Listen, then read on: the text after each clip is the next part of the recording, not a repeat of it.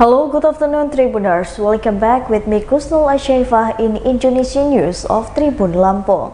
We will present you an updating and interesting information from every place in Indonesia. And here the complete news. The first news is online taxi driver in the Lampung died in a car, leave wife of 4 months pregnant. An only taxi driver died suddenly in his car, suspected of being illegal. An only taxi driver who died suddenly in the car was discovered on suspicion of resident in Enggal, Bandar Lampung.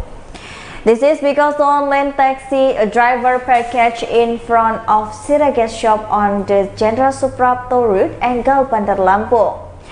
The online taxi driver, later identified as Salman, had gone down to buy cigarettes at the shop. But after turning the car, the vessel tried not to go away or leave the parking lot. Residents approached the car but found the driver was unconscious. An online taxi driver named Salman was found dead in the car. Location at the Jenderal Suprapto route, Enggal, Bandar Lampung on the Thursday, 4 October 2022 night. One of the local residents, Bram, said the incident began when an online taxi driver bought cigarettes at the stall, and however after stall time later the car did not leave. He went over the car to check it out. Bram said online taxi driver was immediately taken to the nearest hospital and then turned to the family, and meanwhile, one of the follow taxi online driver who died. DL revealed to the colleges was the name is Salman. According to the DL, Salman was not crying passenger at the time of the incident.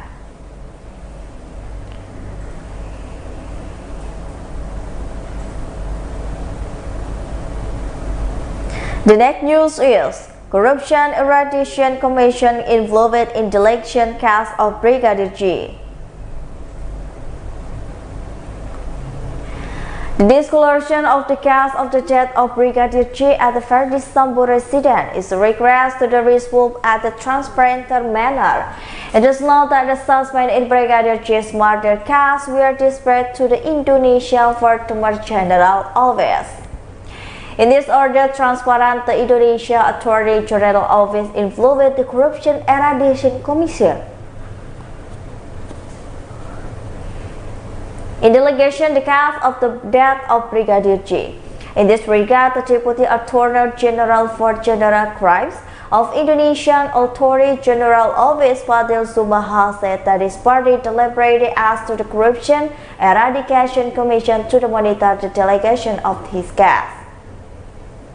Fadil said the party is also involved with the Junior Attorney General, previously Deputy Attorney General for the General Crimes, Indonesia Army Attorney General Office, Fadli Zubaha, and told all the suspects in this case Brigadir J that receiving the same treatment as the other cases.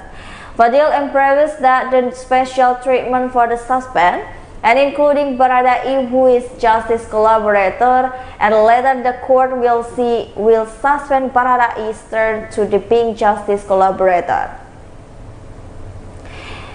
If delegate is the court, Fadil said his body will treat as possible in coordinate with the province in criminal procedure law.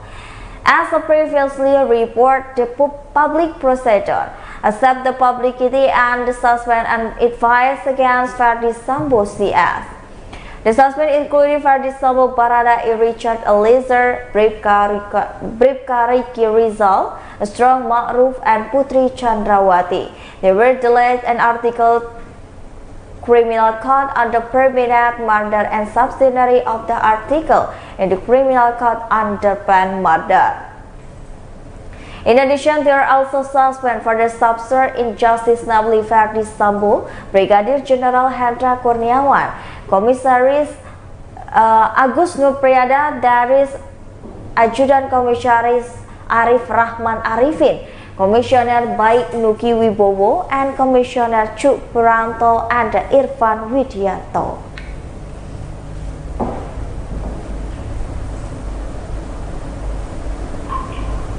The next news is his father and mother died in the Kanjuruhan tragedy. The police relate to the urban dream in become an police officer.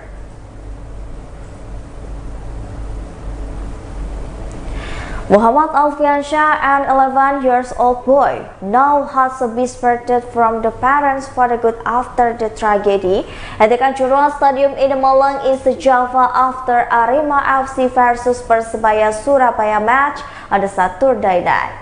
His parents Muhammad Mulyanto, 14 years old, and Devi Ratna, 13 years old, died in the tragedy that killed hundreds of people.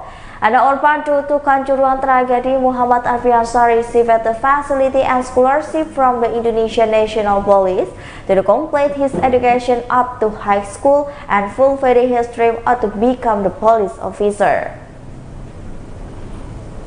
Relation Division of National Police Inspector General Dedi Prasetyo were meeting at his home in Malang City, East Java on the Thursday, as reported by Antara News. Dedi also the word Asiga and public case to the provide guide in the 11-year-old boy in order to achieve his goal. Meanwhile, the Malang City Police Chief Commissioner Police Budi Hermanto added the party will be prepared to the Alfiansyah to receive his goal. He asked the Alfiansyah to maintain his physical condition and help with the assistance of the public Katmas. Currently, he is still the 4th grade of elementary school, so we have to manage such as physical condition, he said. On the other hand, as Java Regional Police Chief Inspector General Nico Afninta has also prepared scholarship, and these children fighting one of years at the Kanjuruhan Stadium until they finish high school.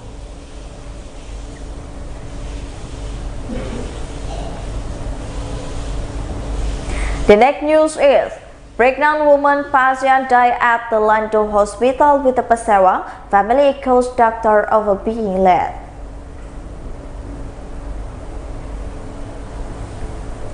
A woman named Nur Indah Sari, 18 years old, was declared died while pregnant at the Lando Dayang Pasewang Regional General Hospital, Jeneponto, Regency, South Sulawesi on the Monday.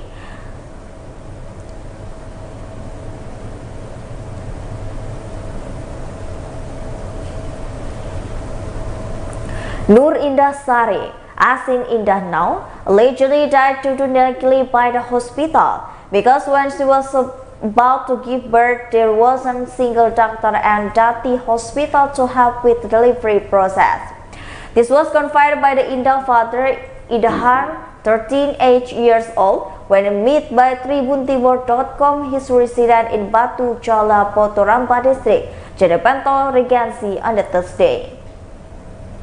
In fact, Indah arrived at Lopos Hospital at around 2 a.m. morning and finally breathed her last at 10 in the afternoon in ICU. Before she died, the family just received news that the Harris doctor who would treat Indah was still on his way to the Jeneponto. Until finally, the family felt confused the reason to the situation. Meanwhile, public relations of Latubas Jamila Hospital Dani at 3 was no longer on duty. According to the HIP, the service provided the current with the procedure and have been given special facility. Dr. Sinta in charges in this patient arrived at which meant there is taken action and ventilator is installed. His body was also trying to feel several, but no one of the hospital have responded. He also added to this patient avenue at the so this needed further treatment and had to be referred badly. This caused the Indah to be short of breath and had to get breathing assistance using a ventilator.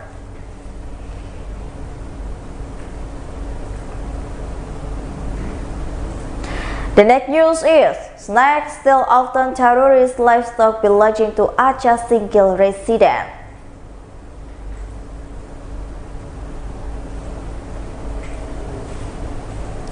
Not only come, the wild animals sometimes prey on the livestock. So farmers suffer loss of snake that just become once but many times. The main target the resident of pet chicken snakes enter the chicken coop generally occurs at the night. So there is owner only knew when he heard a sound of the noisy chicken. And he just caught the snake and entered his neighbor a chicken coop on the Monday night. The python managed to kill a chicken by the trying its pieces. Snake targeting python or the reculate chickens, the size 3 to 5 meters. According to information, not only chickens were targeted, but goats, even called belonging to the resident of Aceh Singkil, had been preyed upon to snakes. The size and snake bearing target could or the calf are usually larger. According to the resident, there is still a lot of snake at Aceh Singkil because the area is full of the swamp and the pit. And then around residential area there are so many shrubs, so snake feel at home.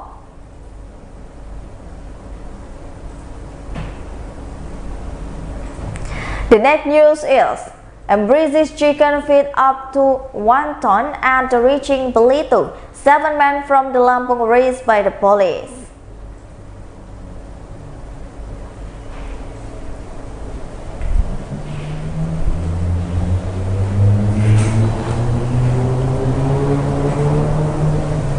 The Belitung police in the range 7 men for the allegedly being involved in the braising chicken feed at the neighbor Palembang in the Jal Singkru village, Belitung Regency on Friday. The 7 suspects are Rico Rizal, a 29 years old, Salman, 23 years old, and Ite, 28 years old, and Suhai, 22 years old, who are from Lampung area. They are suspended blazing up to 1 ton of the chicken feed and runs from the May to the September 2022. And he explained that the incident began with the Fino, the creator of the Nibu Palai from the chicken coop in the Friday. And suddenly, Fino found a plastic bag containing 20 chicken eggs piled in the sacks next to change number 11. Fidel felt suspicious because the chicken egg production was continually, and he took the incident to gather cake and workers. Receiving this recognition, Fino immediately reported to the island owner and the chick was a division and report to the Belitung Police Headquarters. After receiving the report at around 23, Belitung Police in the optional team immediately met a risk at the scam.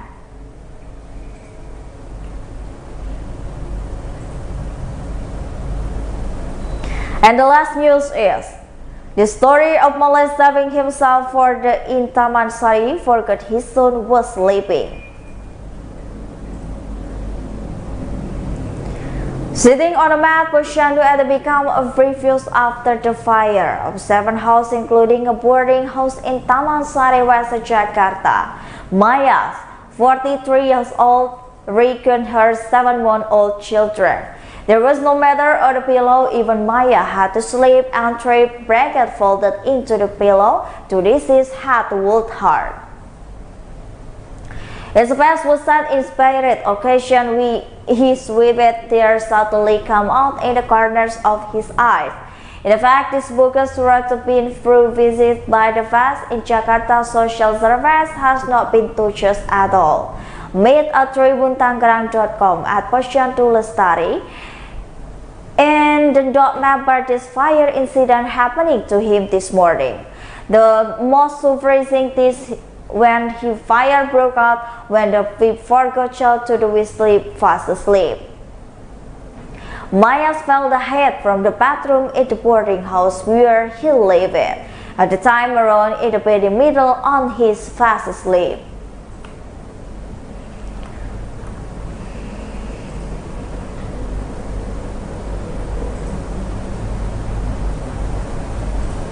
Well, I think to solve the news for today with me, Kusul Ashaifa. Don't forget to follow us at the Tribun Lampung News video, Tribun Lampung TikTok, Tribun Lampung Instagram, and Tribun Lampung TikTok for more information. Thank you for watching and have a nice day.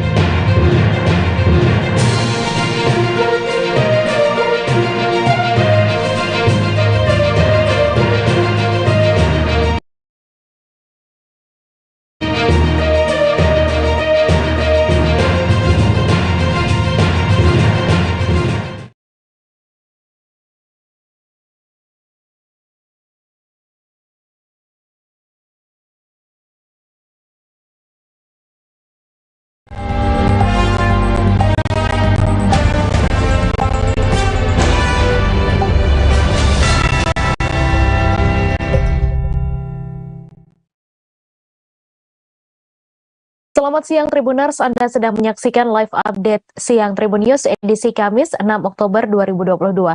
Siang ini akan kami sajikan informasi teraktual dan menarik yang dilaporkan secara langsung oleh reporter lapangan kami. Bersama saya Meisa Dasirait, inilah live update selengkapnya.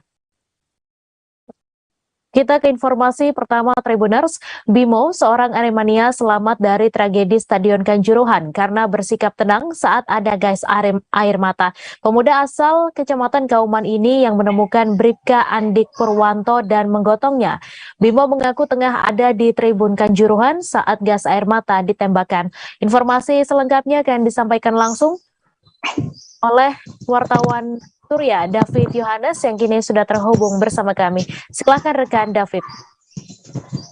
Iya, Bimo Saputro. Jadi nama lengkapnya Bimo Saputro, seorang pemuda asal Desa Kauman, Kecamatan Kauman, Kabupaten Tulungagung. Dia salah satu Aremania yang berangkat ke Malang saat pertandingan antara Arema FC melawan Persebaya Surabaya. Dan saat tembakan gas air mata berlangsung, Bimo berusaha bersikap tenang dengan menutup mata, ya. Dia menutup mata supaya tidak berpedih, kemudian dia juga mengatur pernapasan dengan menutup hidung. Cara ini ternyata sangat efektif sampai kondisinya reda, Bimo bisa membuka mata, kemudian mencari rekan-rekannya yang terpisah gitu. Dan saat proses pencarian itu, dia lupa antara gate 12 atau gate 13, saat itu dia melihat tumpukan manusia. Jadi ada gelombang supporter yang akan keluar ke gate 13 atau 12 tadi itu, namun di kondisi pintu yang tertutup sehingga di situ terjadi penumpukan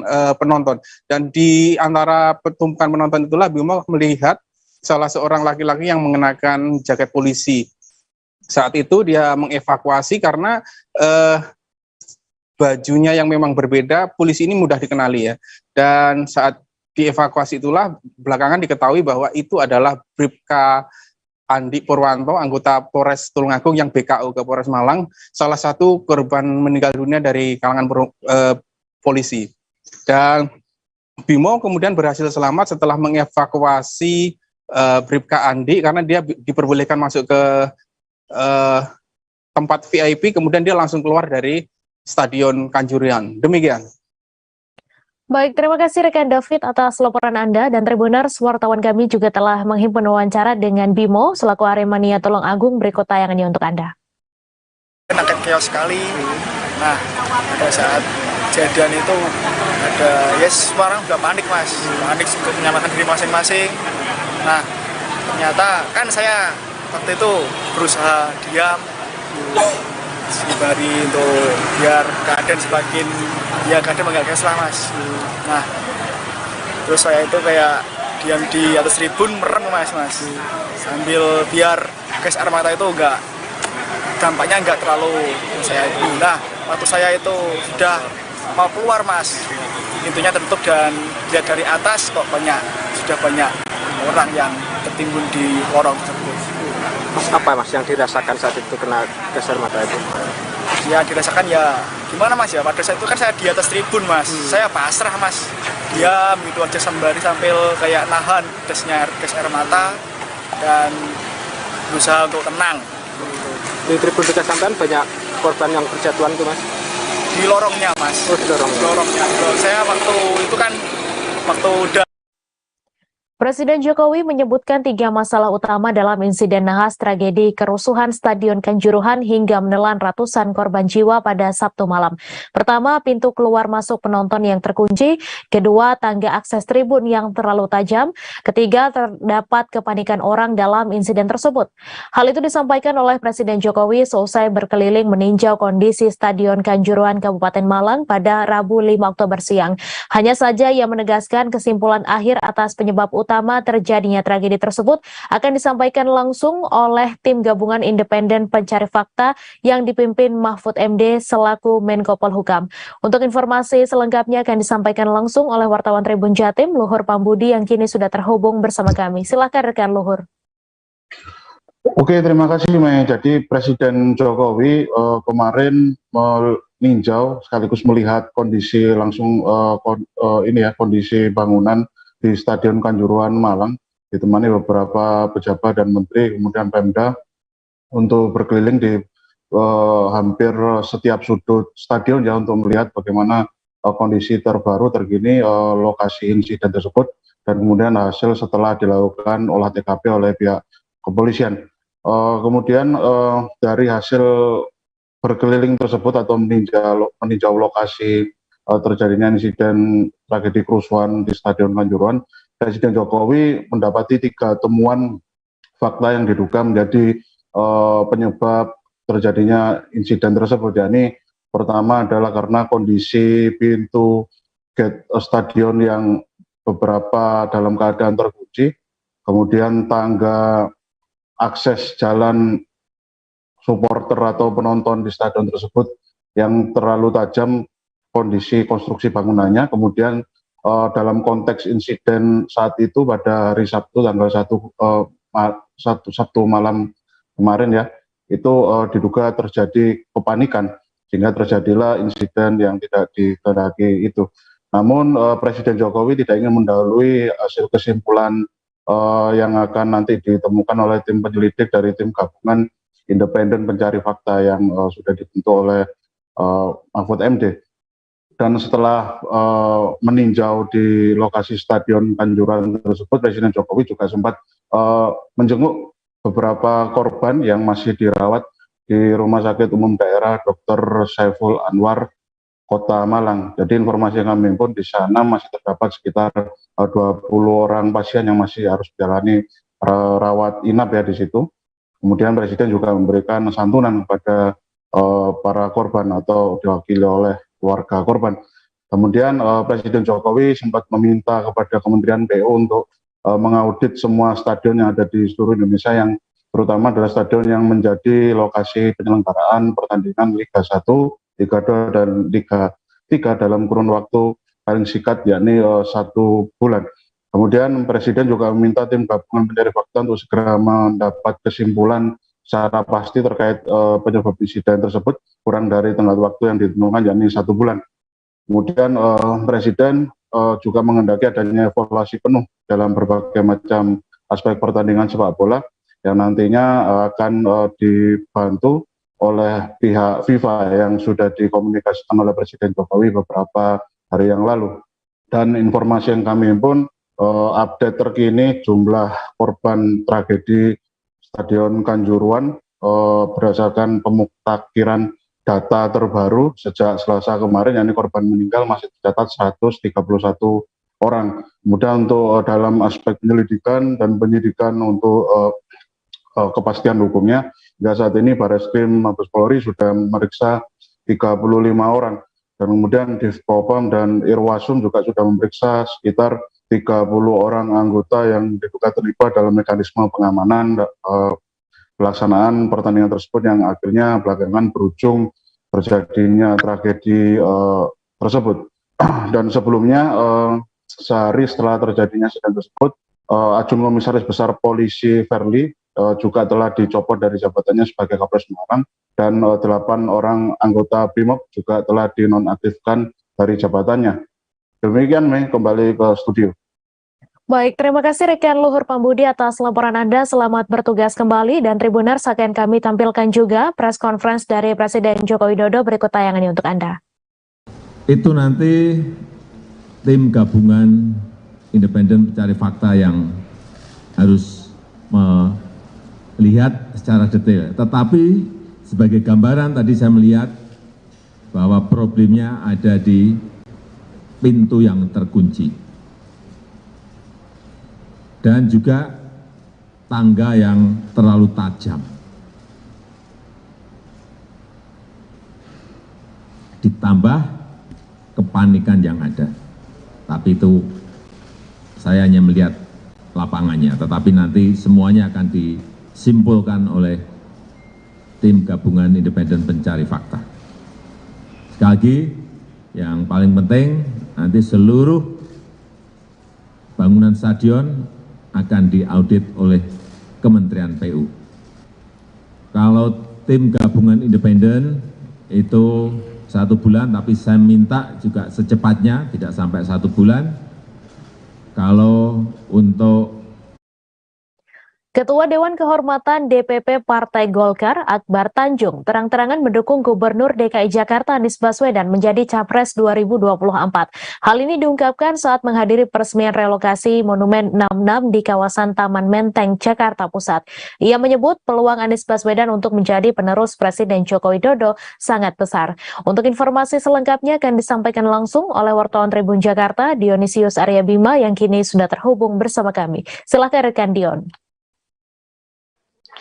Ya, Mei dan Tribuners, jadi memang Ketua Dewan Kehormatan DPP Golkar, Akbar Tanjung, terang-terangan mendukung sosok Anies Baswedan dalam Pilpres 2024 mendatang. Hal ini diungkapkannya saat hadir memberikan sambutan dalam acara peresmian relokasi Tugu 66 di kawasan Taman Menteng, Jakarta Pusat. Politisi senior yang juga Ketua Kehormatan Angkatan 66 ini pun menyebut peluang Anies untuk menang pemilu sangat besar. Ya, ia pun turut membanggakan Anies sebagai sosok yang pintar dan punya jiwa kepemimpinan. Bahkan ia juga menyebut Jakarta kini dipimpin oleh orang yang tepat, dan lebih tepat lagi bila nanti Anies terpilih sebagai presiden. Pernyataan ini tentu agak bertolak belakang dengan keputusan Golkar yang sudah final bakal mengusung sang Ketua Umum Airlangga Hartarto dalam Pilpres 2024 mendatang. Sebagai informasi tambahan, Tribuners, Gubernur DKI Jakarta Anies Baswedan baru saja dideklarasikan Partai Nasdem sebagai Capres 2024. Deklarasi tersebut dilakukan pada Senin kemarin di Nasdem Tower di kawasan Menteng, Jakarta Pusat. Gubernur DKI Jakarta Anies Baswedan yang turut hadir dalam acara tersebut pun mengaku siap untuk maju sebagai Capres 2024. Demikian, Mei dan Tribuners. Baik, terima kasih rekan Dion atas laporan Anda. Selamat bertugas kembali. Kita beralih ke informasi selanjutnya, Tribuners.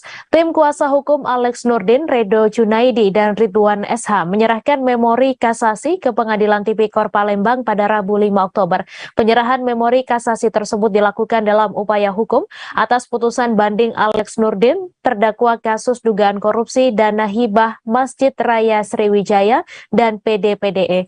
Redo mengatakan penyerahan memori kasasi atas terdakwa Alex Nurdin sebagai bentuk upaya mencari keadilan bagi mantan Gubernur Sumatera Selatan tersebut. Untuk informasi selengkapnya akan disampaikan langsung oleh wartawan Sriwijaya Post, Khairul Nisha, yang kini sudah terhubung bersama kami. Silakan rekan Nisha.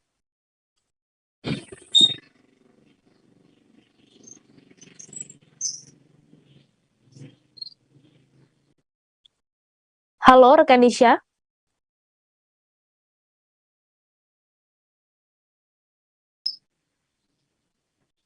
Halo? Ya, silakan dengan informasi Anda.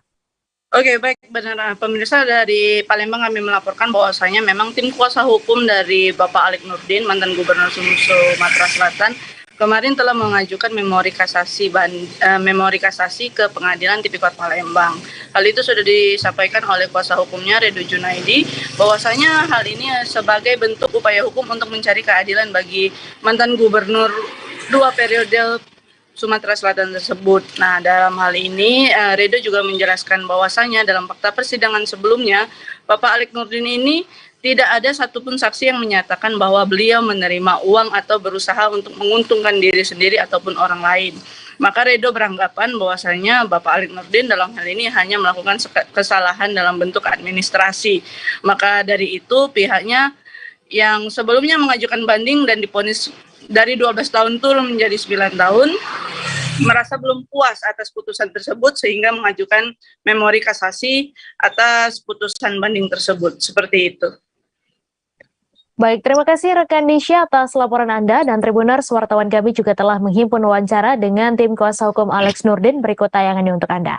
Hari ini, sehubungan dengan pernyataan kasasi dari kami terdahulu, hari ini kami menyampaikan memori kasasi dalam tempo waktu yang diamanatkan oleh undang-undang. Hari ini penyerahan memori kasasinya. Berapa lama itu Kak jaraknya Kak? Jaraknya itu kalau menurut undang-undang maksimal 14 hari. Ini hari ke-13. Oke. Maksud waktu kami sudah mengajukan memori kasasi. Karena memori kasasi kan wajib. Dalam kasasi itu memori kasasi wajib. Beda sama banding, kalau banding memori banding itu nggak wajib. Kalau dalam kasasi, memori kasasi itu hal yang wajib. Oke Kak, mengingatkan kembali Kak, kemarin pada banding kemarin kita diturunkan ya Kak ya, diputus ya? Ya. Putusnya turun berapa Kak? Itu dari 12 tahun menjadi 9 tahun. Tuntutan penuntut umum kan 20 tahun. Kemudian tingkat pertama kemarin 12 tahun dan di tingkat bandingnya 9 tahun. Nah, atas putusan 9 tahun. Indra Kesuma alias Indra Kents menjalani sidang tuntutan atas kasus investasi bodong binomo di Pengadilan Negeri Tangerang pada Rabu 5 Oktober. Sidang yang dilaksanakan di ruang sidang utama itu dimulai sekira pukul 19 waktu Indonesia Barat, ditunda dari jadwal awal yakni pukul 10 waktu Indonesia Barat. Sama seperti agenda-agenda sebelumnya, Indra Kents mengikuti sidang secara online, mendengarkan tuntutan yang dibacakan jaksa penuntut umum. Informasi selengkapnya akan disampaikan langsung oleh wartawan Tribun Jakarta, Ega Alfreda, yang kini sudah terhubung bersama kami. Silakan rekan Ega. Baik, terima kasih rekan Mei. Terus sekali dapat dilaporkan langsung dari ruang sidang utama Pengadilan Negeri Kota Tangerang bahwa pada kemarin hari Selasa tanggal 6 Oktober 2022, Indra Kents atau yang biasa nama aslinya itu Indra Kesuma, kelahiran tahun 1996, telah melaksanakan atau mengikuti sidang tuntutan yang dilaksanakan di Pengadilan Negeri Kota Tangerang, di mana Indra Kents ini sebelumnya telah terdakwa karena telah melakukan penipuan senilai 83 miliar rupiah kepada puluhan bahkan ratusan warga yang ada di seluruh Indonesia. Maka dari itu, Indra Kents kali ini setelah mulai mengikuti babak akhirnya, yaitu pada sidang tuntutan yang bentar lagi akan dilaksanakan sidang vonis. Nah, pada pantauan tribunjakarta.com di lokasi, jaksa penuntut umum Kejari Kota Tangerang Selatan telah menjatuhkan hukuman 15 tahun penjara kepada Indra Kents dan juga tuntutan denda Rp 10 miliar rupiah, dan bila tidak digantikan maka bisa diganti dengan hukuman penjara selama 10 bulan. Nah, tuntutan tersebut dibacakan oleh anggota GPU yaitu Prima Yuda pada pukul 19.00 waktu Indonesia bagian Barat, di mana pada jadwal awal seharusnya dijadwalkan kalau Indra Kents ini mengikuti sidang tuntutan pada pukul 10.00 waktu Indonesia bagian Barat karena alasan persiapan berkas-berkas dan juga persiapan dari terdakwa Indra Kents itu sendiri. Nah, dari hal-hal yang memberatkan dan juga hal-hal yang meringankan juga dibaca oleh anggota jaksa penuntut umum Prima Yuda, yaitu pidana kali ini ditemukan kebenaran bahwa kesalahan dan juga terdakwa sehingga dimintakan pertanggungjawaban atas tindak pidana baik tentang ITE dan juga pencegahan tentang tindak pencucian uang atau TPPU, sehingga ia dikenakan sanksi tuntutan pidana selama 15 tahun penjara. Tidak hanya memenuhi unsur pidana, dari tuntutan PJU juga menguraikan bahwa berbagai pertimbangan memberatkan dan juga meringankan, seperti untuk memberatkan perbuatan terdakwa telah merugikan masyarakat skala nasional dengan jumlah 144 orang dan dengan nilai 83 miliar rupiah. Terdakwa juga telah terbukti menikmati dari hasil kejahatannya seperti membeli mobil mewah, lalu berbagai macam jam mewah seharga miliaran rupiah, ratusan juta juga ada, dan juga tidak kooperatif dalam membeberkan dan juga menjelaskan tindak pidananya tersebut. lalu tergolong canggih dengan memanfaatkan teknologi yang ada, yaitu menggunakan YouTube dan juga aplikasi-aplikasi Binomo. Lalu mencoba mengelabui majelis hakim dalam persidangan beberapa waktu lalu dengan cara memanipulasi cara bekerja Binomo di depan majelis hakim. Juga sementara yang hal-hal yang meringankan hanya sedikit, yaitu Indra Kents bersikap sopan dan juga bersikap kooperatif saat menghadiri sidang yang dilakukan secara virtual pada seperti agenda sebelumnya. Maka dari itu Indra Kents dituntut oleh JPU yaitu selama 15 tahun penjara dan juga denda sebanyak 10 miliar rupiah. Lalu, sebagai informasi juga, Indra Kents ini sebelumnya didakwa oleh JPU dengan pasal berlapis, yaitu pasal 45 ayat 2, junto pasal 27 ayat 2, dan atau pasal 45 ayat 1, junto pasal 58 ayat 1, Undang-Undang Nomor 19 Tahun 2016 tentang perubahan atas Undang-Undang Nomor 11 Tahun 2008 tentang Informasi dan Transaksi Teknologi atau ITE. Kemudian pasal 378 KUHP dan atau pasal 3 dan atau pasal 4 Undang-Undang Republik Indonesia Nomor 8 Tahun 2010 tentang pencegahan dan pemberantasan tindak pidana pencucian uang.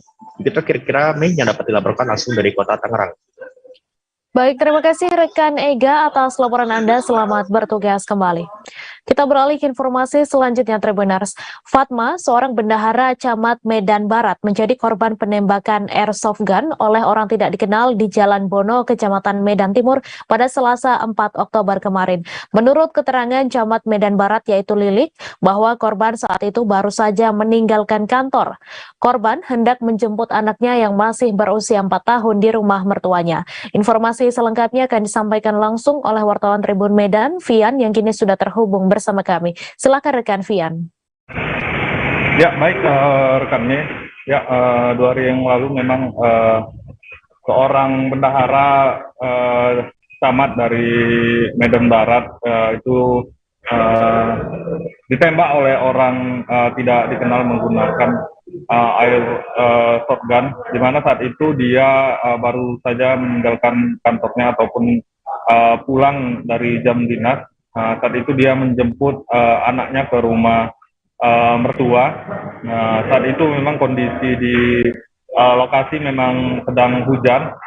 Nah, ketika itu setelah menjemput anaknya itu dia melintas ke Jalan Bono. Nah, di sanalah dia langsung dipepet oleh orang tak dikenal dari belakang yang juga menggunakan sepeda motor. Nah, di sana dia langsung ditembak ke arah kakinya yang mengenai di atas telapak kakinya begitu.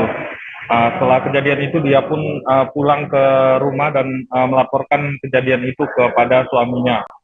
Dari rumahnya kemudian dia langsung mendatangi Polsek Medan Timur untuk membuat laporan.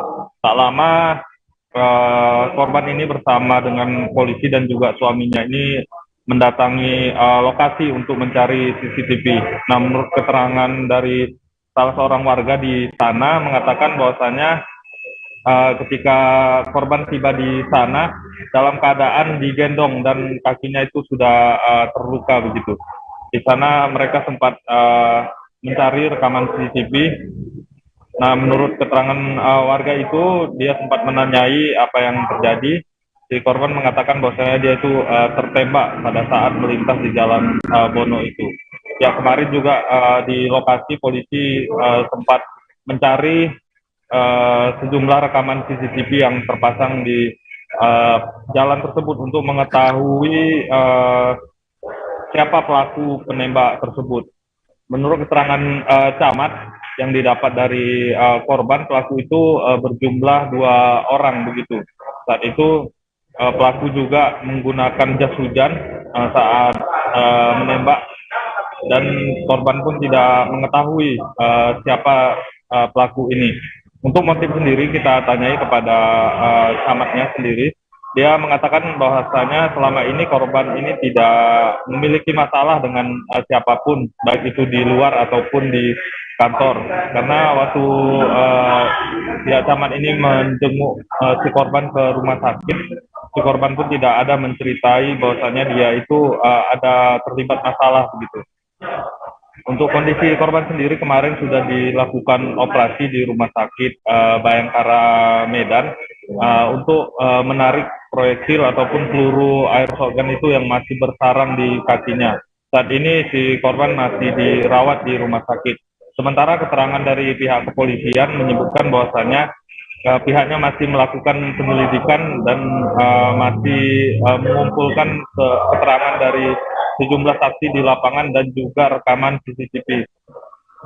Namun ada keterangan yang berbeda dari pihak polisian yang kita dapati, di mana pihak polisian mengatakan dari keterangan sementara dari si korban itu pelaku berjumlah 1 orang begitu. Sementara camat tadi mengatakan bahwasanya pelaku itu 2 orang. Namun demikian polisi masih melakukan pendalaman lebih lanjut terkait jumlah pelaku ini yang melukai bendahara dari camat ini sendiri.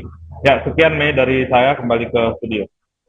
Terima kasih rekan Vian atas laporan Anda, dan Tribuners, wartawan kami juga telah menghimpun wawancara dengan Camat Medan Barat serta warga. Berikut tayangan ini untuk Anda.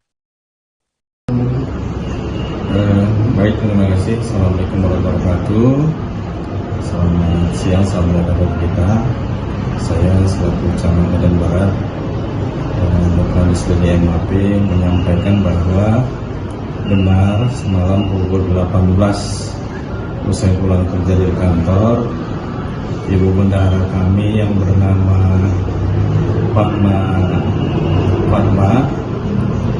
mengalami penembakan di kaki beliau sebelah kanan.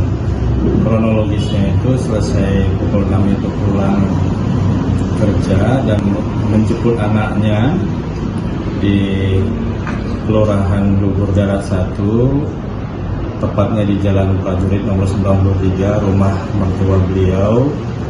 Setelah itu menjemput anaknya berumur 4 tahun dan pulang melewati Jalan Bono. Jadi kejadiannya itu di Jalan Bono lebih kurang pukul 18:06. Gendong turun dari mobil, duduin sini. Korban perempuan atau laki-laki? Perempuan, ibu-ibu. Kenal Bapak sama korban? Enggak lah, nggak kenal. Cuma nengok CCTV aja sini. Itu jam berapa kejadian itu, Pak? Setengah 6 jam 6-an gitulah. Sempat ada dengar suara tembakan, Pak? Nggak ada suara tembakan.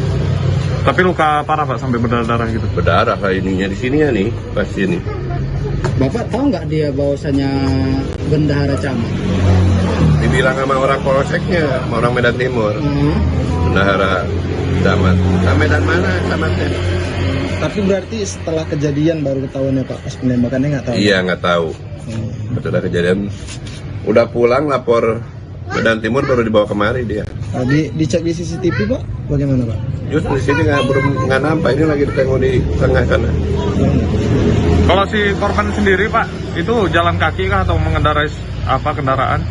Naik beat katanya. Oh, naik motor ya Pak? Bawa anak kecil depannya. Pulang jemput anaknya dia. Kan nggak lama kan hujan. Pakai. Total sebanyak 27 surat tilang dikeluarkan Satlantas Polres Pangkal Pinang di hari ketiga pelaksanaan kegiatan operasi Zebra Menumbing pada Rabu 5 Oktober. Sebelumnya diketahui Polda Bangka Belitung beserta jajarannya melaksanakan operasi Zebra Menumbing yang diselenggarakan selama 14 hari atau terhitung mulai Senin 3 Oktober hingga Minggu 16 Oktober. Lebih lanjut dalam razia yang dilaksanakan di Jalan Jenderal Sudirman atau di samping kantor PT Timah, pihaknya menemukan adanya 27 pelanggaran dalam berkendara. Informasi selengkapnya akan disampaikan langsung oleh wartawan Bangka Pos Rizky Irianda yang kini sudah terhubung bersama kami. Silakan rekan Rizky.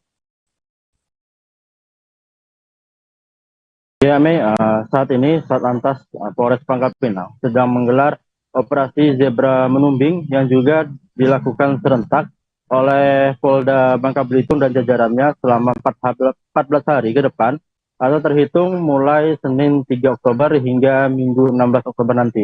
Lalu kemarin juga Satlantas Polres Pangkal Pinang ini juga telah menggelar razia pada pukul 8 pagi di Jalan Jenderal Sudirman, Kota Pangkal Pinang.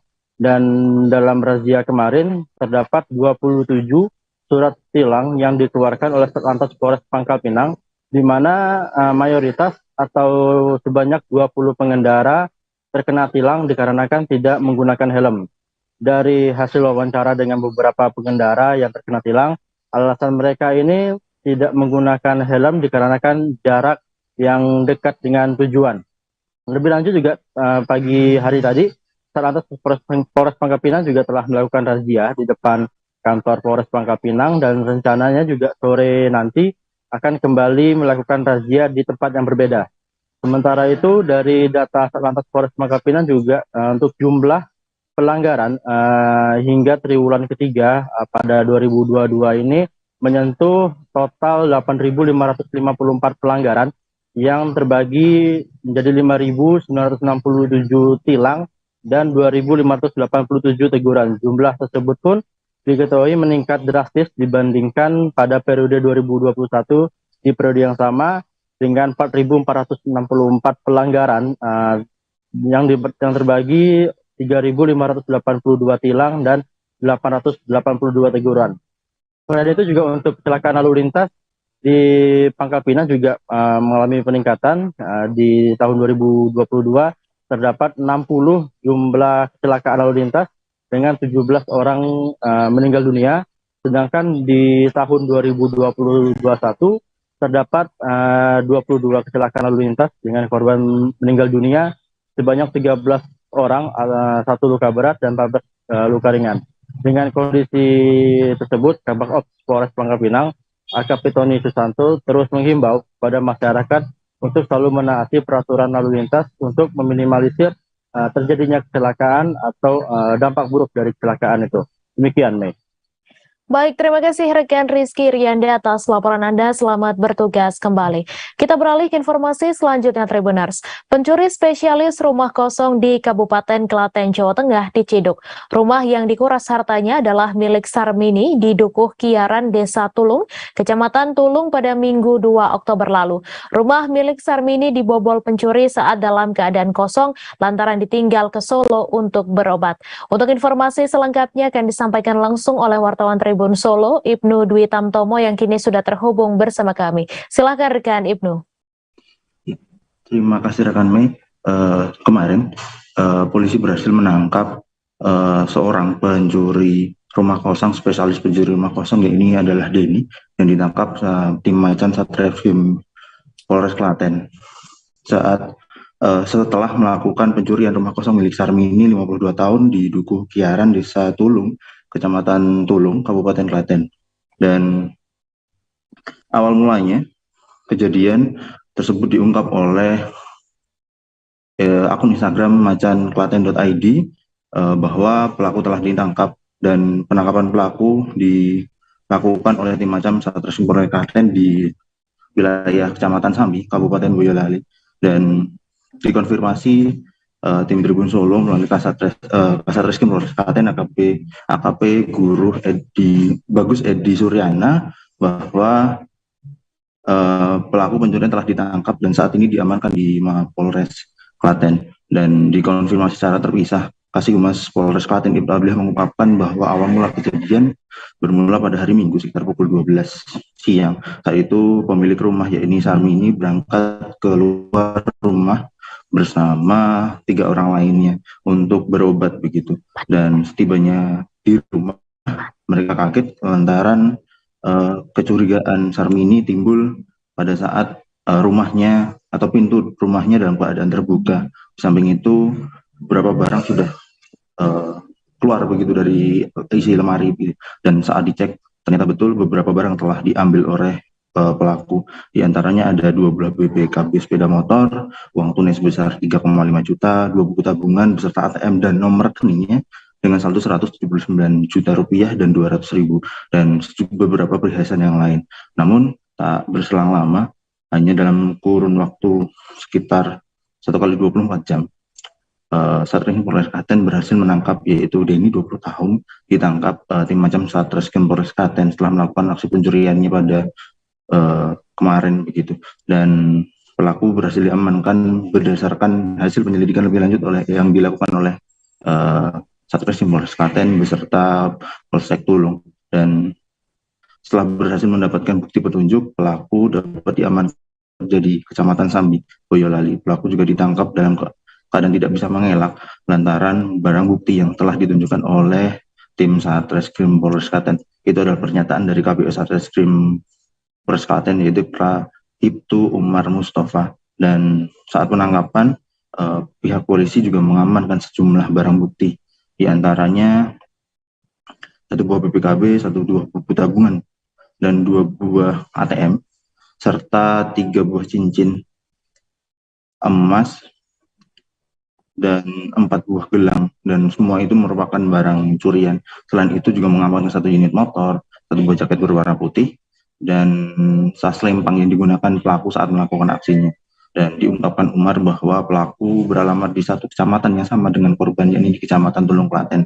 Dan lebih lanjut, Umar menjelaskan bahwa pelaku pada hari Minggu pada pukul sekitar 14.30 memang sengaja mengendarai sepeda motornya untuk mencari sasaran rumah kosong pada hari itu, dan kemudian pelaku memarkirkan kendaraannya di pinggir jalan setelah mengetahui rumah korban atau rumah sasaran dalam keadaan kosong.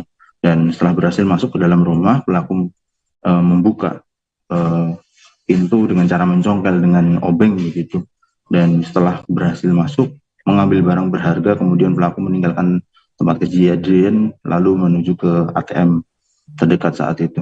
Dan saat berada di ATM, pelaku juga mengambil sejumlah uang tunai sekitar 6,1 juta dan mentransferkan uang tersebut ke dalam rekening pelaku sebesar 10 juta rupiah, dan kemudian mengganti nomor PIN ATM. Setelah itu diputuskan dia pulang gitu. Dan diungkapkan oleh Umar juga bahwa uang yang berhasil diambil pelaku telah habis digunakan untuk membayar hutang. Selain itu, untuk saat ini KPU Polres Klaten mengatakan bahwa jika pelaku tidak hanya beraksi di satu tempat saja, dan ada tempat yang lain yang saat ini sedang dalam proses penyelidikan. Berikut rekan. Baik, terima kasih rekan Ibnu atas laporan Anda. Selamat bertugas kembali. Di balik tragedi Kanjuruhan yang sudah memakan 131 korban jiwa, ada sedikit cerita menegangkan pemain Persebaya yang saat kejadian, kendaraan Barakuda ditumpangi tim sempat tertahan selama 2 jam akibat dihadang massa di area Stadion Kanjuruhan, Kabupaten Malang. Suasana ketegangan itu diceritakan oleh gelandang muda Persebaya, Marcelino Ferdinand, yang kala itu juga berada di dalam kendaraan Barakuda. Karena Barakuda yang ia tumpangi berada di posisi paling depan, Marcelino mengakui melihat secara jelas kerusuhan yang dilakukan supporter Arema FC untuk menghalau laju kendaraan Barakuda. Untuk informasi selengkapnya akan disampaikan langsung oleh wartawan Surya, Khairul Amin, yang kini sudah terhubung bersama kami. Silakan rekan Khairul. Baik, pemirsa, di balik tragedi yang terjadi di Stadion Kanjuruhan, ada cerita ketegangan yang dialami oleh tim Persebaya Surabaya, di mana berdasarkan cerita yang disampaikan oleh gelandang muda Persebaya Marcelino Ferdinand, begitu laga usai pemain langsung bergegas memasuki locker room. Namun tidak diberikan waktu lama oleh panitia pelaksana, hanya diberikan waktu 5 menit sehingga pemain atau tim Persebaya tidak sempat meluapkan kegembiraan atas hasil kemenangannya. Begitu juga langsung diminta untuk memasuki kendaraan Barakuda. Ketegangan terjadi karena 4 unit kendaraan Barakuda yang dikendarai oleh tim Persebaya tertahan kurang lebih selama 2 jam di depan atau di area Stadion Kanjuruhan. Marcelino Ferdinand yang berada di unit paling depan mengetahui secara jelas tragedi atau aksi blokade yang dilakukan oleh supporter Arema FC, di mana supporter melakukan blokade dengan menghalangi akses jalan dari kendaraan Barakuda. Tidak hanya menaiki Barakuda sampai tempat penginapan yang ada di Malang, namun karena situasi yang tidak memungkinkan, pemain Persebaya langsung menuju Surabaya menggunakan kendaraan Barakuda. Hal ini tidak biasa dilakukan sebelumnya. Marcelino juga menceritakan bahwa ada sedikit kelelahan atau ada yang kondisi kram karena pemain tidak sempat melakukan istirahat, langsung menjalani perjalanan jauh.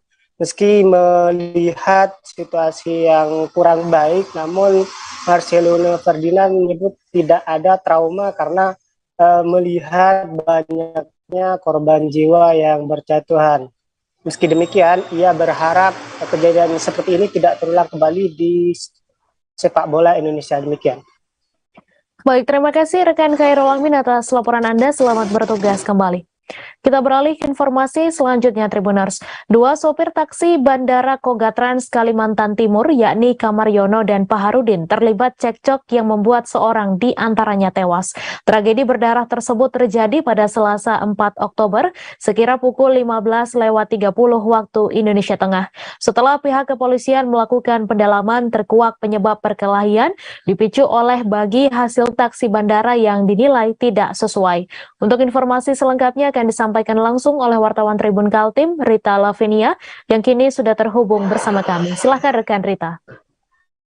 Iya, selamat siang Mei dan Tribuners. Terima kasih untuk kesempatan kepada saya, dan sebelumnya saya jelaskan dulu di mana di sini kan membahas tentang bagi hasil yang tidak sesuai, di mana memang Kamaryono yang merupakan ketua Kogatrans Samarinda membuat kesepakatan kerjasama dengan Paharudin sebagai investor dalam bisnis taksi bandara ini ya, Medan Tribuners. Nah, di sini Kamaryono menjadi korban yang meninggal dunia dan Paharudin ditetapkan sebagai tersangka. Lalu bagaimana dengan kronologisnya? Pihak Polres Samarinda menjelaskan bahwa awalnya Kamaryono didatangi oleh Paharudin yang merupakan investor ya, di sebuah kafe kopi yang memang biasa dijadikan tempat nongkrong oleh mereka berdua. Sehari-harinya mereka beristirahat di sana. Di saat bersamaan itu datanglah Paharudin menggebrak meja, di mana ada Kamaryono sudah sedang bersantai di sana, dan tidak tahu dari asal mula percakapan akhirnya membuat Kamaryono menyimbur wajah Paharudin menggunakan segelas kopi ya. Nah, karena tidak terima, akhirnya Paharudin memukul bagian belakang kepala Kamaryono hingga sempat tersungkur namun bangkit kembali. Bahkan tidak hanya itu, Paharudin juga masih memukul beberapa kali bagian kepala Kamaryono dengan menggunakan sebuah pisau lipat. Cuman pisau lipatnya itu tidak dibuka ya, Medan Tribuners, hanya menggunakan bagian lipatannya saja. Setelah itu, Kamaryono pun berupaya untuk melakukan pembalasan dengan mengambil sebuah balok penyangga atap dengan sepanjang 2 meter. Lalu dipukulkan kepada Paharudin. Namun karena kondisinya sudah terluka parah pada bagian kepala, Kamaryono tidak berdaya dan hingga terjatuh tersungkur di situ juga. Nah, saat itu Paharudin sendiri yang menjadi tersangka langsung membawa Kamaryono sendiri korban ke rumah sakit Hermina. Namun sayang nyawa Kamaryono sudah tidak terselamatkan karena mengalami luka berat pada bagian kepala akibat pukulan benda tumpul itu. Dan Tribuners. Nah, dari hasil penyelidikan pihak kepolisian sendiri bahwa memang pemicu awal cekcok berujung maut ini adalah bagi hasil yang dinilai Paharudin tidak sesuai, karena kan memang di sini menjadi ketua adalah si Kamaryono, dan sehari-harinya memang mereka sudah sering cekcok tentang perselisihan bagi hasil ini, Medan Tribuners. Hasil karena sudah kadung emosi, akhirnya terjadilah cekcok yang juga tidak disangka akan menyebabkan kematian dari ketua Kogatrans Samarinda ini. Nah, hingga saat ini juga Paharudin sudah ditahan di Polsek Sungai Kunjang, Kota Samarinda, dan sementara untuk jenazah dari Kamaryono sendiri sudah dipulangkan ke kampung halaman yang berada di Malang, Jawa Timur ya, Medan Tribuners. Dan saat ini pihak kepolisian juga masih menunggu hasil otopsi dan visum dan otopsi dari jenazah Kamaryono ini untuk mengetahui penyebab pastinya apakah memang karena luka bagian kepala itu atau apa. Itu saja Medan Tribuners yang bisa saya sampaikan. Terima kasih Rita Lavinia atas laporan Anda. Selamat bertugas kembali. Seorang pria bernama Agus Selmi ditemukan terkapar di pinggir Jalan Raya Paritempat, Dusun Perumnas, Desa Sekar Biru, Kecamatan Paritiga, Kabupaten Bangka Barat pada Rabu 5 Oktober siang. Warga Desa Bakit, Kecamatan Paritiga terbaring dengan mengenakan jaket warna hitam dan celana jeans pendek warna coklat serta mengenakan topi merah dengan kondisi berlumuran darah. Ia ditemukan oleh warga yang hendak pergi ke pasar dan melintas di jalan tersebut. Informasi selengkapnya akan disampaikan langsung oleh wartawan Bangka Pos, Yuranda, yang kini sudah terhubung bersama kami. Silakan rekan Yuranda. Ya, baik Mei, bisa saya sampaikan pada hari kemarin, Rabu 5 Oktober 2022, sekira pukul 11.30, ditemukan seorang pria bernama Agus Selmi yang terkapar di pinggir jalan dengan berlumuran darah serta kondisi tubuhnya yang maksud kami itu perutnya robek besar hingga ususnya keluar. Pria ini ditemukan oleh dua warga yang hendak pergi ke pasar Parit 3. Setelah melihat itu, dua warga itu langsung menghampirinya dan meminta tolong kepada warga-warga yang melintas. Tak berapa lama warga tersebut langsung membawa pria ini ke puskesmas Sekar Biru. Sampai di puskesmas, pria ini sempat berbicara dan mengungkapkan siapa melakukan pembacokan terhadap dirinya.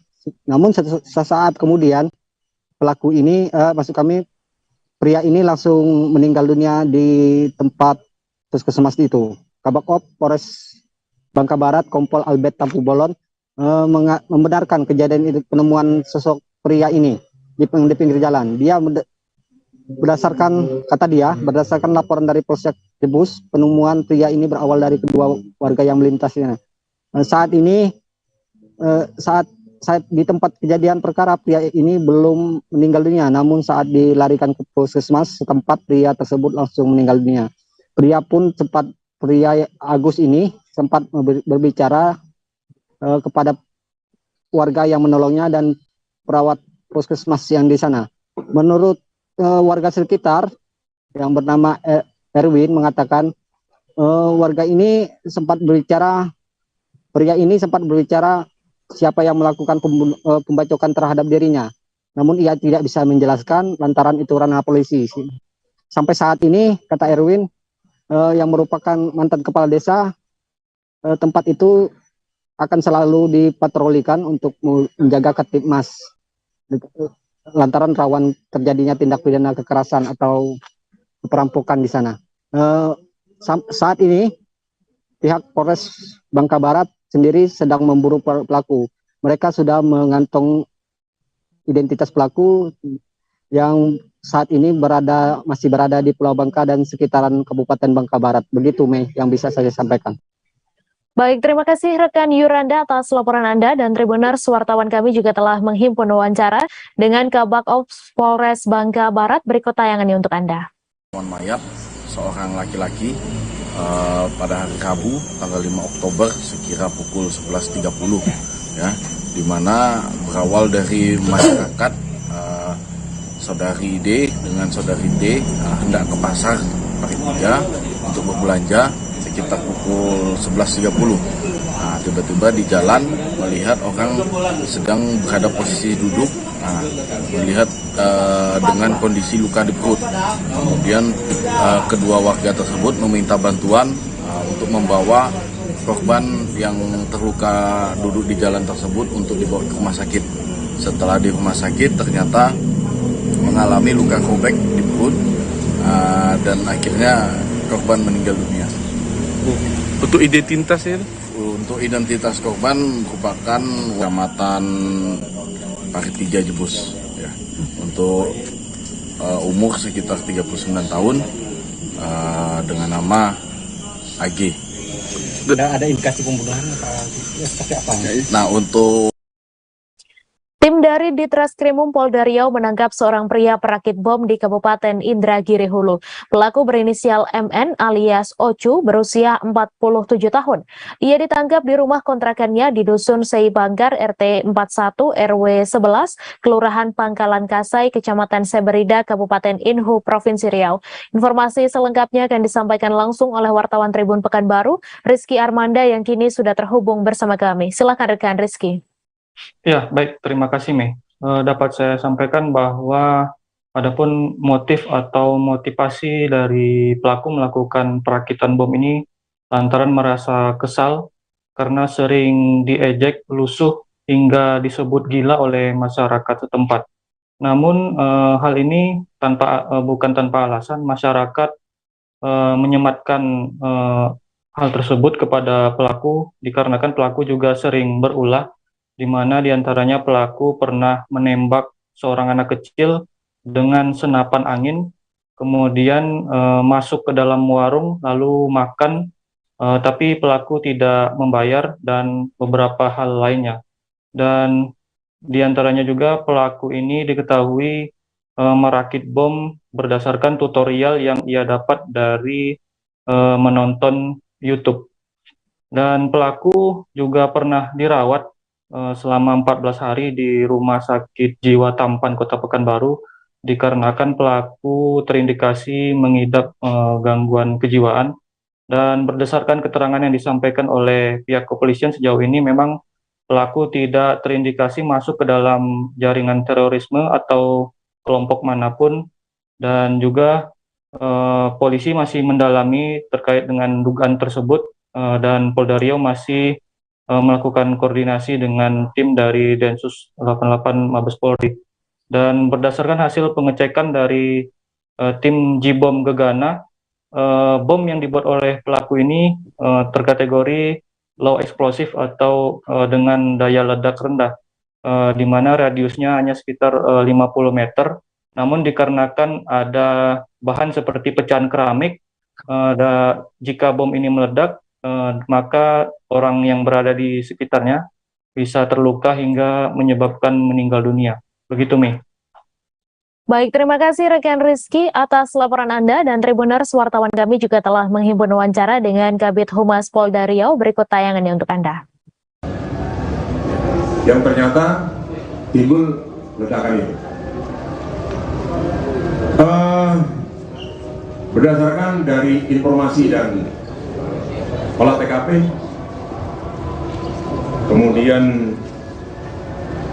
kita lakukan pemeriksaan saksi-saksi sebanyak 11 orang,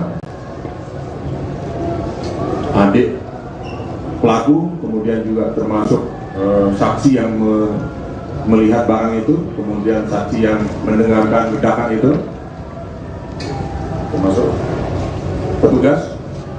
Kemudian tim yang dipimpin Pak Dirkrim berhasil menangkap pelaku MN di rumah kontrakannya yang pertama. Jadi dia punya 2 kontrakan. Yang kedua ya.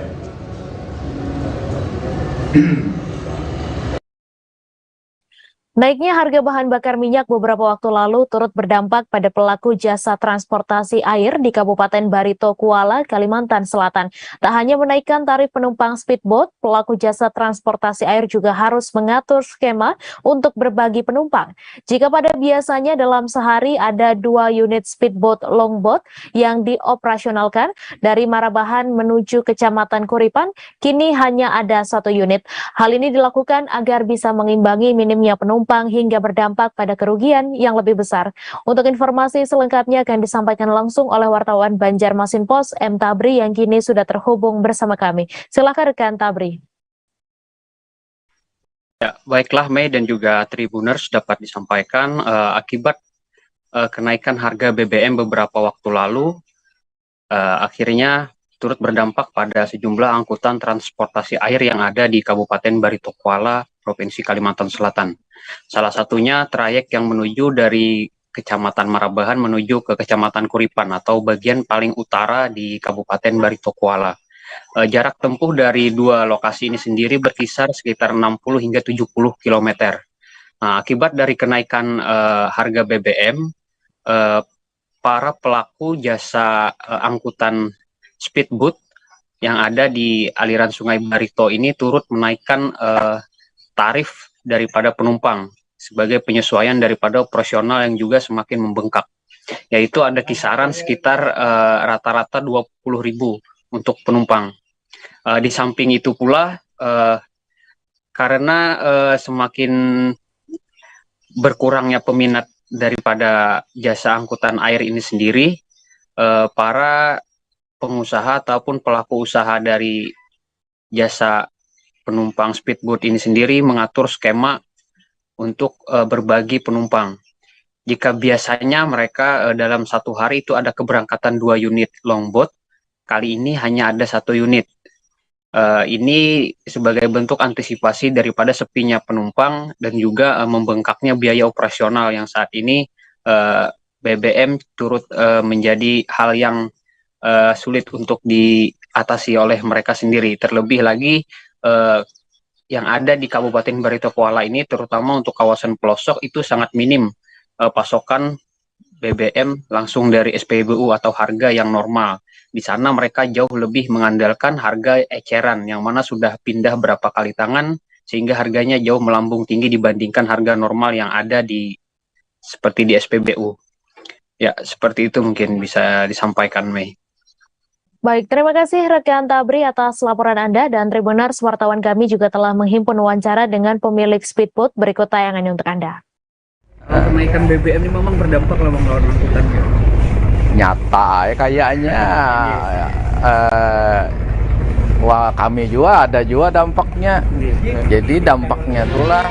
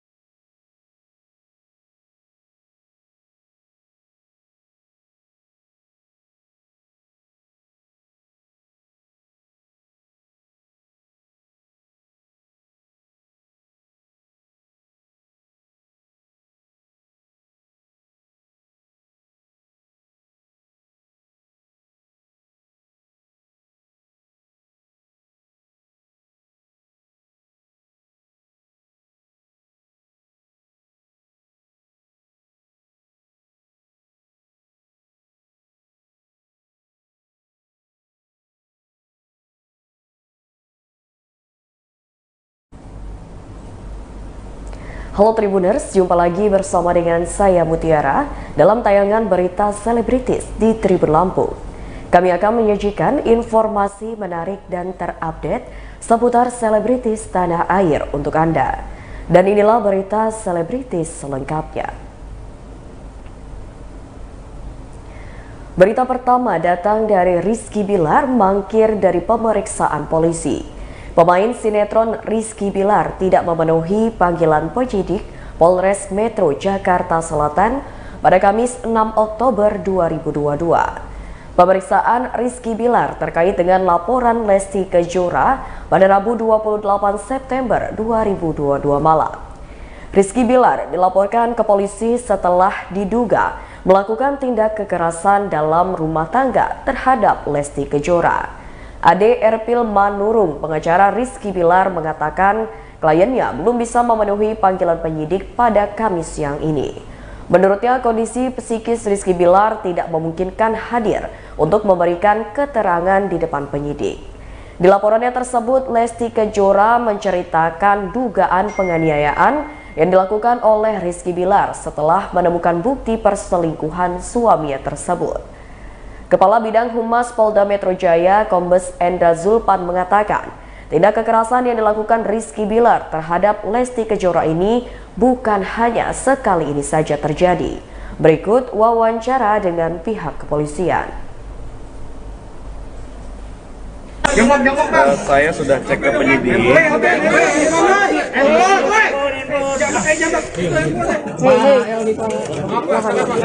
Saya barusan cek ke penyidik karena saya baru patroli dari luar. Belum ada konfirmasi tentang kehadiran. Artinya akan dipanggil lagi nantinya, Pak? Kami masih menunggu konfirmasi dan kepastian saudara RB ini hadir atau tidak. Kami masih menunggu konfirmasi. Jika tidak dipanggil, jika dalam panggilan 2 kali ini saudara Rizky Bilar mampir, artinya akan dijemput paksa, Pak, oleh pihak kepolisian. Kami masih menunggu konfirmasi. Menunggu konfirmasi pukul berapa, Pak? Berita selanjutnya datang dari presenter Najwa Shihab acuhkan sindiran Nikita Mirzani. Jurnalis Najwa Shihab enggan memberi komentar terkait sindiran-sindiran yang dikeluarkan oleh artis Nikita Mirzani. Menurut Najwa Shihab, ia lebih memilih untuk fokus pada isu-isu publik di Indonesia saat ini. Lebih lanjut, Najwa menilai kini banyak isu publik yang sangat krusial. Terlebih permasalahan tersebut bisa menimbulkan banyak pro dan kontra di kalangan masyarakat. Sebagai informasi, perseteruan antara Nikita Mirzani dan Najwa Shihab bermula dari komentar pedas Nikita kepada Najwa yang sempat mengomentari gaya hidup polisi.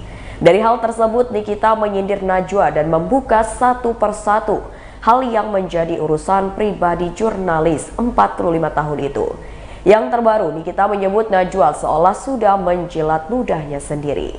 Jurnalis Najwa Shihab enggan memberikan komentar serius terkait dengan hal tersebut. Berikut wawancara dengan Najwa Shihab. Kamera mana nama?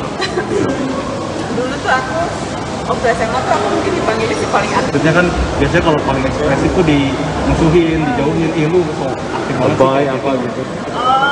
Enggak sih aku ya, atau mungkin ada cuma aku stres memori itu mungkin ya. Ada, tapi aku ingat atas itu bisa jadi berlebihan dan bisa jadi malah bisa tanpa sasaran dan malah bisa bahkan melukai diri kita sendiri. Itu analoginya seperti itu. Karenanya pembekalan literasi digital bukan hanya pembekalan digital marketing.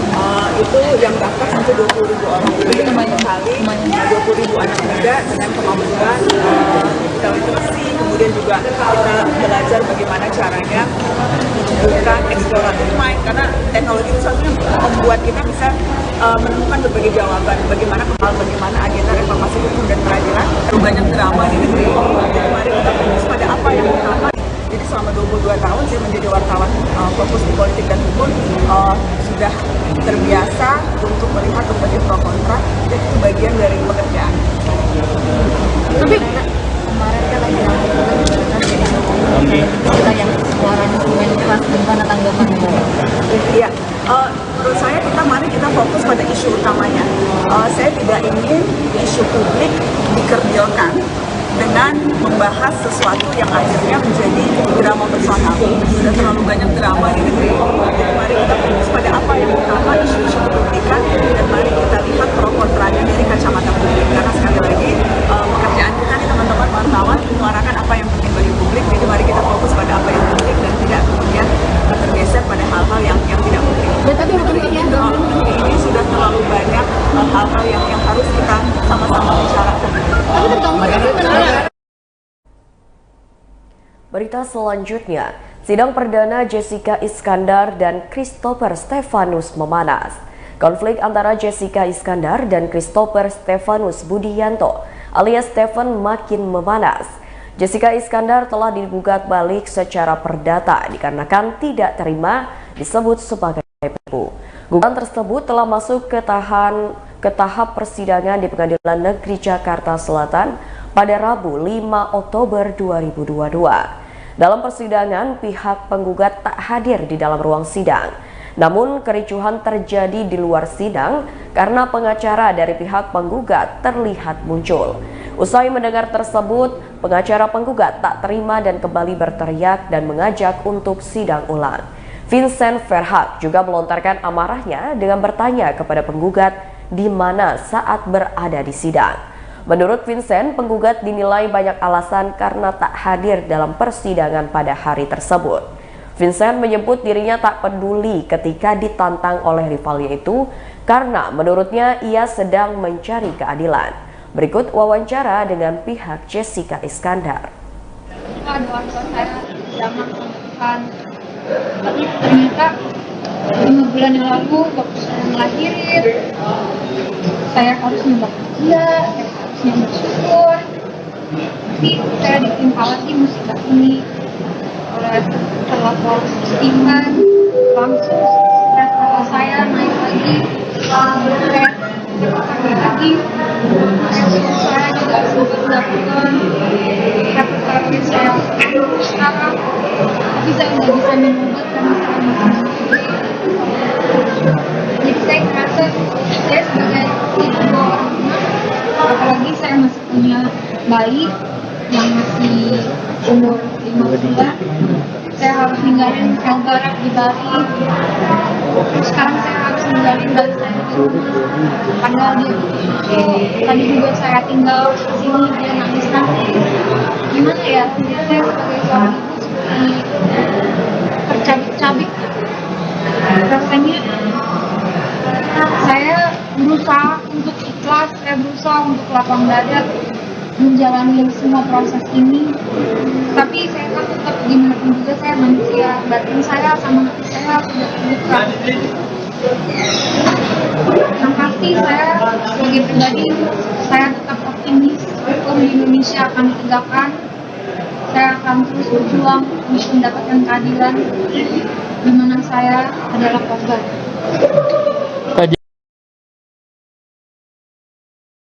Datang dari pasangan artis Anang dan Ashanty adakan showcase untuk mengajak musisi Indonesia bergabung dengan manajemennya.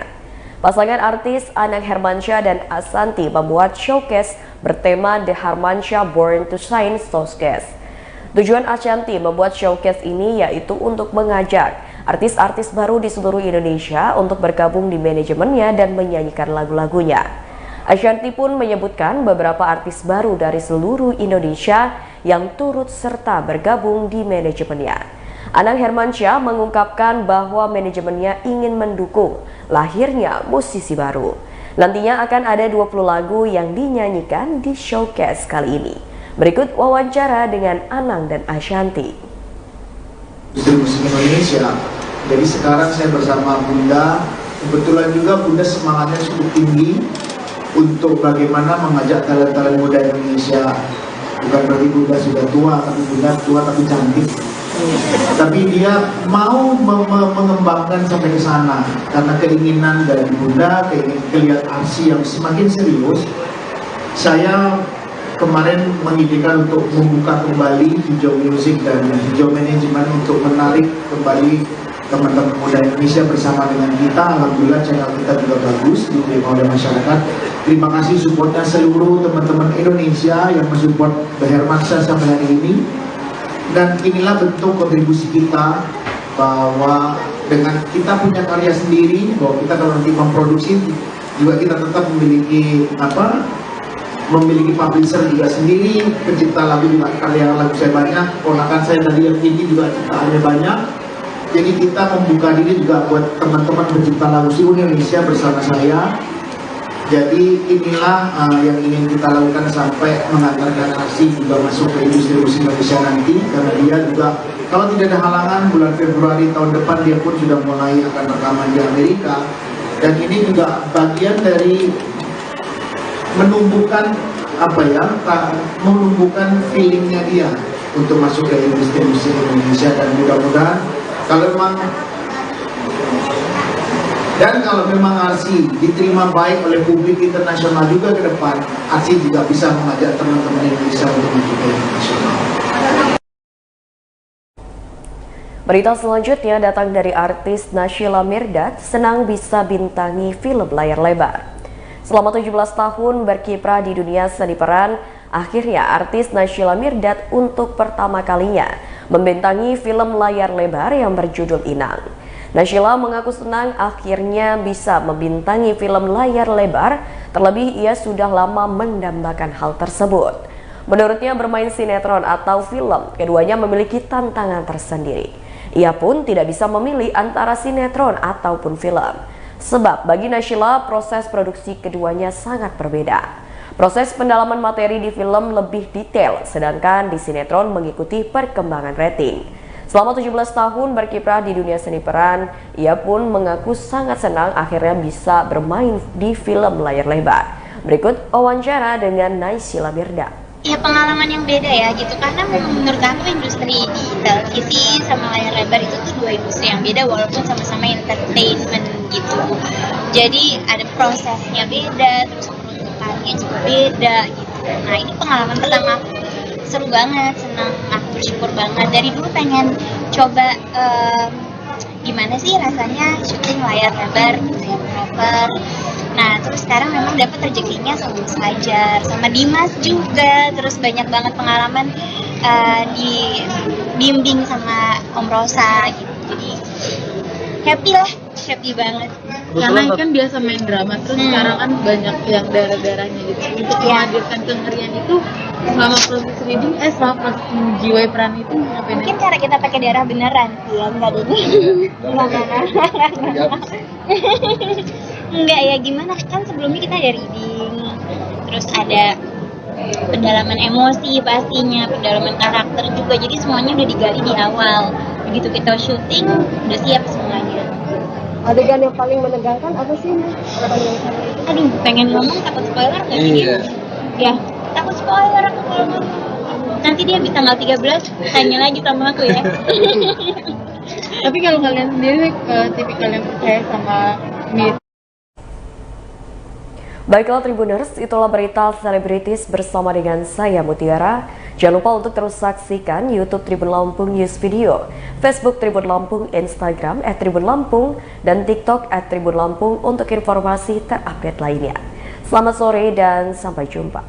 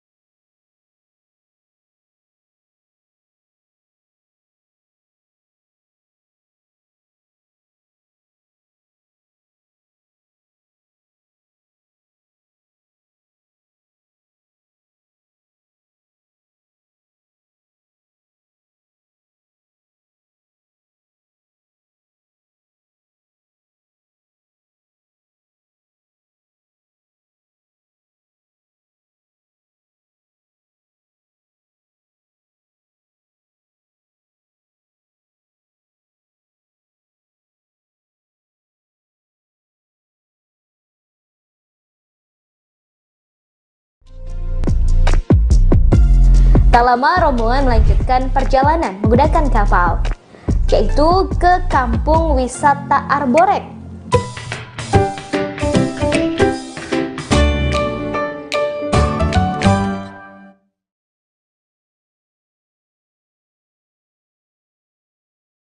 Selamat sore Tribuners, hari ini Ariska kembali hadir menemani Anda dalam live update travel edisi Kamis 6 Oktober 2022. Seperti biasa, Ariska akan memberikan informasi terkait sejumlah wisata dan kuliner untuk Anda. Tentunya akan disampaikan secara langsung bersama sejumlah reporter kami yang ada di berbagai daerah. Inilah live update travel selengkapnya. Tribuners, untuk mengawal informasi hari ini, ada rekomendasi tempat ngopi untuk Anda yang ada di Kabupaten Lampung Timur, yakni kedai Rumah Kreo Tribuners. Kedai yang satu ini cukup berbeda dengan kedai kopi yang lainnya, sebab di kedai Rumah Kreo ini menawarkan suasana jadul dengan beragam menu yang terjangkau. Dan untuk mengetahui informasi lengkapnya, kita sudah tersambung dengan rekan Yogi Wahyudi dari Tribun Lampung. Silakan rekan Yogi. Oke, baik. Terima kasih rekan Ariska dan Tribuners dimanapun kalian berada ya. Memang di Lampung Timur salah satunya ya, tepatnya di Sekampung, Kecamatan Sekampung, Kabupaten Lampung Timur, ini ada satu lokasi yang cukup direkomendasi ya untuk Tribuners yang ada di sekitaran. Jadi nama tempat kedainya yaitu Rumah Kreo. Kemarin juga kita sempat mewawancarai si pemilik, apa sih makna dari Kreo itu. Ternyata Kreo itu adalah diambil dari bahasa Sanskerta yang artinya lestarikan ya. Si pemilik menginginkan tempat ini menjadi tempat lestarinya kreativitas dan kreasi-kreasi anak-anak muda. Karena lahirnya Rumah Kreo ini juga dari komunitas-komunitas yang menginginkan adanya kreasi-kreasi. Nah, untuk di sini sendiri nih menawarkan beberapa menu nih Tribuners, cukup terjangkau ya, dan memiliki suasana jadul lebih pada klasik ya. Untuk menu-menunya ada coffee, non-coffee, ada makanan berat dan ringan. Kalau untuk coffee ada V60, ada coffee latte, Vietnam drip, kopi aren susu, kopi lemon dengan kopi tubruk liwa natural. Lalu untuk yang nggak suka ngopi nih, nggak suka kopi, di Rumah Kreo ini juga menyediakan minuman non-kopi seperti es teh manis, jeruk manis, lemon tea, taro, matcha, red velvet, coklat Oreo, strawberry, mojito, leci Yakult, dan lain-lainnya lah. Dan untuk harga sebenarnya untuk minuman cukup terjangkau ya Tribuners ya, karena mulai dari 5.000 hingga 15.000 rupiah saja. Lalu untuk Tribuners nih ingin makan camilan atau makan makanan berat juga, Rumah Kreo menyajikan makanan berat dan makanan ringan. Makanan beratnya ada ayam goreng, ayam geprek, nasi goreng, mie instan, sampai kue tiaw juga ada ya. Untuk harga-harga makan berat nih tidak terlalu mahal juga ya, cukup terjangkau, mulai dari harga 6.000 sampai 20.000 rupiah. Dan untuk makan makanan ringannya ada tempe mendoan, pisang coklat, pisang keju, kentang goreng, sosis, otak-otak, dan bakso bakar tuh yang harganya itu mulai dari 8.000 sampai 12.000 rupiah. Nah, untuk pengunjung Tribuners jika berkunjung sana dimanjakan dengan beberapa fasilitas karena khususnya malam-malam biasanya malam hari ada akustik ya di sana, hiburan musik di sana. Lalu lokasinya juga tidak hanya di indoor, tapi juga ada outdoor ya, ada di luar untuk bersantai, ngopi bareng rekan-rekan Tribuners ketika berkunjung ke sana. Begitu rekan Mariska. Baik, terima kasih rekan Yogi Wahyudi dari Tribun Lampung. Dan Tribuners, ada pula wawancara dengan pemilik kedai Miftahul Rahman atau yang akrab disapa Tiwul. Berikut liputannya untuk Anda.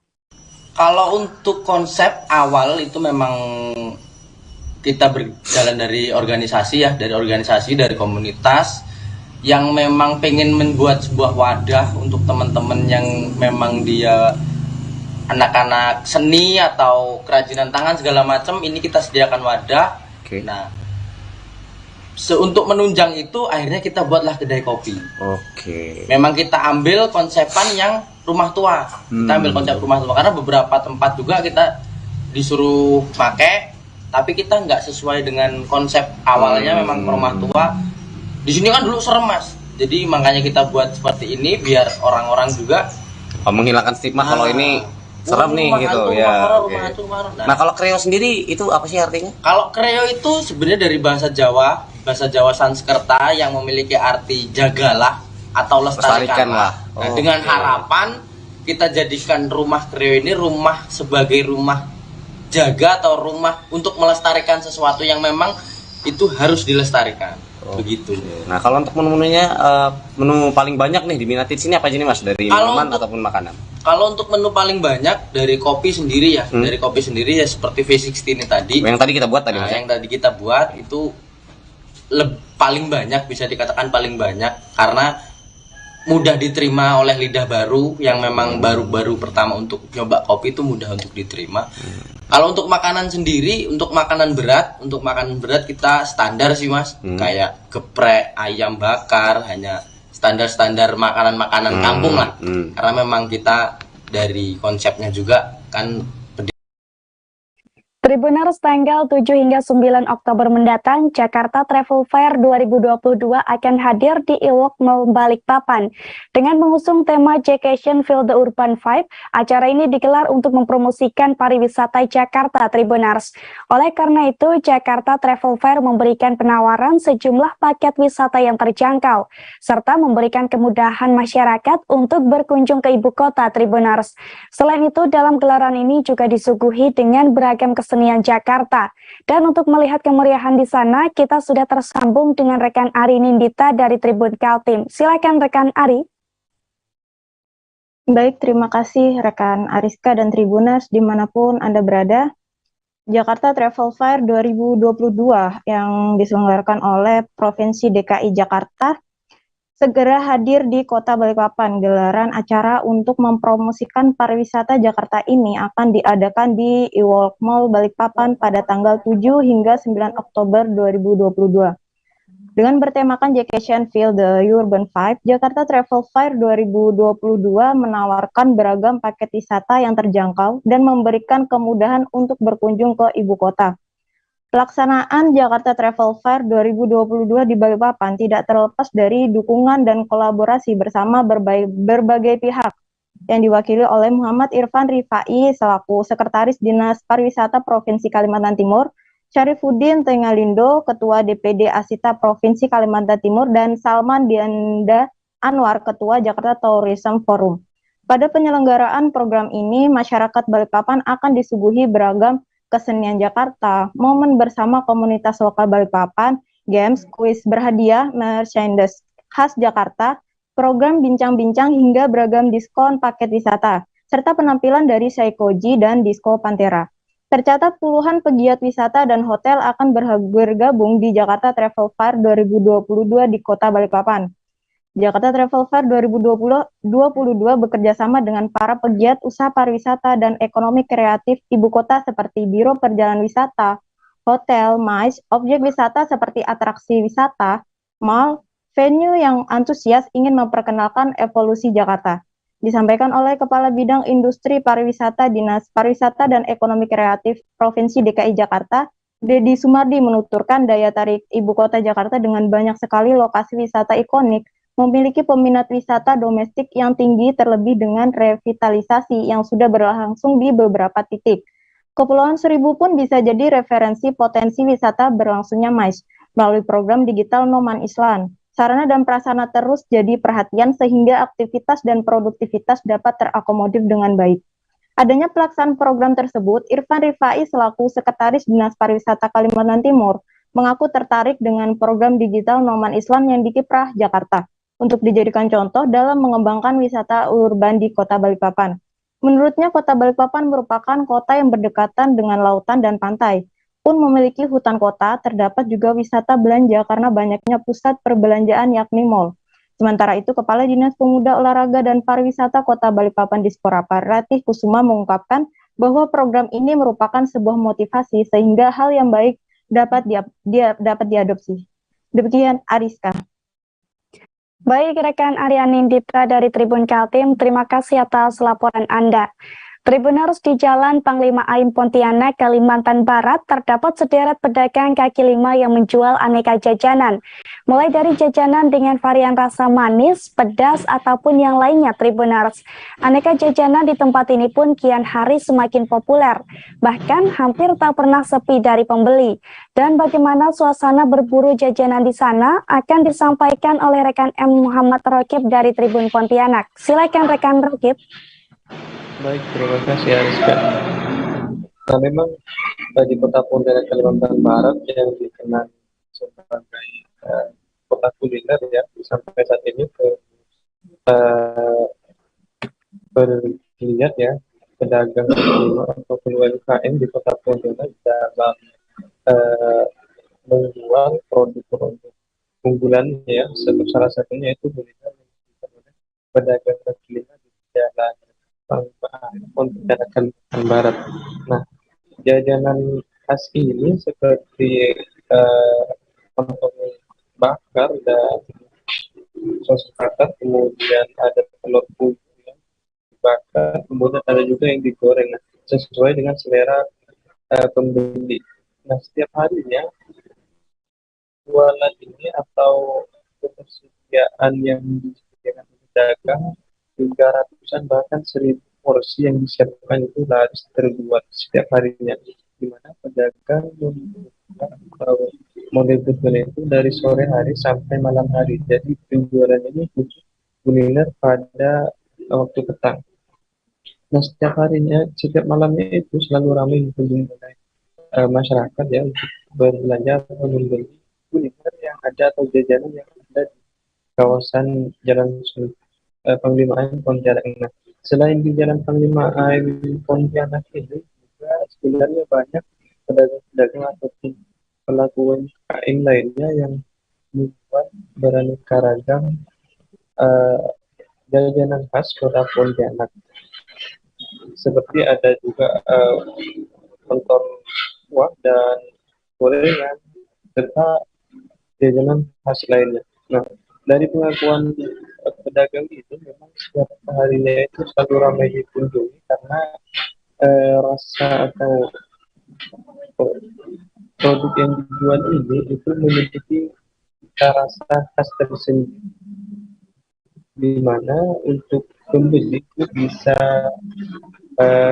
memesan jajanan ini sesuai dengan selera, baik itu pedas ataupun manis dan sedang. Itu tersedia juga seperti sambal pedas, kemudian sambal kacang dan sambal manis juga tersedia.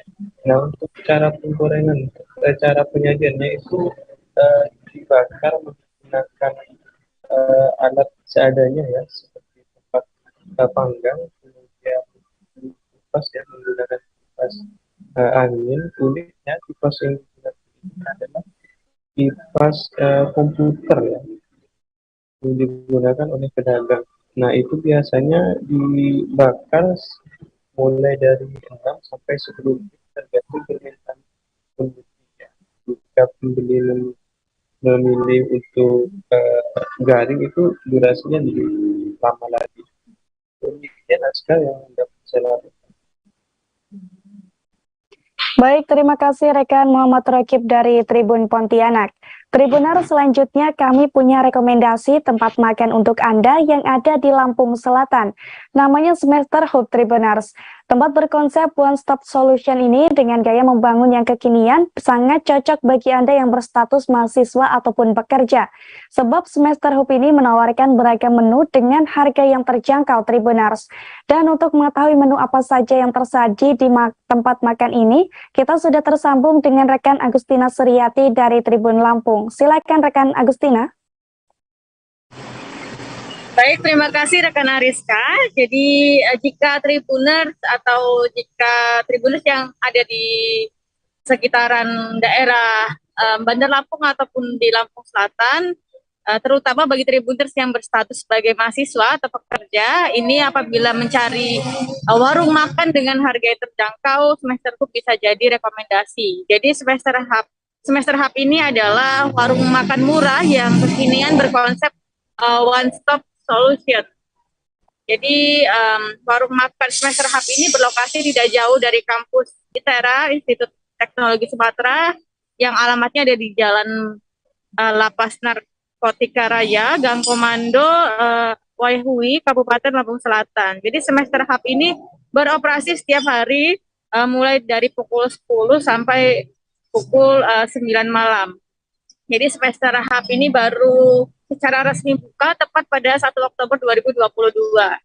Jadi memang saat grand opening semester hub ini memang langsung diserbu mahasiswa. Jadi semester hub ini banyak menu yang disediakan di sini.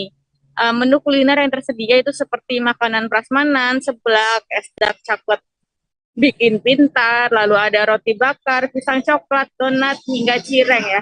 Jadi harga menunya itu sangat bersahabat, yakni mulai dari Rp3.000 sampai Rp10.000. Sedangkan menu makanannya itu mulai dari Rp1.500 sampai Rp15.000.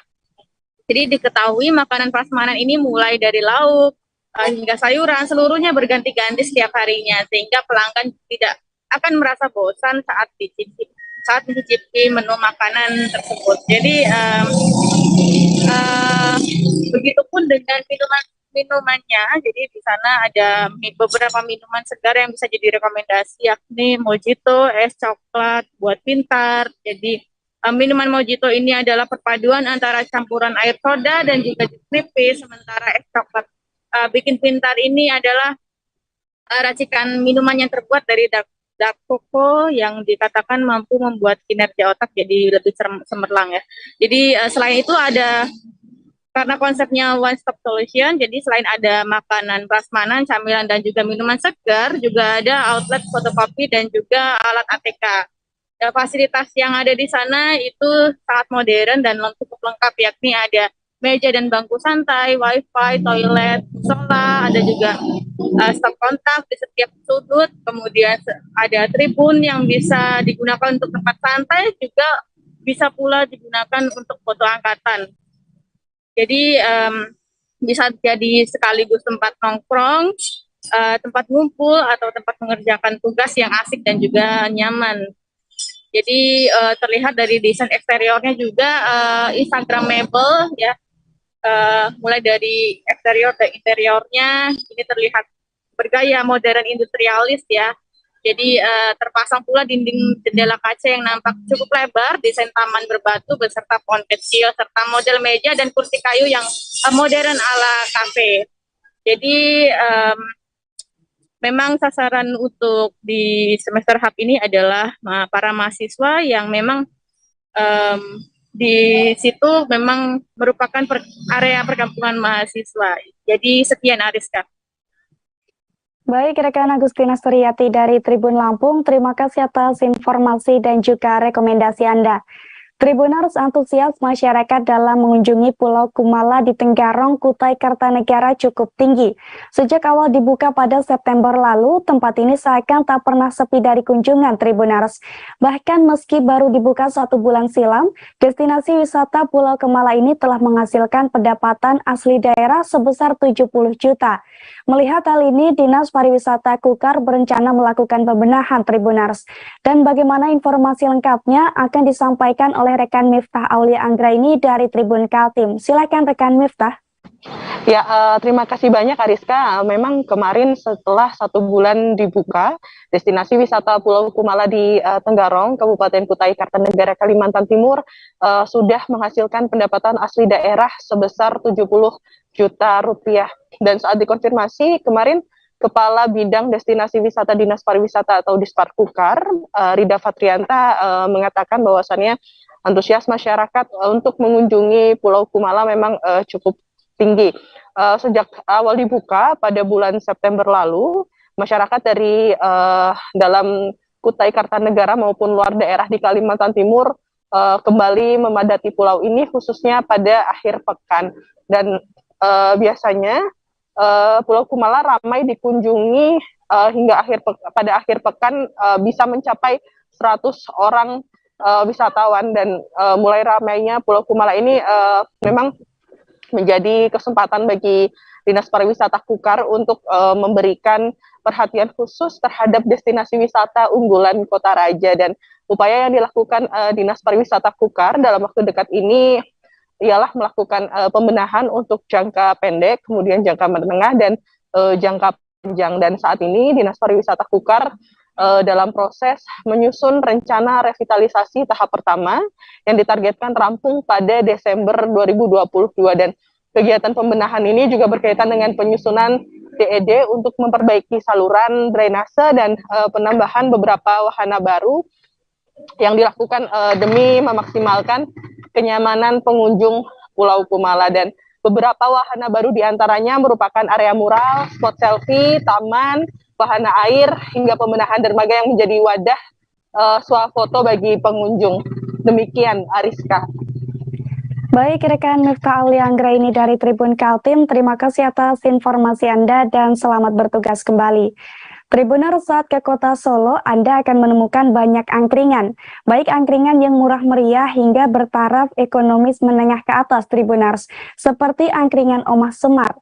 Angkringan Omah Semar ini merupakan salah satu angkringan yang menarik di kota Solo. Tepatnya, angkringan Omah Semar ini berlokasi di Jalan Duku nomor 2A, Jajar Lawean, Solo, Jawa Tengah. Angkringan yang satu ini memiliki tempat cozy dengan desain yang memadukan unsur klasik dengan alam, Tribuners. Suasana yang ditawarkan pun nyaman dengan background alam pedesaan dan juga gamelan Jawa. Di bagian belakang terdapat kolam ikan dengan gemericik air. Angkringan Omah Semar ini tepatnya dibagi menjadi 2 lantai, Tribuners, yakni lantai atas dan juga lantai bawah dengan kursi jati dan juga meja marmer. Berbagai ornamen ukiran cantik juga menghiasi pintu dan juga dinding. Angkringan ini sangat unik dengan menonjolkan material bata ekspos dengan bangunannya, Tribuners.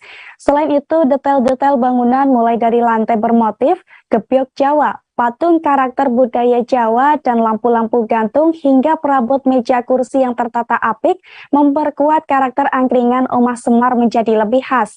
Fasilitas yang ditawarkan angkringan Omah Semar pun cukup lengkap, Tribuners.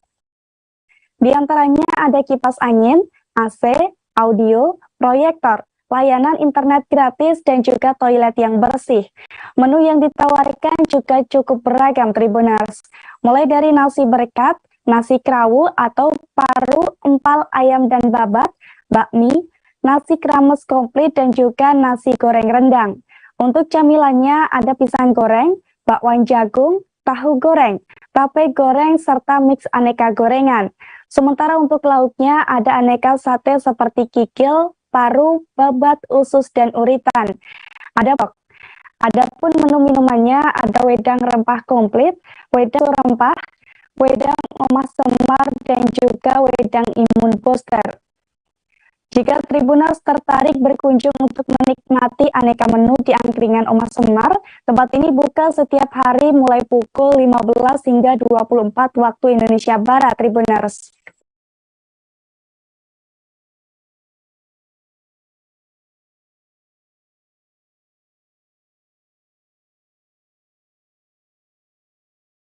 Tribuners, Rabu 5 Oktober kemarin, Presiden Jokowi meresmikan Terminal VVIP Bandara Halim Perdana Kusuma yang telah direvitalisasi.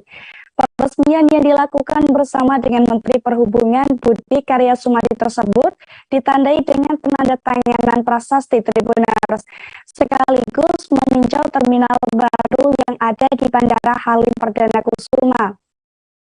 Setelah direvitalisasi, Bandara Halim Perdana Kusuma kini juga tampil dengan wajah baru, di mana menurut Budi Karya Sumadi, Terminal VVIP Bandara Halim Perdana Kusuma ini hadir dengan desain yang lebih ciamik. Desain tersebut mengusung konsep memadukan antara kearifan lokal Indonesia dengan sentuhan yang lebih modern. Dilansir dari tribuntravel.com, desain tersebut sengaja dipilih sebagai Bandara Kusuma nantinya juga akan turut menyambut tamu-tamu penting negara dan termasuk fasilitas publik yang cukup vital.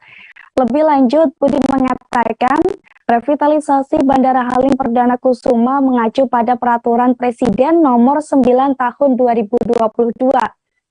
Sementara pemugarannya sendiri meliputi sejumlah fasilitas yang menelan total biaya sebesar 600 miliar.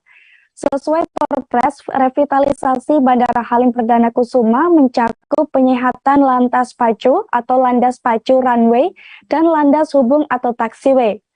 Lalu peningkatan kapasitas landas parkir pesawat udara Naratatama dan juga Naratama Tribuners. Selain itu, renovasi juga dilakukan pada sejumlah gedung dan ruang yang meliputi Naratatama dan Naratama serta bangunan operasi. Terdapat juga perbaikan sistem drainase di dalam pangkalan udara atau bandara, serta penataan fasilitas lain yang perlu disesuaikan. Dijelaskan juga melalui laman Setkap, revitalisasi Bandara Halim Perdana Kusuma bertujuan untuk memperbaiki fasilitas sisi darat maupun udara. Hal itu dilakukan untuk meningkatkan aspek keselamatan, keamanan, dan kenyamanan penumpang selama penerbangan. Setelah direvitalisasi, fasilitas sisi darat maupun landas pacu kini sudah layak untuk melayani pesawat berbadan lebar seperti Boeing 777. Areanya sendiri terbilang cukup luas dengan ukuran 3.000 meter dan 45 meter. Selain itu, kapasitas landas parkir atau apron, Naratatama dan Naratama juga terdapat penambahan. Jika sebelumnya hanya bisa untuk 3 pesawat berbadan kecil, kini menjadi 4 pesawat berbadan kecil atau 2 pesawat berbadan lebar.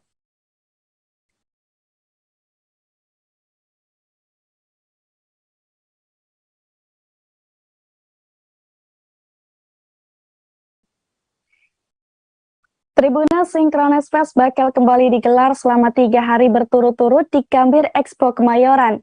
Tepatnya tanggal 7 hingga 9 Oktober 2022 mendatang, Tribuners.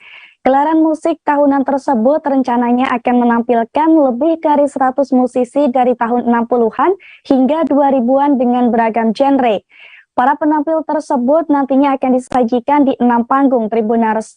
Untuk masuk dan menyaksikan kemeriahan gelaran ini, pengunjung nantinya akan menggunakan tanda masuk melalui sistem QR Code yang ada pada etiket.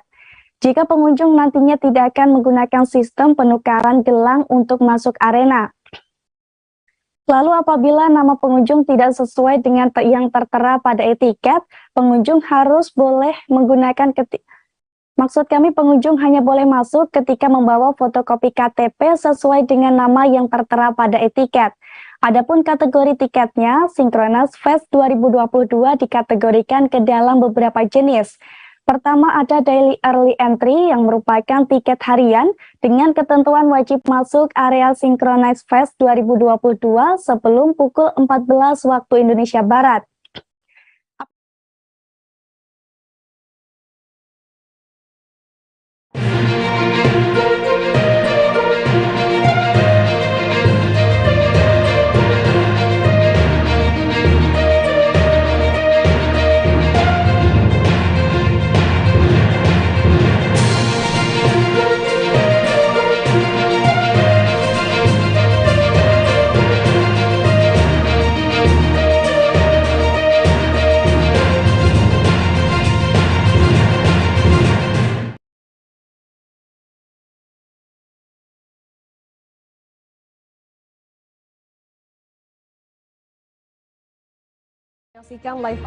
Informasi teraktual dan terupdate dari siang hingga petang kami sajikan untuk Anda.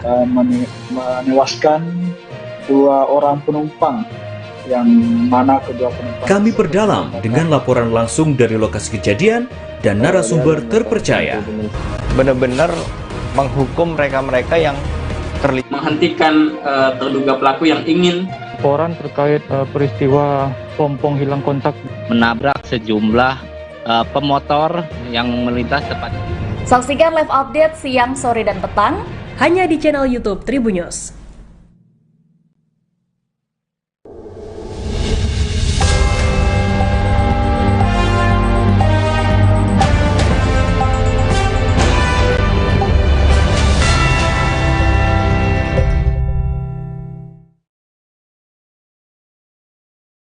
Selamat sore Tribuners, kembali hadir di hadapan Anda live update sore edisi Kamis 6 Oktober 2022.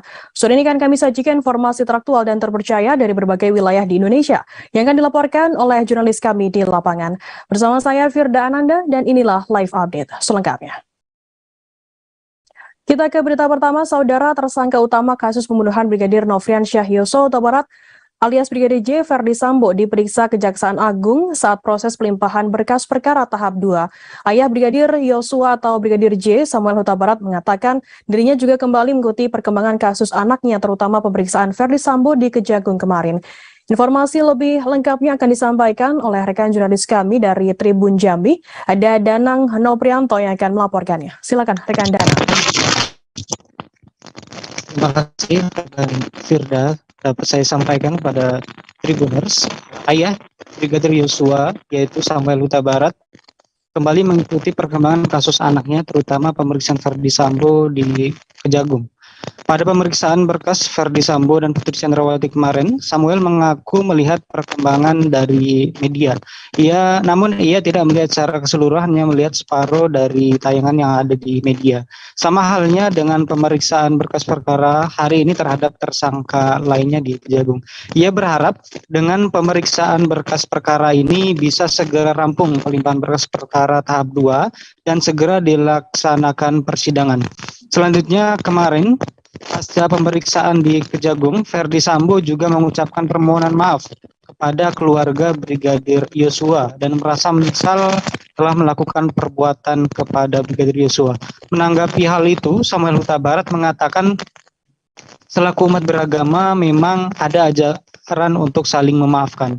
Namun ia katakan masih ingin menunggu proses hukum yang berlaku dan menunggu putusan hakim saat persidangan. Dirinya tidak ingin mendahului prosedur hukum yang berjalan ataupun keputusan hakim. Ia tidak ingin tergesa-gesa mengucapkan kata penerimaan maaf karena masih ingin menunggu keputusan persidangan soal hukum dari Verdi Sambo dan tersangka lainnya. Begitu. Demikian rekan Firda. Baik, terima kasih rekan Danang Noprianto dari Tribun Jambi atas laporan Anda. Selamat bertugas kembali. Dan Tribuners, akan kami tampilkan wawancara dari ayah Brigadir J. Samuel Huta Barat. Dan berikut liputannya untuk Anda. Itu soal perminta maafan, di agama apapun saya rasa yang ada di Indonesia itu selalu diajarkan untuk saling memaafkan. Tapi kita ini kan tinggal di negara hukum. Tentu saya tidak mau mendahului prosedur hukum yang sedang berjalan ataupun mendahului keputusan-keputusan hakim. Jadi kalau soal maaf memaafkan, sesudah ada nanti hasil keputusan dari majelis hakim, disitulah kita bicarakan soal maaf memaafkan. Tadi hanya separuh di media ya, nggak keseluruhan, bahwa kepolisian sudah mengantarkan para tersangka ke Kejaksaan Agung beserta berkas-berkasnya. Jadi itu suatu prosedur hukum di negara kita. Jadi yang kami harapkan kiranya ya secepatnya diadakan persidangan. Artis Rizky Bilar dipastikan tak memenuhi panggilan penyidik Polres Metro Jakarta Selatan. Rizky Bilar seharusnya dijadwalkan untuk diperiksa terkait kasus dugaan kekerasan dalam rumah tangga atau KDRT pada Kamis 6 Oktober hari ini pada pukul 1 siang waktu Indonesia Barat. Namun ia dipastikan mangkir dari panggilan polisi di hari ini. Informasi lebih lengkapnya akan disampaikan oleh rekan jurnalis kami dari Tribun Jakarta. Ada Pebi Adeliana yang akan melaporkannya. Silakan rekan Pebi. Ya, Firda, artis Rizky Bilar mangkir dari panggilan kepolisian terkait pemeriksaan kasus dugaan KDRT yang dilaporkan oleh istrinya, Lesti Kejora, di Polres Metro Jakarta Selatan pada hari ini, hari Kamis, tanggal 6 Oktober 2022. Pengacara Rizky Bilar, Ade Ervil Manurung, mengatakan bahwa kliennya itu tidak bisa memenuhi panggilan polisi dengan alasan mengalami gangguan psikis karena sosial media begitu. Nah, menurut keterangan dari adik sendiri, netizen dinilai telah membuat narasi yang tidak sepantasnya di sejumlah platform media sosial sehingga menyebabkan Rizky Bilar sendiri mengalami gangguan psikis begitu. ditemui di Polres Metro Jakarta Selatan, tim pengacara dari Rizky Bilar menyerahkan surat konfirmasi ketidakhadiran kliennya itu pada hari ini. Kendati begitu, Ade Ervil Manurung mengatakan bahwa Rizky Bilar akan bersifat kooperatif dan memenuhi panggilan penyidik Polres Metro Jakarta Selatan. Hanya saja, menurut tim kuasa hukum Rizky Bilar disebut meminta penundaan waktu pemeriksaan tersebut hingga pekan depan begitu. Nah, sementara itu kami juga melaporkan langsung dari kediaman Rizky Bilar yang ada di kawasan Cilandak, Jakarta Selatan. Walaupun Bilar dipastikan tidak hadir dalam pemeriksaan yang dijadwalkan berlangsung pada hari ini, namun bisa dilihat bahwa suasana kediaman Bilar tersebut terlihat begitu sepi dan juga rapat pada siang hari ini. Menurut pantauan kami di lokasi, tepatnya pada pagi hari tadi sekitar pukul 11 waktu Indonesia Barat hingga menjelang waktu pemeriksaan sekitar pukul 13 waktu Indonesia Barat memang tidak terlihat adanya gerak-gerik penghuni rumah ataupun terlihat adanya penghuni yang membuka pintu atau mungkin muncul keluar begitu. Hanya ada gerbang yang memang tertutup rapat dan juga terlihat sepi begitu, Firda. Untuk diketahui bahwa sebelumnya juga kuasa hukum dari Rizky Bilar, Ade Ervil Manurung, menjelaskan bahwa Rizky Bilar membantah telah melakukan KDRT terhadap Lesti Kejora seperti yang dilaporkan pada hari Rabu tanggal 28 September lalu, di mana menurut Ade narasi KDRT yang dimunculkan ke publik dinilai berlebihan begitu. Adapun terkait hasil visum Lesti Kejora yang menunjukkan adanya pergeseran tulang leher, dikatakan harus disertai dengan keterangan Rizky Bilar lebih lanjut, di mana rencananya Rizky Bilar sendiri akan menjalani pemeriksaan dan dimintai keterangannya pada pekan depan. Begitu, Firda. Ya, baik. Terima kasih rekan Ade Pebi. Selamat bertugas kembali. Kita beralih ke informasi lainnya, Saudara. Ratusan anggota Persaudaraan Setia Hati Winongo atau PSHW Wonogiri mendatangi SMK Negeri 2 Wonogiri pada Senin 3 Oktober lalu untuk melakukan aksi damai. Ketua PSHW Wonogiri, Rianto, menuturkan kedatangan anggotanya itu lantaran rasa sakit hati dan tersinggung dengan ucapan sejumlah siswa di sekolah tersebut yang dinilai menjelekan nama organisasi Winongo. Informasi lebih lengkapnya akan disampaikan oleh rekan jurnalis kami dari Tribun Solo, ada Erlangga Bima Sakti yang akan melaporkannya. Silakan rekan Bima. Ya, terima kasih rekan Firda, dan selamat sore di sini bisa saya laporkan untuk kejadian aksi damai yang terjadi pada Senin tanggal 3 Oktober lalu. Itu didasari karena sejumlah warga PSHW itu sakit hati dengan ucapan sejumlah siswa di SMK Negeri 2 Wonogiri. Dari informasi yang dihimpun, kejadian menjelek-jelekkan itu terjadi usai kegiatan sekolah, di mana ada beberapa siswa yang dinilai menodai atau menjelek-jelekkan nama organisasi tersebut. Jadi setelah beberapa hari selanjutnya, mereka yang menjadi warga PSHW itu kemudian berdatangi sekolah untuk menjalankan aksi damai. Ya. Jadi awalnya aksi damai itu akan dihadiri oleh 5.000 warga. Namun setelah Ketua Cabang Wonogiri PSHW Pak Rianto itu mendatangi ranting-ranting, jadi hanya mendatangi 500 orang saja karena ditakutkan kalau 5.000 orang akan terjadi gesekan-gesekan yang lebih. Nah, setelah aksi damai itu kedua belah pihak sepakat untuk menyelesaikan permasalahan tersebut secara kekeluargaan dan siswa diberikan sanksi dari pihak sekolah.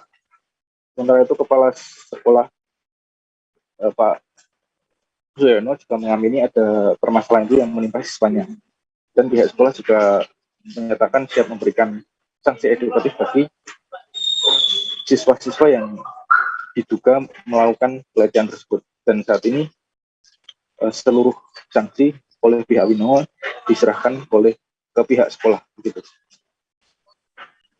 Ya. Baik, terima kasih rekan Bima dari Tribun Solo atas laporan Anda. Selamat bertugas kembali. Kita beralih ke informasi selanjutnya, Saudara. Pencarian WNA yang hilang saat rafting di Sungai Ayung, Desa Kedawatan, Ubud, Bali masih dilakukan hingga saat ini. Pelaksanaan pencarian korban Clifford Neil, 62 tahun ini telah masuki hari keempat, Kamis 6 Oktober. Pencarian kali ini dimulai dari wilayah Kabupaten Badung hingga Kota Denpasar.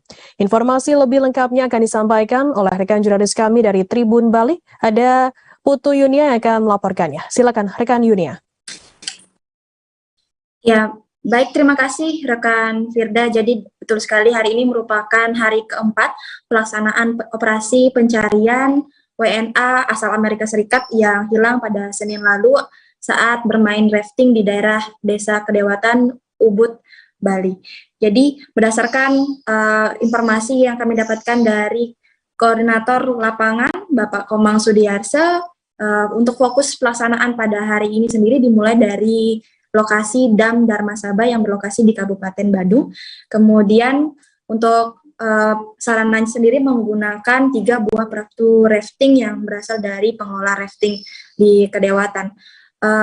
Ada 4 lokasi yang disisir oleh tim pencarian, yaitu diantaranya Dam Darmasaba, kemudian lanjut 2,5 km ke arah selatan ke daerah Dam Peraupan, Denpasar Utara, kemudian lanjut melewati Dam Cekomaria, Denpasar Utara, dan berakhir di Dam Ongan, Tonja, Denpasar Utara sejauh 4,7 km. Nah, untuk mendukung operasi pencarian ini dilibatkan beberapa stakeholder, diantaranya dari BPBD, Basarnas, Potensi SAR, dan Palang Merah Indonesia setempat, dan tidak hanya dari Kabupaten Gianyar saja, di mana lokasi kejadian, namun juga melibatkan 3 kabupaten lainnya, yaitu Kabupaten Badung, Kota Denpasar, dan juga melibatkan pihak provinsi. Total personel yang bertugas pada hari ini adalah 70 orang.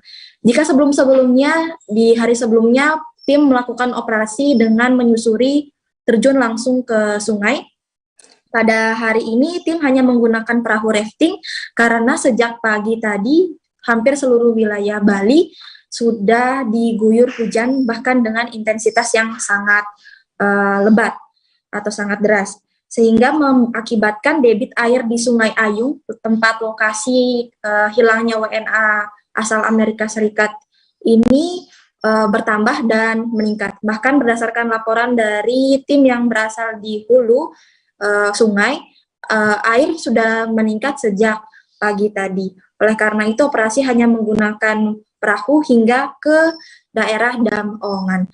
Hingga titik akhir tadi, berdasarkan laporan dari Sudiarsa, hasil sementara yang dapat diberikan adalah masih nihil penemuan dari korban. Dan untuk pencarian selanjutnya pihaknya akan melakukan rencana operasi karena pelaksanaan ini akan berlangsung selama hingga 7 hari. Ya, berharap pencarian ini dapat membuahkan hasil, dan dia juga menghimbau kepada masyarakat mengingat cuaca saat ini sedang turun hujan untuk memperhatikan cuaca dan mengurangi aktivitas yang berkaitan dengan air, terutama di bagian sungai dan laut. Demikian, Firda. Ya. Baik, terima kasih rekan Putu Yunia dari Tribun Bali atas laporan Anda. Selamat bertugas kembali. Dan Tribuners, akan kami tampilkan wawancara dari Komang Sudiarsa, Koordinator Pencarian Lapangan. Dan berikut liputannya untuk Anda. Untuk hari ini sesuai RENOP sudah memasuki hari keempat. Jadi untuk pelaksanaan pencarian kita tadi fokuskan melalui Dam Darmasaba dengan menggunakan 3 perahu rafting, dan seluruh stakeholder terbentuk dalam satu tim SAR gabungan. Sampai dengan penyusuran sampai di Dam Ongan ini dengan hasil sementara masih nihil. Kurang lebih kalau kami personil kita gabungan dari segala instansi, melibatkan 3 kabupaten yaitu Badung, Gianyar, dan Kodya, termasuk dari kami Basarnas, itu kurang lebih ada sekitar 70 personil. Untuk hari ini kita menggerakkan 3 buah perahu rafting dengan personil lengkap dengan pasar airnya untuk melakukan. Sebanyak 5 orang pelajar berandalan bermotor atau geng motor di Bogor ditangkap setelah menimbulkan keresahan, bahkan menyerang warga menggunakan senjata tajam. Kelima pelaku ini adalah MF 18 tahun, A 18 tahun, RDA 18 tahun, MFI 18 tahun, dan MFF 17 tahun. Mencari identitas merupakan motif dari para gangster pelaku pembuat keresahan dan penyerangan terhadap warga ini. Informasi lebih lengkapnya akan disampaikan oleh rekan jurnalis kami dari Tribun Bogor, ada Naufal Fauzi yang akan melaporkannya. Silakan rekan Naufal. Baik, rekan Firda dan juga rekan-rekan Tribuners, dapat kami informasikan bahwa pihak Polres Bogor baru-baru ini telah berhasil menangkap kawanan berandalan bermotor atau geng motor atau juga disebut gangster yang kerap meresahkan masyarakat dan juga mereka ini kerap menyebarkan konten-konten yang meresahkan di media sosial. Jadi pengungkapan ini berawal dari adanya video viral di wilayah Bogor, kawasan Ciseeng dan Parung, di mana video viral tersebut menunjukkan adanya segerombolan anak muda menggunakan motor melakukan konvoy sambil membawa senjata tajam, mengacungkan ke udara senjata tajam jenis celurit dan golok. Berdasarkan dari video viral tersebut, kemudian pihak kepolisian melakukan penyelidikan dan ternyata pihak kepolisian juga mendapatkan laporan adanya warga yang menjadi korban, yang terluka menjadi korban penyerangan dari kelompok gangster tersebut.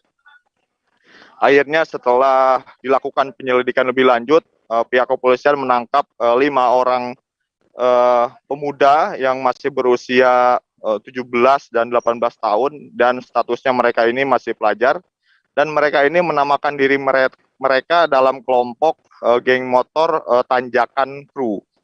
Jadi mereka ini melakukan kejahatan jalanan, melakukan kekerasan jalanan dengan motif mencari jati diri atau mencari identitas. Dan mereka ini juga melakukan hal itu karena menerima tantangan sesama rekan sebagai anggota geng motor. Dan fenomena geng motor yang marak terjadi di wilayah Bogor belakangan ini memang dianggap menjadi fenomena tersendiri berdasarkan penelusuran dari pihak kepolisian. Jadi maraknya geng motor ini dipicu karena banyaknya geng-geng motor baru yang bermunculan belakangan ini, dan geng-geng motor baru ini masih dalam tahap mencari jati diri dan mencari identitas, sehingga dengan motif itulah dan juga ditambah tantangan-tantangan sesama rekan anggota geng motor, mereka melakukan kejahatan jalanan seperti melakukan penyerangan yang dilakukan 5 kawanan tersangka yang ditangkap Polres Bogor ini karena melakukan penyerangan kepada seorang warga di wilayah Ciseeng, Kabupaten Bogor, sampai korban mengalami luka-luka akibat sabetan senjata tajam. Dan adanya fenomena ini, pihak Polres Bogor bersama dengan pemerintah setempat juga saat ini sudah mulai memperketat keamanan, khususnya di jam-jam rawan, dan pihak kepolisian Polres Bogor pun rutin menggelar patroli di jam-jam rawan seperti di jam malam sampai jam dini hari. Demikian, Firda. Ya baik, terima kasih rekan Naufal Fauzi dari Tribun Bogor atas laporannya. Selamat bertugas kembali. Akan kami tampilkan Tribuners wawancara dari Wakapolres Bogor, Kompol Wisnu Perdana Putra, dan berikut liputannya untuk Anda. Adapun dari kelimanya ini diamankan adalah saudara MF, saudara Adi, saudara RD, saudara MF, saudara MC, dengan korbannya satu orang laki-laki yang bernama saudara Gufron 17 tahun. Adapun korban diamankan setelah Polsek Parung melakukan pengembangan terhadap viralnya video yang berkembang di media sosial. Dalam video itu terlihat dan tertampak segerombolan anak muda mengendarai beberapa sepeda motor sambil berarak-arakan dan mengacungkan senjata tajam berupa celurit dan golok. Dari video itu tersebut juga lalu muncul satu korban yang memang pada malam hari sekitar pukul 9 ini menjadi korban dari kelima berandalan bermotor tersebut. Dari pengembangan yang dilakukan oleh Polsek Parung, didapati bahwa beberapa BB diantaranya 2 unit sepeda motor, beberapa senjata tajam, juga beberapa telepon genggam milik pelaku. Satres Narkoba Polresta Kendari menangkap seorang pemuda pemilik 36 paket sabu. Puluhan paket sabu seberat 15,23 gram tersebut milik pemuda berinisial BJ 23 tahun warga Lorong Ilmiah Jalan Ahmad Yani, Kelurahan Wawua, Kota Kendari. BJ ditangkap karena menyimpan 36 paket sabu tersebut di dalam dus handphone yang disembunyikan di rumahnya pada Sabtu 25 September lalu.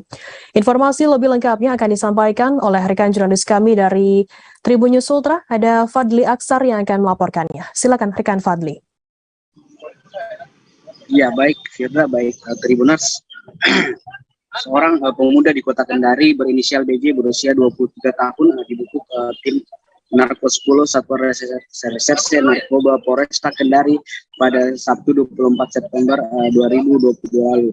BJ ditangkap karena atas kepemilikan 36 paket sabu atau seberat 12,23 gram barang haram tersebut. Barang haram tersebut ditemukan atau didapatkan dari tangan BJ saat tim Narko 10 Satres Narkoba Polresta Kendari melakukan penyelidikan dan melakukan penangkap atau tangkap tangan terhadap BJ di rumahnya atau di kediamannya di Jalan Lorong ini, Jalan Ahmad Yani, Kelurahan Wawua, Kecamatan Wawua, Kota Kendari pada Sabtu 24 September 2022 lalu. Dari hasil penangkapan terhadap BJ, polisi juga menyita alat bukti atau barang bukti non narkotika seperti alat timbangan digital, sendok sabu, kemudian juga handphone yang dimiliki BJ. Dari hasil pengembangan, polisi menyelidiki atau mengungkap bahwa 36 paket sabu tersebut dipasok oleh seseorang di Kota Kendari berinisial ID. Narkoba tersebut dikendalikan melalui sambungan telepon bersama BJ. 36 paket sabu itu awalnya ditemukan atau diarahkan oleh ID untuk diambil di Kelurahan Kadia, Kecamatan Kadia, Kota Kendari. Kemudian paket sabu tersebut dibagi atau dipilah menjadi sekitar 45 paket. Namun polisi hanya menangkap atau menyita 36 paket sabu tersebut. Sisanya sudah diedarkan oleh BJ. Kemudian dari motif sendiri, BJ melakukan atau mengedarkan sabu karena alasan ekonomi. BJ dijanjikan ketika berhasil mengedarkan 1 gram sabu, ia diupah senilai Rp100.000. Saat ini polisi tengah melakukan penyelidikan dan pengejaran terhadap pria berinisial ID untuk menangkap ID selaku pemasok sabu tersebut. Kemudian BJ sendiri ditangkap dan digelandang ke Mapolresta Kendari dan kemudian ditetapkan sebagai tersangka. BJ dijerat dengan pasal 114 ayat 2 subsidiar 112 ayat 2 Undang-Undang nomor 35 tahun 2009 tentang narkotika. BJ dijerat dengan atau BJ terancam hukuman penjara minimal 5 tahun dan maksimal 20 tahun. Demikian, Firda. Ya, baik, terima kasih rekan Fadli Aksar dari Tribun News Ultra atas laporannya. Selamat bertugas kembali. Dan Tribuners, akan kami tampilkan wawancara dari Kasatres Narkoba Polresta Kendari, AKP Hamka, dan berikut liputannya untuk Anda. Tim kami dari Satres Narkoba Polresta Kendari mendapat informasi tentang adanya seseorang yang diduga sebagai pengedar narkotika jenis sabu. Kemudian dengan adanya informasi tersebut, bahwa tim kami melakukan penyelidikan. Lalu kemudian pada sekitar jam 17.00 waktu Indonesia Tengah, tim kami melakukan tangkap tangan terhadap seorang lelaki berinisial BJ, bertempat di rumah saudara BJ, tepatnya di Lorong Ilmiah, Jalan Ahmad Yani, Kecamatan Goa, Kota Kendari. Kemudian pada saat itu pula tim kami melakukan penggeledahan di salah satu kamar, yaitu di kamar saudara BJ. Kemudian ditemukan di salah satu lemari pakaian berupa satu dos tempat handphone Redmi, di mana di dalam dos tersebut ditemukan berisi 36 saset yang berisi bering kristal yang diduga narkotika. Ribuan penggemar sepak bola yang tergabung dari berbagai komunitas penggemar sepak bola di Metro menggelar aksi damai 1000 lilin sebagai bentuk simpati pada korban tragedi Stadion Kanjuruhan Malang. Aksi damai 1000 lilin tersebut digelar di Jalan Jenderal Sudirman, Metro pada Rabu 5 Oktober. Rizky Hardiansyah selaku Korlap Aksi 1000 Lilin mengatakan aksi damai tersebut dihadiri dari gabungan beberapa komunitas yang ada di Metro. Informasi lebih lengkapnya akan disampaikan oleh rekan jurnalis kami dari Tribun Lampung. Ada Muhammad Humam yang akan melaporkannya. Silakan rekan Humam. Ya, terima kasih Firda. Tribuners, ada aksi damai 1000 lilin yang diselenggarakan di Kota Metro pada kemarin malam, tepatnya pada hari Rabu, yang diselenggarakan di Taman Merdeka Metro pada pukul 19.30 waktu Indonesia Barat, yaitu merupakan bentuk simpati dari supporter yang ada di Kota Metro. Terlebih pada kegiatan itu dihadiri lebih dari 1000 orang, berdasarkan informasi yang kami peroleh dari koordinator lapangan Rizky Hardiansyah yang mengatakan pada awalnya kegiatan itu akan diikuti oleh 500 orang yang tergabung dari beberapa, tapi pada praktiknya dihadiri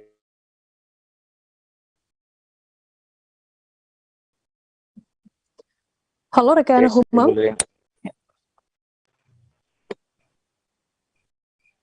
Rekan Humam bisa mendengar kami dari studio? Ya.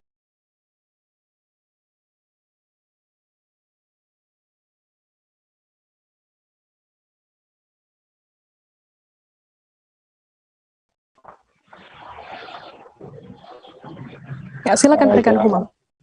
Ya, gelaran aksi 1000 lilin itu merupakan bentuk solidaritas yang diselenggarakan oleh komunitas sepak bola yang ada di Kota Metro sebagai bentuk simpati kepada para korban yang ada di Stadion Kanjuruhan Malang beberapa waktu lalu. Pada gelaran itu juga dihadiri oleh sekitar 1000 orang yang tergabung dari komunitas penggemar sepak bola, dan juga berdasarkan informasi yang kami peroleh dari Rizky Hardiansyah selaku Korlap pada kegiatan aksi 1000 lilin itu dihadiri oleh juga perwakilan dari pemerintah Kota Metro, yaitu Wakil Wali Kota Metro, yang mengatakan bahwa Wakil Wali Kota Metro Lampung mengatakan Komaruzaman, yang mengatakan bahwa aksi ini merupakan aksi solidaritas yang dilakukan oleh pihak-pihak supporter dan penggemar sepak bola yang ada di Kota Metro. Dan itu juga pada gelaran itu hadir pula salah satu fans dari supporter Aremania Lampung, Sandian, yang mengatakan berterima kasih kepada supporter yang ada di Kota Metro sebagai bentuk simpati yang telah melakukan hening cipta dan juga mendoakan para korban Stadion Kanjuruhan Malang tersebut. Sekian, Firda. Ya, baik. Terima kasih rekan Humam dari Tribun Lampung atas laporan Anda. Selamat bertugas kembali. Tribuners, kita beralih ke informasi lainnya. Rini Kartini tak kuasa menahan tangis saat ikut menyalakan 1000 lilin untuk korban tragedi sepak bola di Stadion Kanjuruhan Malang, Jawa Timur.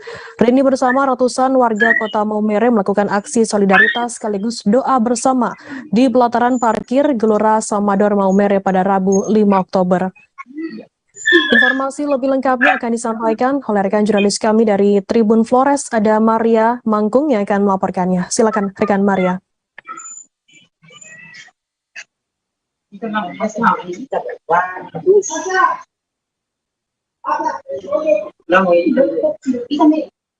silakan rekan Maria. Baik Firda. Selamat sore sahabat Tribuners.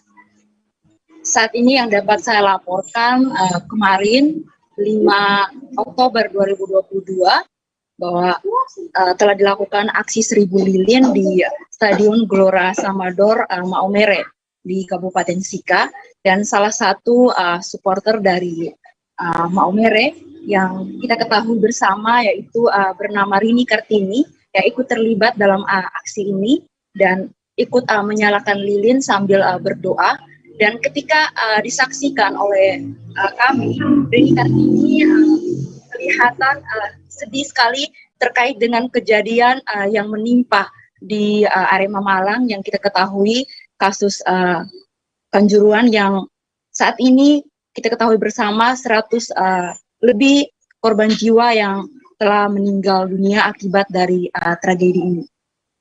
Nah, sahabat Tribuners, perlu saya informasikan bahwa kegiatan ini dilakukan dari pukul 18 lewat 15 waktu Indonesia Tengah dan dihadiri oleh supporter bola lainnya seperti Persami, Maumere, Polresika, dan juga rekan agama baik itu dari komunitas HMI dan juga kekatolikan yang ada di Kabupaten Sika. Rini sendiri juga terlibat dalam aksi ini karena ia sebagai warga Malang yang kita ketahui yang berdomisili di Kabupaten Sika. Ia merasa sedih lantaran memang korban yang terjadi dalam tragedi ini merupakan sanak saudara dan juga keluarganya. Walaupun keluarga yang tidak ada hubungan darah, namun ia tahu betul bagaimana tradisi dan budaya di Malang untuk dengan sangat mencintai bola. Memang itu ia ketahui bagaimana mereka mencintai bola, saking mencintainya ada tradisi di mana khusus supporter masuk ke lapangan tersebut. Dan ia merasa kecewa dengan lantaran tragedi ini terjadi. Ia berharap kepada pihak berwajib untuk menuntut tuntas kasus tersebut. Dan ia berdoa juga bahwa 100 lebih korban jiwa ini semoga tenang di surga bersama dengan Yang Kuasa. Demikian yang bisa saya laporkan dari Kabupaten Sika, Firda. Baik, terima kasih rekan Maria Mangkung dari Tribun Flores atas laporan Anda. Selamat bertugas kembali. Tribuners, akan kami tampilkan wawancara berikut dari Rini Kartini, warga Malang yang berdomisili di Maumere, Sika. Berikut liputannya untuk Anda. Ketidakprofesionalan penyelenggara dari menyelenggarakan pertandingan ini, mengingat kita melihat tidak kan media banyak framing itu bentrok antar supporter gitu kan, padahal nggak ada supporter bonek di sana. Ya itu harus diantisipasi dan lebih dari itu mungkin introspeksi untuk semua pihak ya, semua pihak baik itu penyelenggara, pihak pengamanan, PSSI dan juga untuk Arema Malang sendiri yang ada beberapa hal yang nggak diketahui sama media, misalnya tradisi bahwa mereka ketika mengalami kekalahan itu mereka datang ke dalam lapangan dan mengucapkan mereka memeluk pemain itu sudah hal yang biasa gitu. Jadi kalau mau marah pemain juga nggak mungkin itu kan Arema sendiri seperti itu. Jadi ya selebihnya. Sebuah kapal milik nelayan di Kampung Wuring, Kelurahan Wolomarang, Kecamatan Alok Barat, Kabupaten Sika terbakar pada Selasa 4 Oktober malam. Disebutkan kapal nelayan itu selama ini tidak beroperasi dan diparkirkan di sekitar perairan perkampungan Wuring. Beruntung, petugas pemadam kebakaran Kabupaten Sika cepat turun ke lokasi guna memadamkan api tersebut. Informasi lebih lengkapnya akan disampaikan oleh rekan jurnalis kami dari Tribun Flores, ada Nofri Fuka yang akan melaporkannya. Silakan rekan Nofri. Baik, selamat sore sahabat Tribuners, selamat sore rekan Firda. Dapat kami laporkan dari Maumere Kabupaten Sika bahwa pada tanggal 4 lalu, tanggal 4 Oktober 2022, sebuah kapal milik nelayan di Wuring, tepatnya di Kecamatan Alok Barat, Kabupaten Sika, terbakar di sekitar perairan yang berada di dekat dengan perkampungan Wuring. Adapun akibat dari kebakaran tersebut diketahui bahwa sempat memantik perhatian warga terutama yang berada di Wuring maupun juga pihak pemadam kebakaran yang sempat turun ke lokasi. Menurut penyampaian dari warga yang berada di sekitar juga para nelayan menyebutkan bahwa kapal tersebut milik seorang nelayan, namun mereka tidak menyebutkan namanya. Diketahui bahwa kapal tersebut sebelumnya melayani rute keluar Pulau Flores dan mengangkut barang, namun 7 tahun terakhir kapal tersebut tidak beroperasi dan dibiarkan berada di sekitar pelabuhan tersebut. Dan menurut kesaksian dari warga yang sempat diwawancarai oleh tribunflores.com menyebutkan bahwa keberadaan kapal tersebut selama ini memang menyulitkan ataupun membuat para nelayan beraktivitas secara tidak bebas, dalam artian bahwa kapal tersebut menghalang rute para nelayan ketika akan pergi melaut.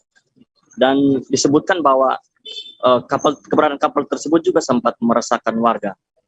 Dan adapun penyampaian dari Ketua RT yang sempat dihubungi menduga bahwa kejadian tersebut tidak murni kebakaran yang bersumber dari kapal itu sendiri, namun diduga disebabkan oleh aksi atau dari orang lain yang dengan sengaja membakar kapal tersebut. Namun dari Ketua RT sendiri menyampaikan bahwa ini hanya berupa dugaan.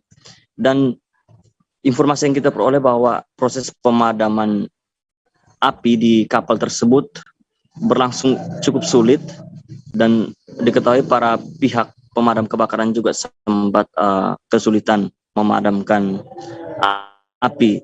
Warga di sekitar kompleks di Pelabuhan Wuring atau warga Wuring sendiri diketahui juga tidak atau enggan untuk memadamkan api tersebut. Alhasil akibat dari kebakaran tersebut kondisi kapal diketahui sebagiannya mengalami kerusakan yang sangat parah. Dan sejauh ini informasi yang dapat kami sampaikan terkait kebakaran kapal tersebut. Ya. Baik, terima kasih rekan Nofri Fuka dari Tribun Flores atas laporan Anda. Selamat bertugas kembali. Kita beralih ke informasi lainnya, Saudara. Banjir merendam permukiman warga Pekon Walur, Kecamatan Krui Selatan, Pesisir Barat Lampung pada Rabu 5 Oktober. Banjir menimpa permukiman setelah wilayah tersebut diguyur hujan deras. Banjir mengendangi permukiman warga di Pemangku 1 dan Pemangku 2 Pekon Walur. Informasi lebih lengkapnya akan disampaikan oleh rekan jurnalis kami dari Tribun Lampung, ada Saidal Arif yang akan melaporkannya. Silakan rekan Saidal Arif. Terima kasih rekan Firda. Selamat sore Tribuner dimanapun Anda berada. Jadi tepatnya kemarin terjadi banjir yang terjadi di Pekon Walur, Kecamatan Krui Selatan, Kabupaten Pesisir Barat Lampung.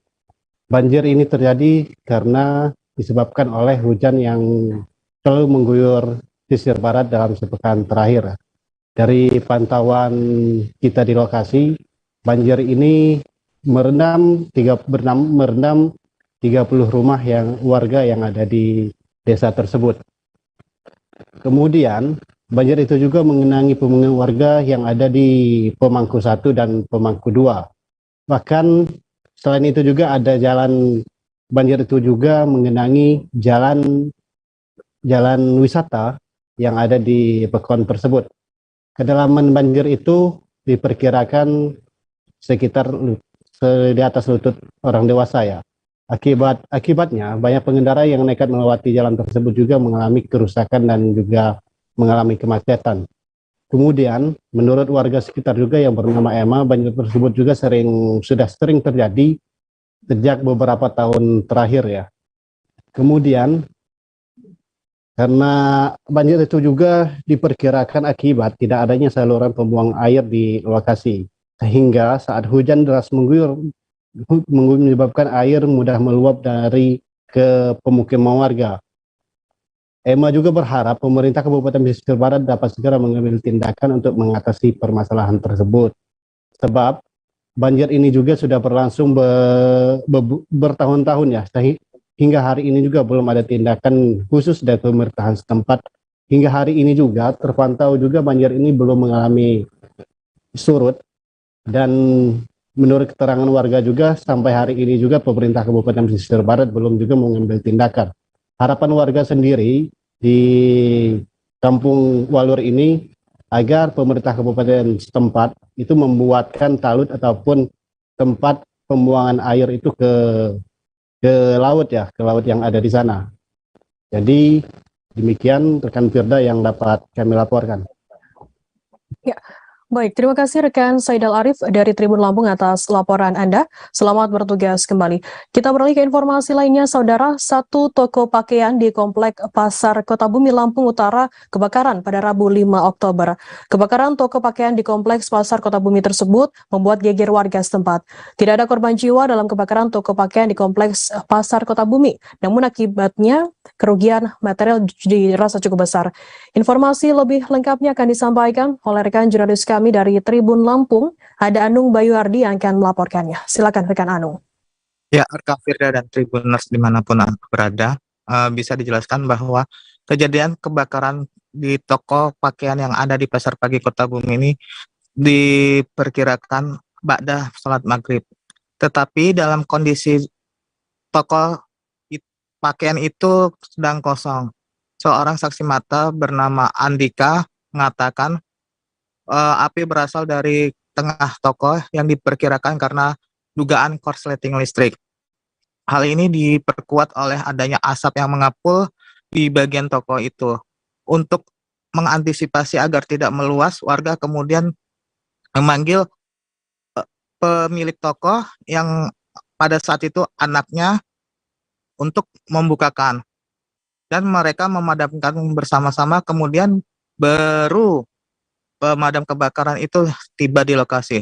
Untungnya tidak ada korban jiwa dan satu unit motor hanya bisa diselamatkan di tempat toko pakaian itu.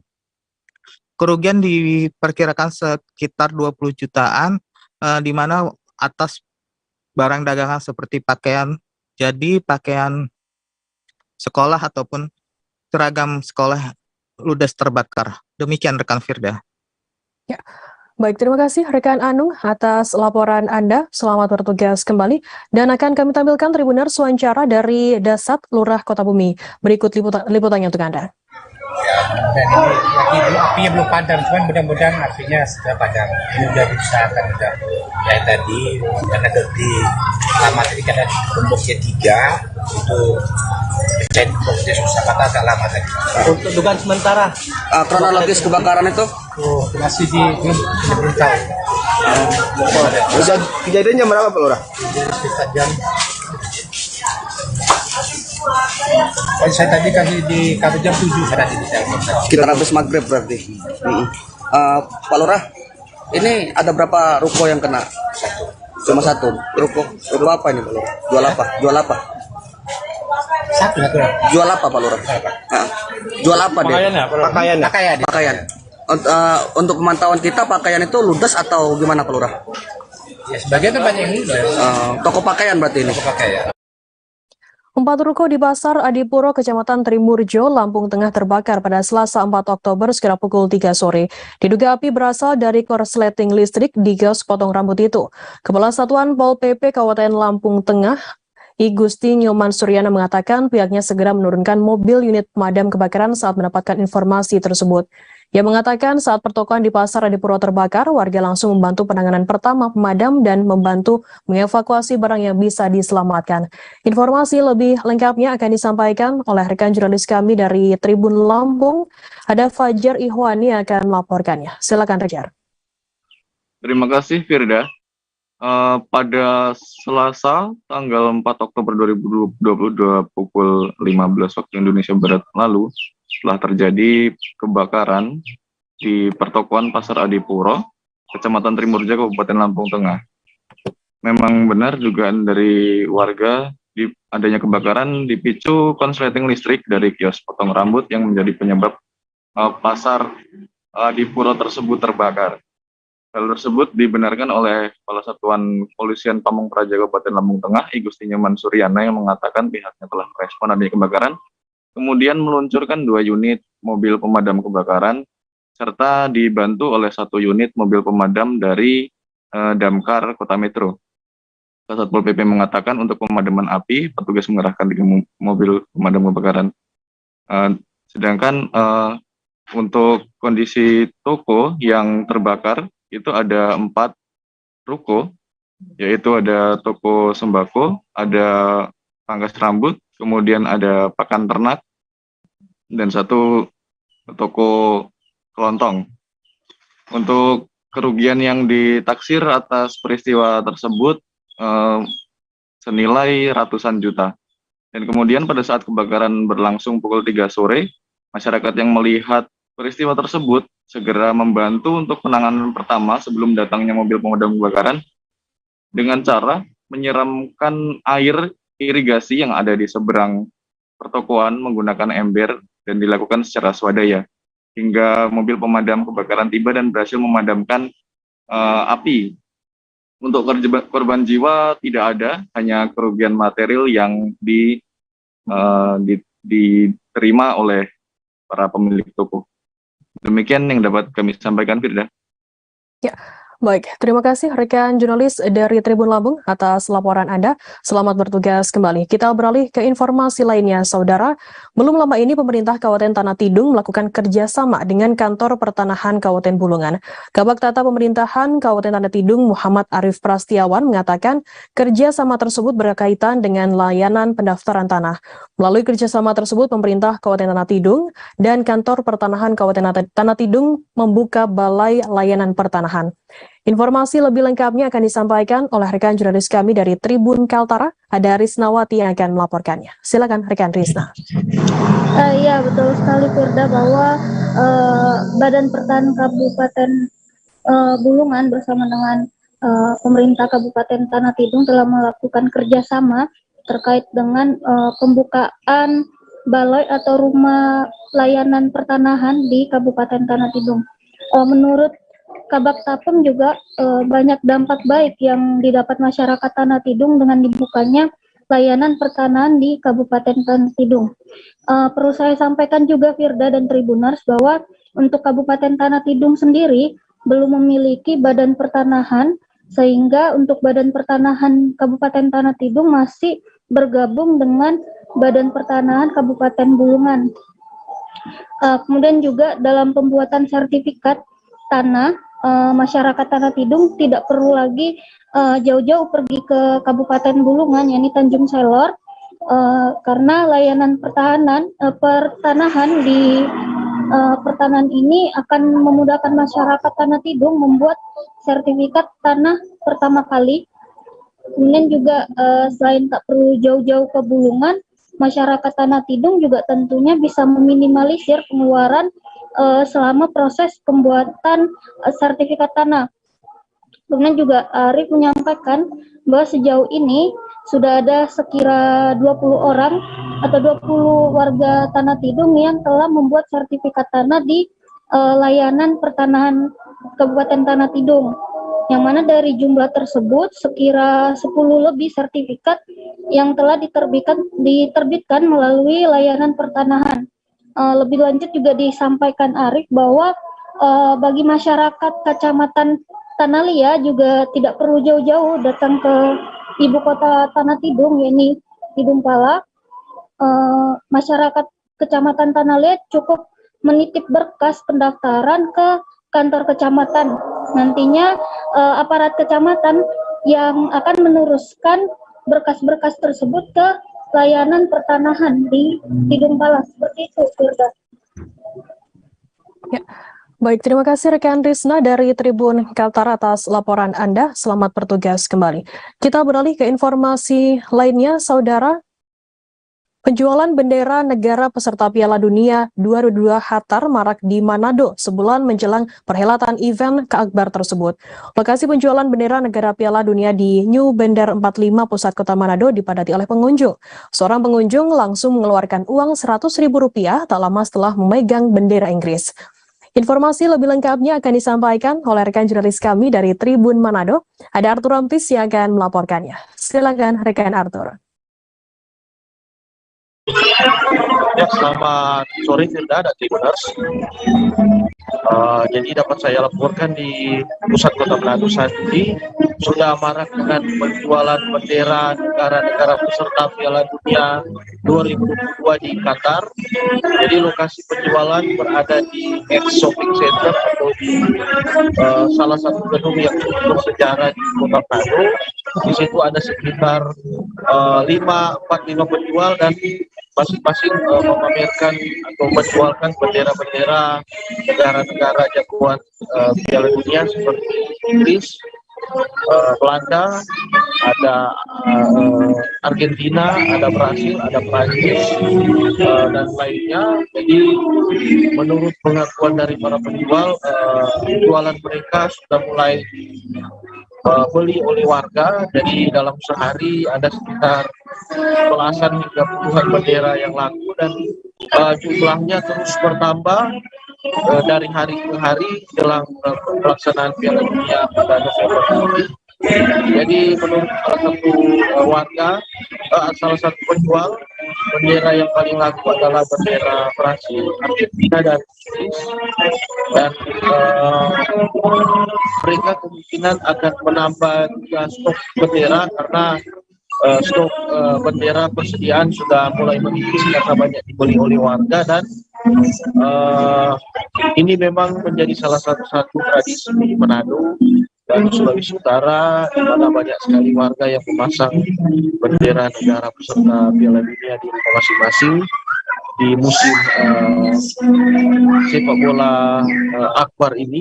Jadi ini memang sudah menjadi tradisi, dan ini hanya sebagai wujud dari hobi saja dari supporter terhadap sepak bola. Demikian Firda. Terima kasih rekan Arthur Rombis dari Tribun Manado atas laporan Anda. Selamat bertugas kembali. Kita beralih ke informasi lainnya, saudara. Emak-emak di Kuningan mendeklarasikan sebagai relawan manis untuk mendukung Anies Baswedan sebagai calon Presiden RI dari Partai Nasdem Kamis 6 Oktober. Haji Dadah yang juga istri Haji Momon Rohmana sekaligus mantan Wakil Bupati Kuningan ini merupakan salah satu dari emak-emak yang ikut deklarasi tersebut. Dede mengatakan penamaan manis sebagai relawan untuk mendukung Anies Baswedan karena melihat keberadaan emak-emak yang tetap eksis dalam memberikan pelayanan terhadap masyarakat. Informasi lebih lengkapnya akan disampaikan oleh rekan jurnalis kami dari Tribun Cirebon, ada Ahmad Ripai yang akan melaporkannya. Silakan rekan Ripai. Baik Firda, dapat saya sampaikan untuk kegiatan yang berlangsung sekira jam 10 tadi siang cukup memakan waktu lebih lama daripada kegiatan sebelum yang dijadwalkannya. Dalam kegiatan tersebut, emak-emak di Kuningan yang tergabung dalam relawan emak-emak manis ini resmi mendeklarasikan untuk mendukung Anies Baswedan sebagai calon presiden yang diusung daripada Partai Nasdem. Dalam deklarasi tadi, ketua relawan emak-emak di Kuningan ini juga dihadiri oleh mantan anggota DPRD Kabupaten Kuningan yang dari berbagai partai seperti Bu Haji Titi dari Partai Demokrat, kemudian Ibu Haji Ade Hasanah daripada Partai Golkar, juga ada Ibu Haji Aas Hasanah dari mantan anggota fraksi PKB. Dalam kegiatan tadi, emak-emak cukup sumringah. Pasalnya dalam kegiatan berlangsung di Gedung Wanita di Jalan Soekarno itu dilangsungkan juga kegiatan keagamaan yaitu Maulid Nabi Muhammad SAW. Komitmen daripada dukungan emak-emak yang diberikan terhadap Anies Baswedan sebagai calon presiden ini bentuk daripada soliditas dari sosok Anies yang merupakan pituin Kabupaten Kuningan. Terlebih Anies Baswedan ini merupakan mantan ataupun gubernur DKI yang sukses membawa kesejahteraan masyarakat di ibu kota negara Indonesia. Begitu Firda yang dapat saya sampaikan.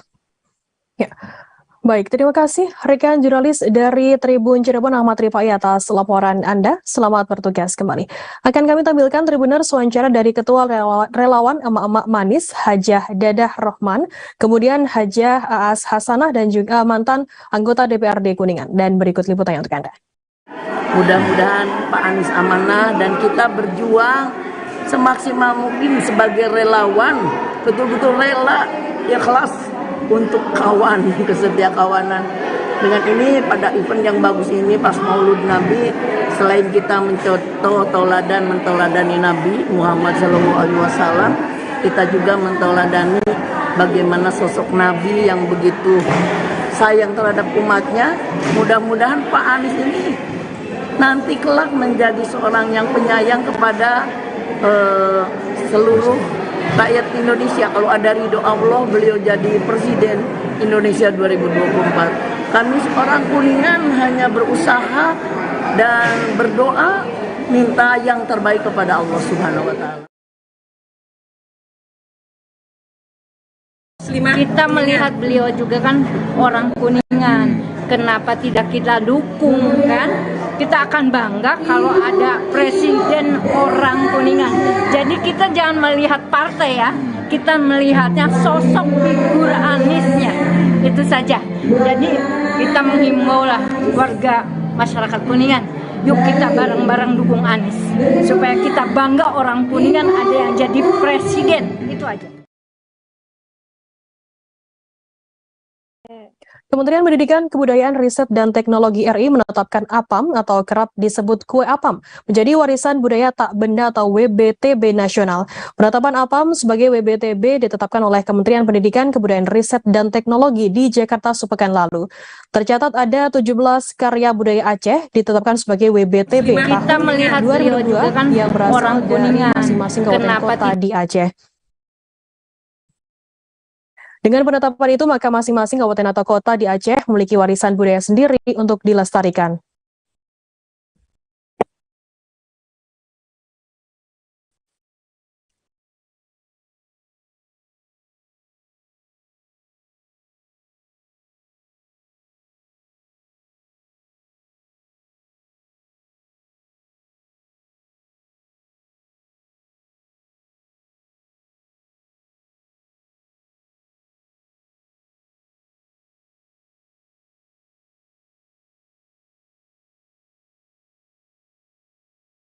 Kementerian Pendidikan, Kebudayaan, Riset, dan Teknologi RI menetapkan APAM atau kerap disebut Kue Apam menjadi warisan budaya tak benda atau WBTB nasional. Penetapan APAM sebagai WBTB ditetapkan oleh Kementerian Pendidikan, Kebudayaan, Riset, dan Teknologi di Jakarta sepekan lalu.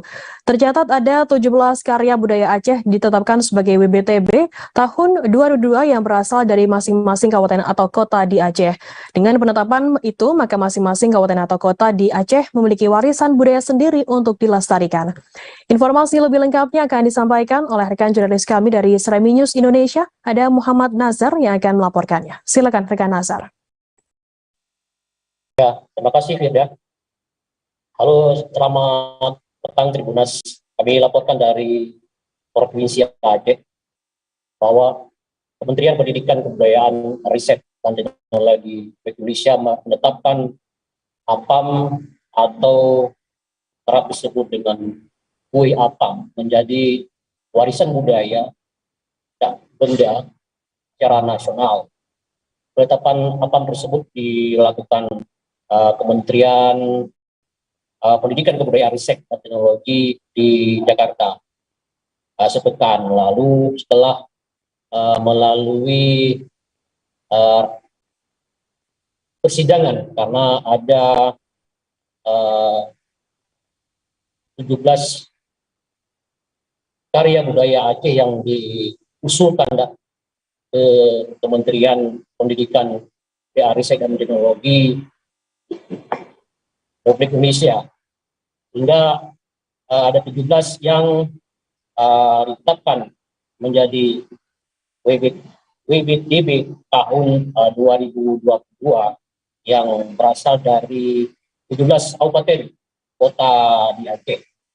Di antaranya Tribunas adalah APAM, Kue Apam yang merupakan tradisi yang dilaksanakan oleh warga Kabupaten Pidi yang dilaksanakan secara setiap tahun setiap datangnya bulan Rajab. Tradisi APAM ini sebenarnya Tribunas telah mengalami perubahan, terutama pada Kue Apam sendiri. Kalau dahulunya Tribunas, Kue Apam ini hanya dimasak secara tradisional menggunakan kayu, namun seiring dengan perkembangan sekarang, Kuya Farm ini dibuat berbagai macam varian oleh masyarakat saat menjamu tamu pada bulan Rajab. Tribuners, perlu diketahui Tribuners bahwa dalam proses penetapan WBTB ini itu ada 17 karya budaya masyarakat Aceh. Jadi untuk khusus Kabupaten PD hanya kue apam. Sementara ada juga Tribuners di kabupaten lain seperti Kota Langsa, itu namanya terasi, dan juga Dendang Lebah juga di Aceh Tamiang, kemudian Diki Panga juga di Aceh Jaya, kemudian daging rebus atau disebutkan dalam bahasa Aceh Urebuh, itu Aceh Besar, dan juga Kasab itu di Provinsi Aceh, kemudian Rumah Ungko di Aceh Selatan, kemudian di Medayang di Aceh Selatan, dan Semong di Semelung. Kemudian Tribuners juga di Aceh Singkil dinamakan dengan Embeng. Kemudian di Bener Meriah namanya Melengkang, dan juga di Aceh Barat namanya Sidalupa. Demikian, Firda. Ya, baik, terima kasih rekan Muhammad Nazar dari Islami News Indonesia atas laporan Anda. Selamat bertugas kembali. Tribuners, akan kami tampilkan wawancara dari Profesor Mukhlis Yunus, Guru Besar Fakultas Ekonomi Universitas Syiah Kuala Banda Aceh. Berikut liputannya untuk Anda. Bisa mengambil peran, mengambil porsi untuk pengembangan APAM ke depan. APAM masa depan tentu sedikit berbeda dengan APAM masa kini. Karenanya diperlukan kreasi-kreasi baru dari pimpinan daerah, instansi-instansi, terutama di Dinas Pendidikan tadi, di Disperindak. Kita coba memanfaatkan bahwa ini menjadi budaya, tidak hanya diminati oleh kaum-kaum tua, juga oleh kaum-kaum muda. Hari ini Dinas Pendidikan sudah mengambil contoh bahwa ternyata peran besar ini bisa dimainkan oleh kelompok stakeholder manapun. Sehingga PD akan kaya dengan berbagai program, kaya dengan berbagai destinasi wisata yang itu akan menjadi objek ekonomi yang bisa tumbuh dan berkembang semakin cepat pada masa depan. Kita tidak perlu merasa gundah karena ternyata APAM PD selain enak juga halalan taibah. Demikian. Sesosok pria ditemukan dalam kondisi tewas di kios terminal Malalayang, Kota Manado, Sulawesi Utara pada Rabu 5 Oktober pada pukul 13.30 waktu Indonesia Tengah. Berdasarkan informasi yang diterima, sosok mayat tersebut diketahui berinisial AC, 46 tahun, warga desa Sea Jaga 7, Kecamatan Pindalang. Saat di lokasi, pintu tempat kejadian perkara atau TKP telah ditutup dan diikat dengan polis lain. Warga sekitar menyebut jika korban sudah dibawa ke rumah duka. Informasi lebih lengkapnya akan disampaikan oleh rekan jurnalis kami dari Tribun Manado, ada Randy Umar yang akan melaporkannya. Silakan rekan Randy.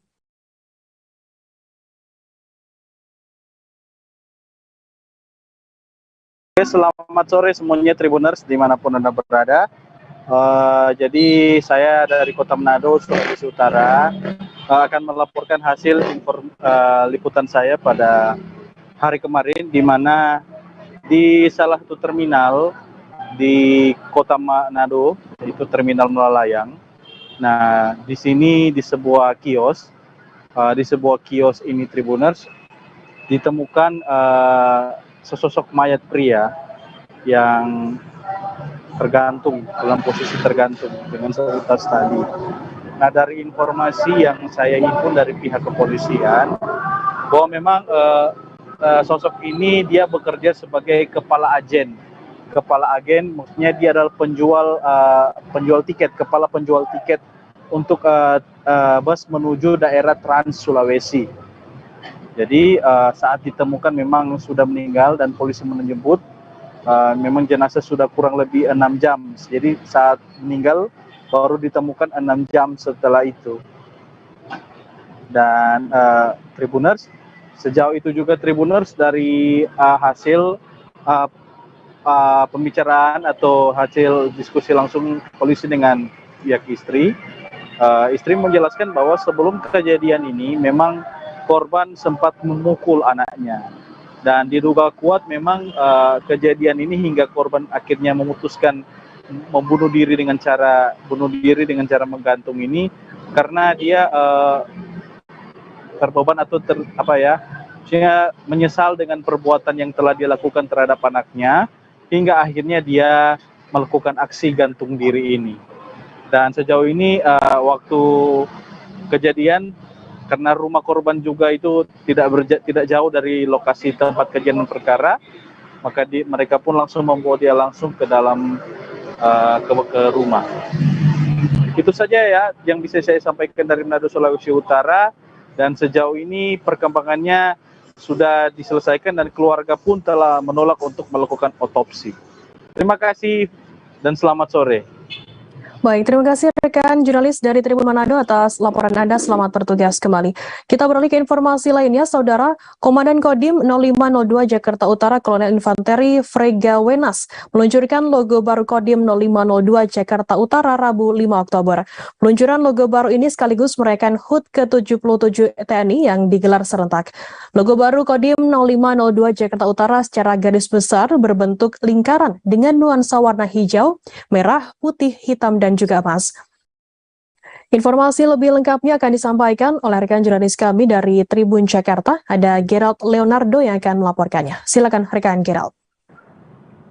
Ya, selamat sore Firda dan juga Tribuners dimanapun Anda berada. Dapat saya laporkan bahwa pada hari Rabu 5 Oktober 2022 kemarin, Kodim 0502 Jakarta Utara turut serta dalam rangka perayaan Hari Ulang Tahun ke-77 Tentara Nasional Indonesia atau HUT ke-77 TNI, di mana dalam perayaan HUT ke-77 TNI kemarin, Kodim 0502 Jakarta Utara ini merayakannya dengan mengajak serta Forkopimko Jakarta Utara, termasuk dari Polri dan juga pemerintah Kota Jakarta Utara, sekaligus menggelar silaturahmi bersama anggota dan juga yang menjadi spesial adalah peluncuran dari logo baru Kodim 0502 Jakarta Utara.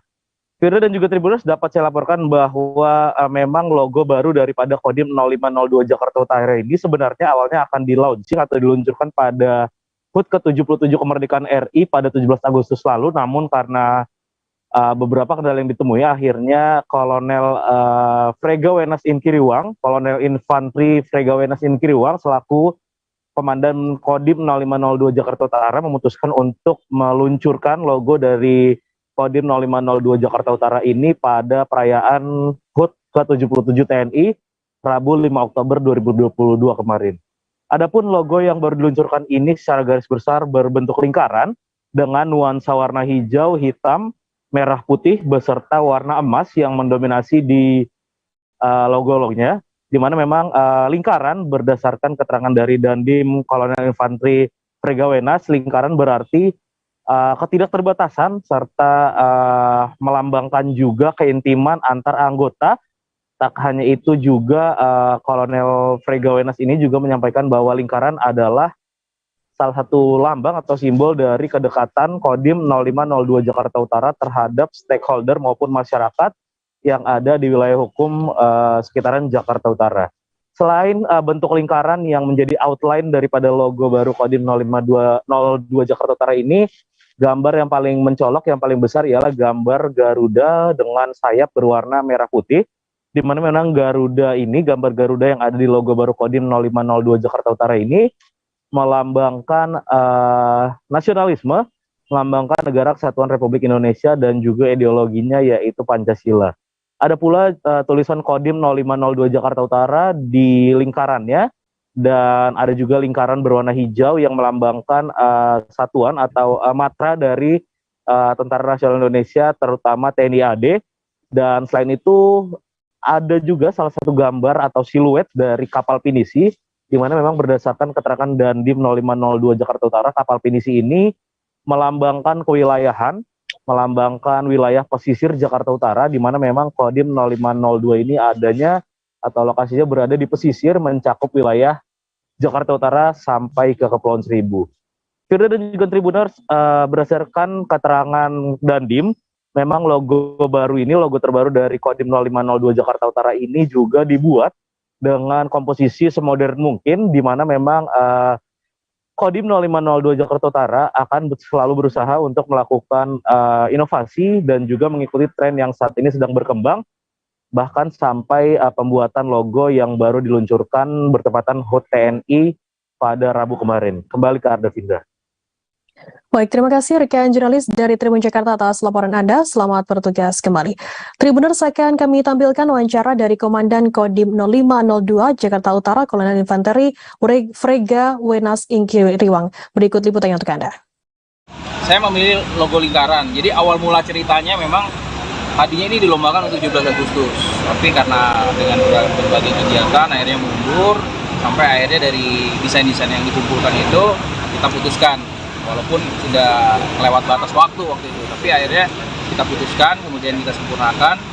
Itu yang dasar utamanya adalah logonya lingkaran yang bulat, itu menggambarkan bahwa kalau lingkaran itu kan penuh ya, jadi nggak ada batasnya, sehingga harapannya Kodim 0502 itu solid. Tapi dengan lingkaran itu juga menggambarkan keluasan, fleksibilitas. Apalagi kita sebagai satuan komando wilayahan berinteraksi dengan masyarakat, kita harus fleksibel.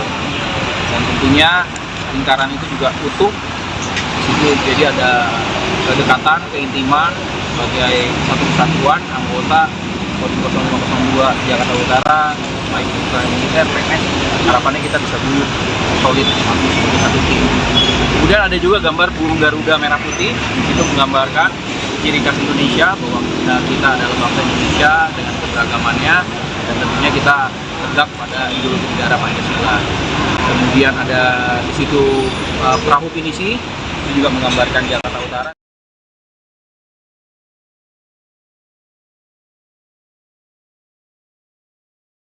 Mayat pria yang ditemukan di bawah jembatan tol Jagorawi, tepatnya di ruang terbuka hijau tol Jagorawi, ternyata mengalami luka benda tajam di bagian kepalanya. Luka tersebut diduga membuat pria yang diperkirakan berusia 50 tahun ini tewas ketika. Kasat Reskrim Polresta Bogor Kota Kompol Doni Irwanto menjelaskan ciri-ciri dari korban. Dari hasil pemeriksaan sementara, Doni memprediksikan mayat pria ini kondisinya masih baru. Doni melanjutkan saat ditemukan pria ini sedang mengenakan baju koko. Informasi lebih lengkapnya akan disampaikan oleh rekan jurnalis kami dari Tribun Bogor, ada Rahmat Hidayat yang akan melaporkannya. Silakan rekan Rahmat. Ya baik, Firda dan rekan-rekan Tribuners lainnya dapat kami sampaikan bahwasanya memang pada hari kemarin, Rabu tanggal 5 Oktober 2022 sekitar pukul 16.00 waktu Indonesia bagian Barat, di bawah jembatan tol Jagorawi atau lebih tepatnya di dekat Universitas Pakuan Kota Bogor ditemukan mayat sosok pria yang diduga meninggal karena mengalami luka benda tajam di bagian kepala. Hal tersebut terungkap oleh Satreskrim Polresta Bogor Kota yang langsung melakukan olah TKP di sekitaran kejadian tersebut. Dan hingga saat ini perlu diketahui rekan-rekan Tribuners lainnya, penyelidikan masih terus dilakukan oleh Polresta Bogor Kota untuk mengungkap kejadian secara pasti penemuan mayat pria tanpa identitas ini. Dan berdasarkan hasil keterangan sementara yang kami dapatkan dari pihak kepolisian, bahwasanya pria tanpa identitas ini ketika ditemukan menggunakan ciri-ciri pakaian berwarna coklat dan celana berwarna hitam. Dan di sekitaran mayat pria ditemukan barang-barang bekas, semisal kardus, karung, plastik, dan alat mengambil barang-barang coklat. Namun pada saat ditemukan ataupun didatangi oleh pihak Polresta Bogor Kota, posisi mayat pria tanpa identitas ini sudah tertutup karung. Dan alhasil pihak kepolisian pun masih belum bisa menyebutkan secara pasti penyebab meninggalnya pria tanpa identitas ini. Namun pihak kepolisian menyebutkan bahwasanya ada luka benda tajam di bagian kepala.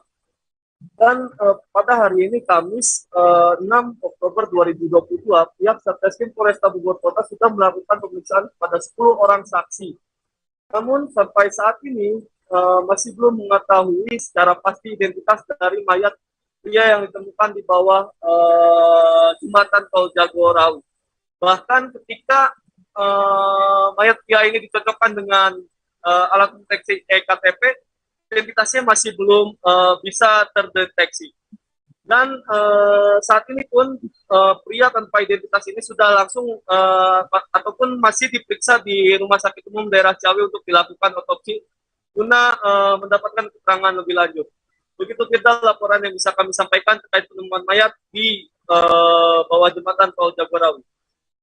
Ya baik, terima kasih rekan jurnalis dari Tribun Bogor, Rahmat Hidayat atas laporan Anda. Selamat bertugas kembali. Akan kami tampilkan Tribuners wawancara dari Kasat Reskrim Polresta Bogor Kota Kompol Doni Erwanto, dan berikut liputannya untuk Anda.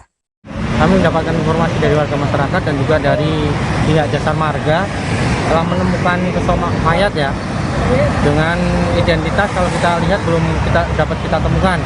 Sehingga pada kesempatan sore hari ini untuk jenazah sendiri kita bawa ke Rumah Sakit Ciawi untuk kita lakukan pemeriksaan secara medis ataupun otopsi dan juga pemeriksaan identitas. Untuk korban temukan jenis kelamin? Untuk jenis kelamin laki-laki sekitar umur 50-an tahun ya, kalau dilihat dari perawakan dari yang kita temukan. Ada luka-luka kan dari tubuh korban?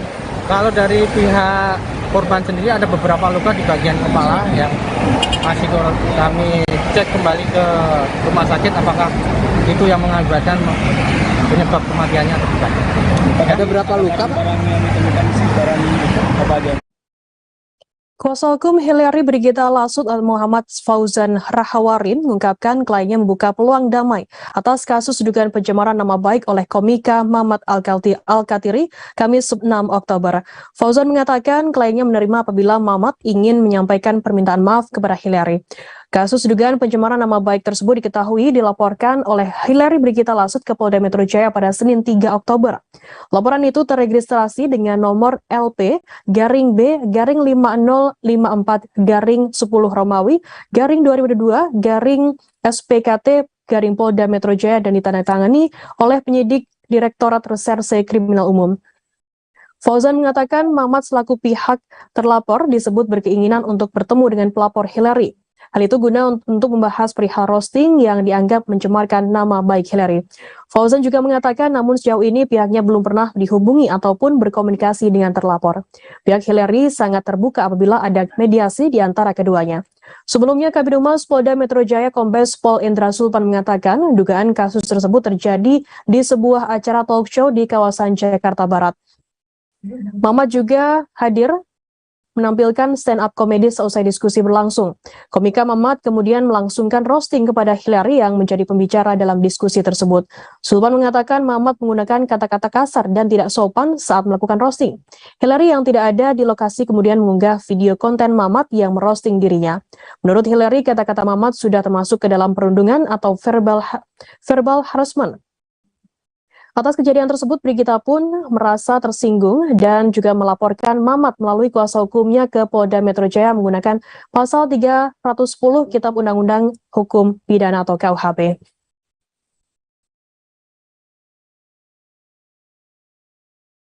Terungkap dua sosok anggota polisi yang menjilat kue akan diberikan ke Kodam 18 Kasuari sebagai hadiah HUT ke-77 TNI Rabu 5 Oktober.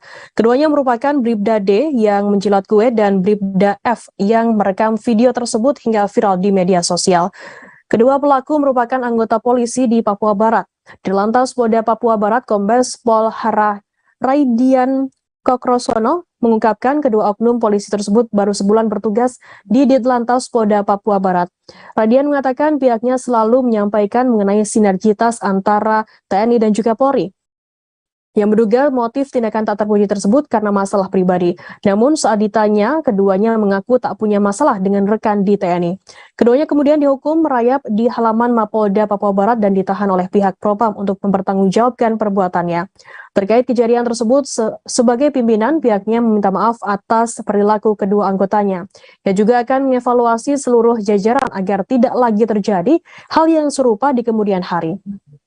Sedangkan kue yang ada di dalam video tersebut disita sebagai barang bukti dan tidak dikirimkan ke Kodam 18 Kasuari. Sementara itu, Pangdam 18 Kasuari Maijen TNI Gabriel Lema menerima permintaan maaf dari Kapolri Papua Barat, maksud kami Kapolda Papua Barat Irjen Pol Danilta Himonang Silitonga.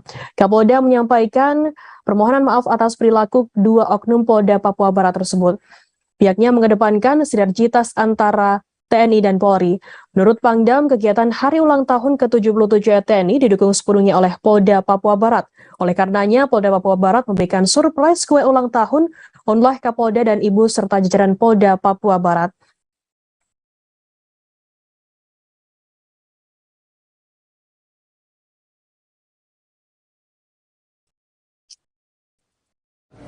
Saya di Lantas Polda Papua Barat pada saat ini menyampaikan permohonan maaf yang sebesar-besarnya kepada institusi jajaran TNI atas kejadian konten video viral yang dilakukan oleh oknum anggota Polantas Papua Barat yang beredar di media sosial. Pada kesempatan ini kami sampaikan bahwa kedua oknum anggota Polantas tersebut saat ini sudah ditahan di sel Polda Papua Barat untuk diproses dan mempertanggungjawabkan kesalahan yang diperbuat. Pada kesempatan ini saya dengan saudara saya Pangdam 18 Kasuari menyampaikan permohonan maaf yang sedalam-dalamnya atas ulah anggota saya lalu lintas yang tadi pagi bikin konten yang kurang mengenakan saudara-saudara saya di Kodam 18 Kasuari dan anggota TNI di seluruh Indonesia. Saya mohon maaf, saya sebagai komandannya bertanggung jawab atas hal itu, dan tadi juga saya sudah lakukan tindakan tegas terhadap anggota ini, dan kekompakan selama ini jangan tercederai oleh ulah anak buah yang perlu dikoreksi. Dan Komnas HAM mengungkap beberapa fakta yang mereka temukan terkait kondisi para korban tewas dalam insiden kerusuhan di Stadion Kanjuruhan Malang Kamis 6 Oktober. Komisioner Komnas HAM Muhammad Khairul Anam mengatakan kondisi mayoritas jenazah korban kerusuhan tersebut tampak berwajah biru. Anam memprediksi warna biru pada wajah korban ini kemungkinan karena disebabkan kekurangan oksigen dan gas air mata. Selain itu, di beberapa jenazah lain juga tampak matanya berwarna sangat merah imbas gas air mata dan mulutnya mengeluarkan busa. Anam juga menjelaskan karakter luka yang dialami oleh korban. Dalam investigasi yang dilakukan oleh pihaknya, ada beberapa yang mengalami patah kaki, patah rahang, dan juga memar. Bahkan pihak Komnas HAM sempat bertemu dengan seorang korban selamat pada Senin 3 Oktober. Korban selamat tersebut mengeluhkan matanya masih sakit apabila dibuka, dadanya perih, kemudian sesak nafas, dan juga tenggorokannya perih. Selain kondisi para korban tewas dan juga korban luka, pihak Komnas HAM juga mendapatkan informasi soal kronologi kerusuhan tersebut. Anam mengatakan selama ini berkembang informasi bahwa kerusuhan terjadi saat supporter merangsek ke lapangan karena hendak menyerang pemain. Namun Anam menemukan fakta berbeda berdasarkan keterangan dari Aremania atau supporter Arema FC dan juga pemain. Anam menjelaskan supporter yang merangsek masuk tersebut hendak memberikan pelukan semangat dan juga berkomunikasi dengan pemain. Supporter yang turun ke lapangan ingin memberikan dukungan meski Arema FC kalah melawan Persebaya Surabaya. Menurut pengakuan pemain Arema FC terakhir yang meninggalkan stadion kepadanya, kata Anam, pemain tersebut mengatakan hal yang sama.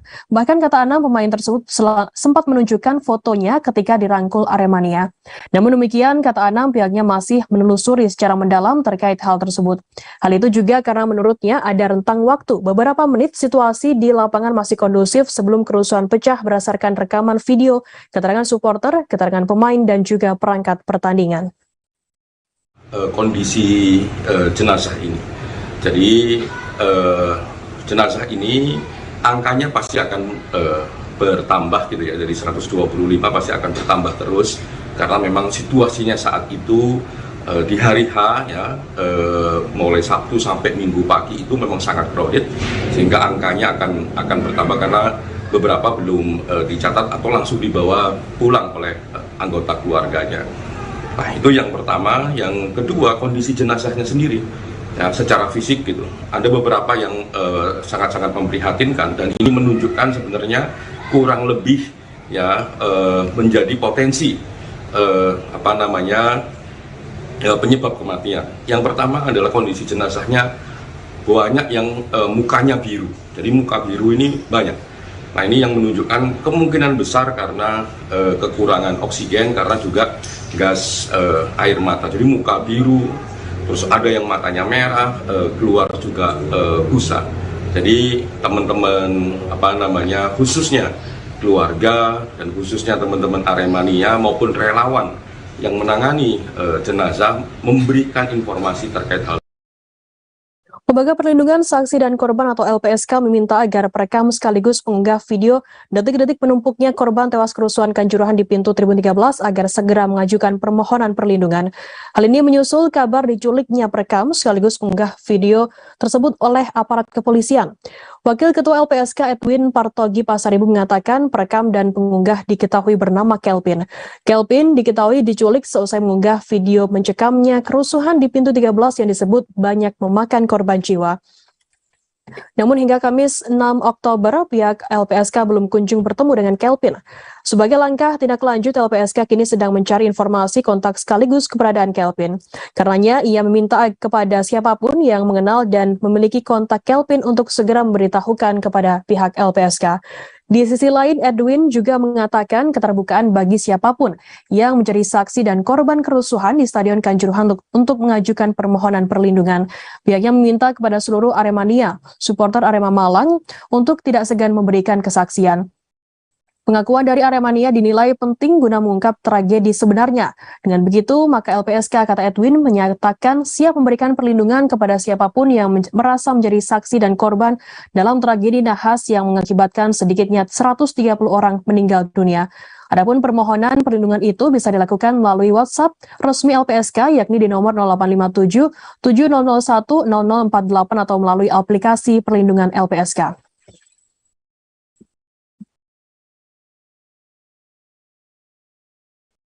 Kadif Humas Polri Irjen Deddy Prasetyo mengatakan hasil pemeriksaan CCTV terkait kasus kerusuhan di Stadion Kanjuruhan Malang Rabu 5 Oktober. Deddy menjelaskan CCTV tersebut ada 6 pintu stadion saat kerusuhan tersebut terjadi. CCTV tersebut berada di pintu 9, 10, 11, 12, 13, dan 14 yang menampilkan banyak korban berjatuhan. Diketahui kerusuhan di Stadion Kanjuruhan Malang, Jawa Timur terjadi seusai pertandingan Arema FC versus Persebaya pada Sabtu 1 Oktober malam. Insiden bermula saat beberapa supporter Arema masuki lapangan seusai pertandingan tersebut. Tak berapa lama, ratusan Aremania memenuhi lapangan Kanjuruhan. Kemudian polisi tiba-tiba menembakkan gas air mata untuk membubarkan supporter yang masuk ke lapangan tersebut. Gas air mata itu tak hanya ditembakkan ke lapangan, namun juga ke arah tribun penonton yang kemudian memicu kepanikan supporter lain. Nantinya hasil pendalaman CCTV tersebut akan disampaikan ke publik. Deddy menyatakan kasus penyelidikan kerusuhan Kanjuruhan saat ini masuk dalam tahap penyidikan. Artinya Polri menemukan adanya unsur pidana terkait kelalaian hingga mengakibatkan tewasnya seratusan orang tersebut. Dalam perkara ini, penyidik mempersangkakan pasal 359 dan pasal 360 KUHP. Para tersangka nantinya terancam dengan hukuman maksimal 5 tahun penjara.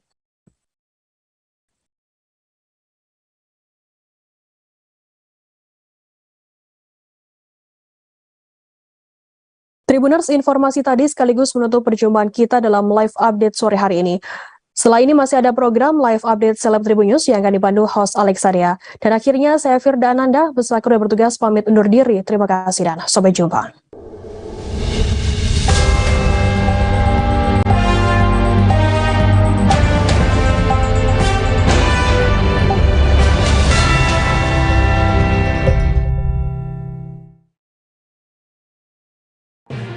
Tribun News Live Update tanggal 21. Selamat siang Tribuners, selamat sore Tribuners, selamat petang Tribuners, Anda sedang menyaksikan live up. Informasi teraktual dan terupdate dari siang hingga petang kami sajikan untuk Anda. Menewaskan 2 orang penumpang, yang mana kedua penumpang Kami perdalam dengan laporan langsung dari lokasi kejadian dan narasumber terpercaya. Benar-benar menghukum mereka-mereka yang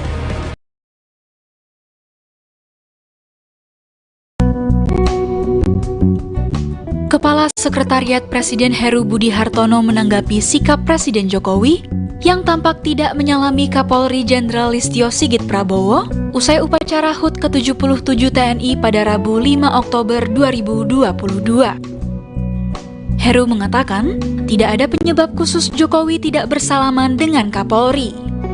Pasalnya, Jokowi disebut telah bersalaman dengan semua tamu undangan yang ada di mimbar utama, termasuk Kapolri, sebelum upacara berlangsung.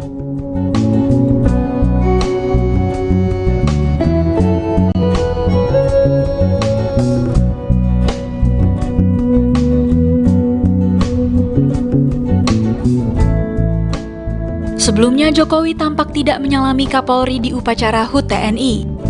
Padahal, ia menyalami para tamu undangan lainnya seperti Panglima TNI Jenderal Andika Perkasa, Kasat Dudung Abdurrahman, hingga KSAL Laksamana Yudo Margono. Adapun institusi Polri belakangan ini tengah disorot usai peristiwa pembunuhan Brigadir J yang melibatkan mantan Kadif Propam Polri Irjen Verdi Sambo. Tidak hanya Sambo, beberapa perwira juga diduga terlibat dalam skenario guna menutupi peristiwa asli dari kematian Brigadir J. Selain itu, baru-baru ini kinerja Polri kembali disorot usai tragedi di Stadion Kanjuruhan Malang. Sebanyak lebih dari 100 orang meninggal dunia setelah aparat kepolisian yang berjaga menembakkan gas air mata ke arah tribun penonton.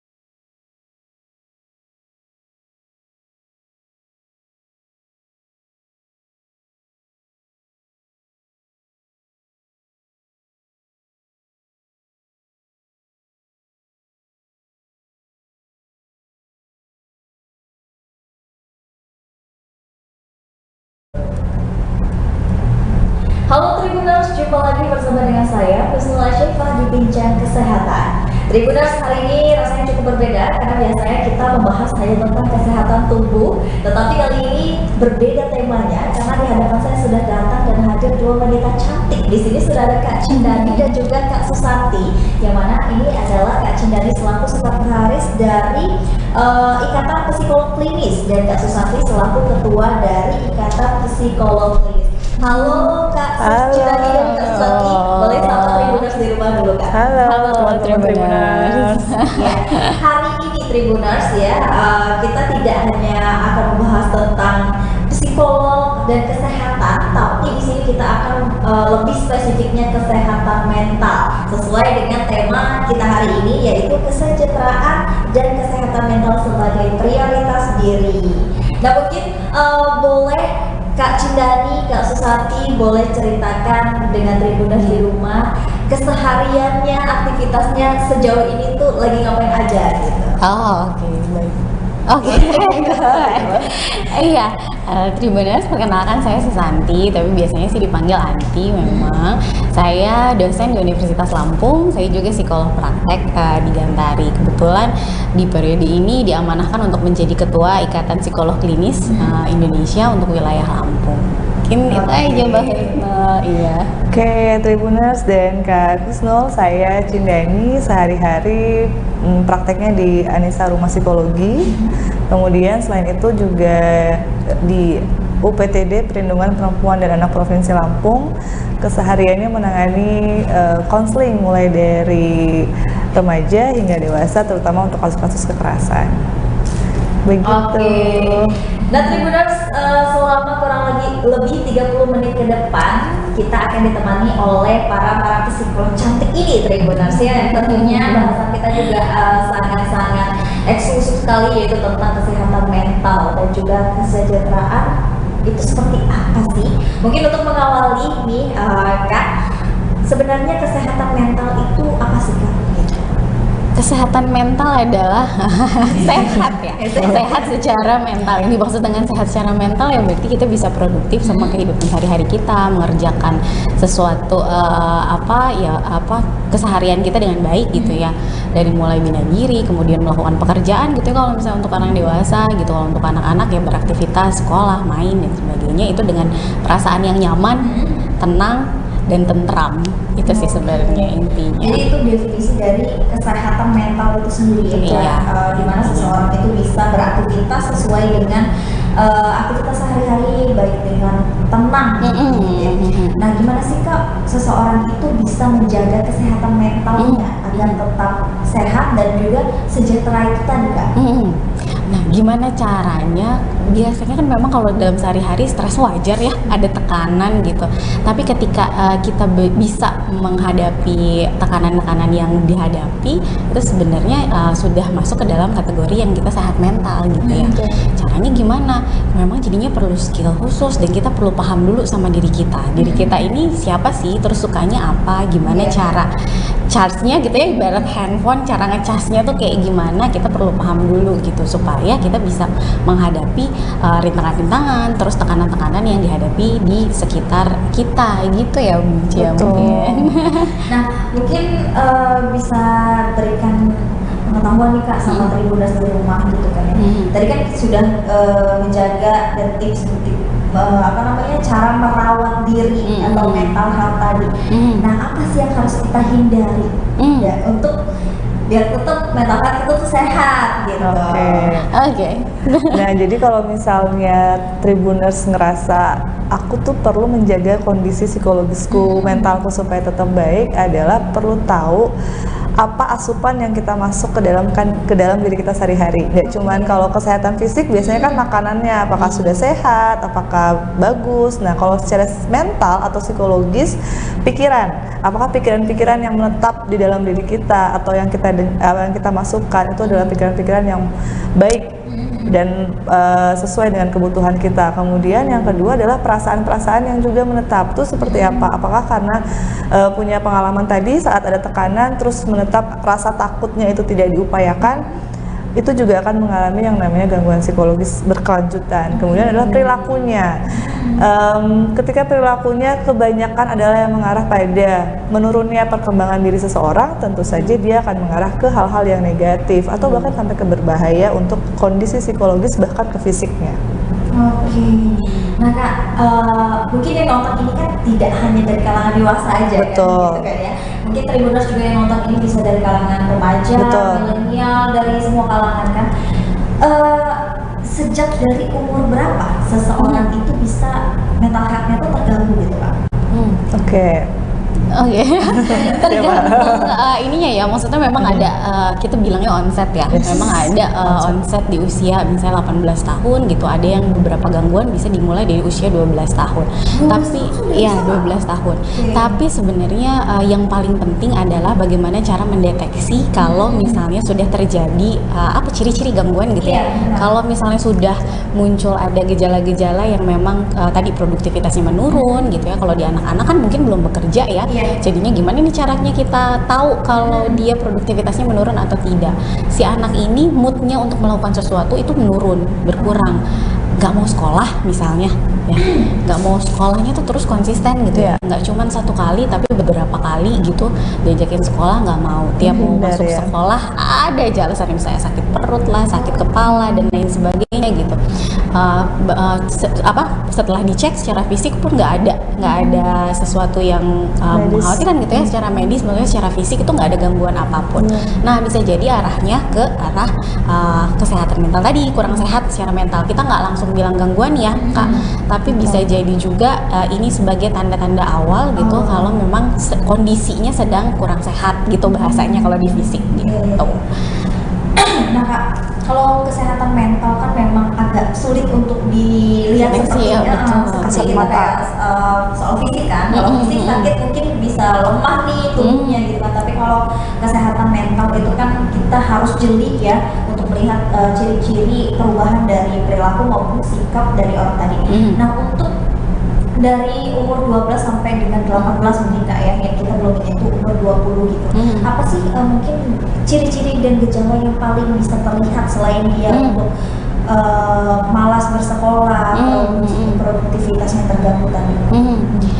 Lebih cenderung murung gitu ya, pemurung, jadi diem, nggak mau banyak cerita, karena biasanya di usia segitu 12 tahun gitu sebenarnya lagi banyak energinya lagi besar, energinya lagi besar, tapi sangat aktif gitu, lagi banyak-banyaknya yang dia pengen tahu gitu. Tapi kalau misalnya ini agak kurang gitu ya, lebih seneng diem di kamar, dan diem di kamar pun nggak ngapa-ngapain gitu ya sebenarnya, nah itu sebenarnya perlu didekati dulu gitu ya, ada bisa jadi ini ada something gitu. Terus arahnya juga kayak tadi ya, termasuk sempat kita obrolin juga yang bina diri, yang kayak makan, mandi dan lain sebagainya itu udah mulai abai gitu ya, udah mulai abai, nggak lagi bersemangat. Padahal di usia itu kan lagi suka-sukanya sama pasangan biasanya ya, mulai gitu ya, maksudnya mulai puber gitu. Nah biasanya kan hormon puber itu kan harusnya bikin kita semakin aktif, semakin ingin merawat diri gitu. Ini enggak gitu. Nah ini berarti sebenarnya ada sesuatu nih yang perlu kita waspadai gitu mungkin ya. Jadi kalau misalnya dia mau ditambahkan juga. Iya sih, kalau dari faktor itu biasanya mereka menarik diri, itu yang paling kelihatan, menarik diri tambah murung. Biasanya kita bisa lihat perubahannya, apalagi kalau anak-anak ini ada orang dewasa di sekitarnya, pasti akan kelihatan banget perubahan dari sikap anak-anak ini. Jadi misalnya prestasinya menurun, terus juga menghindari kontak dengan banyak orang yang tadinya dia bisa. Itu sih yang paling terlihat jelas. Kita nggak perlu lagi menggunakan dia sampai misalnya oke lah sampai nangis, sesunggukan dan sebagainya, itu sudah tahapannya berarti sudah cukup berat. Tapi dimulai deteksi awalnya biasanya seperti itu, bisa dibantu. Menarik diri, cenderung pada intinya pada intinya ada perubahan perilaku yang sangat signifikan yang terjadi pada si anak ini. Makanya tadinya misalnya anaknya kalau misalnya bawaannya memang dari kecil introvert gitu ya berarti itu nggak ada masalah ya gitu. Nyaman berarti dia. Nyaman, dia memang nyaman melakukan, ya beda juga ya antara pendiam sama introvert gitu ya. Jadi kalau dia lebih nyaman melakukan hal sendiri gitu ya, itu memang arahnya ke introvert. Tapi kalau misalnya tadinya dia sangat ceria misalnya gitu ya, terus bisa berinteraksi dengan banyak orang, rame gitu ya orangnya, terus tiba-tiba terjadi perubahan perilaku yang sangat signifikan, yang tadinya rame jadi pendiam, jadi pemurung. Nah itu berarti ada sesuatu nih, karena ada terjadi perubahan gitu ya. Balik lagi, atau malah mungkin ada pada anak-anak yang tadi yang introvert, yang tadinya dia pendiam, malah jadi semakin banyak itu bicaranya, sebenarnya itu jadi ada sesuatu juga ya, ini ada apa gitu. Ada kayak perubahan perilaku yang tidak seperti biasanya gitu yang dia lakukan. Jadi ada perubahan sesuatu yang signifikan dan besar ya, kelihatan banget tuh gitu ya. Dan konsisten di waktu tertentu gitu ya. Gitu. Biasanya kita deteksinya 3-6 bulan sih ya. Nah biasanya apa sih Kak yang menyebabkan anak-anak di usia di bawah 20 tahun ini bisa mental health-nya terganggu gitu?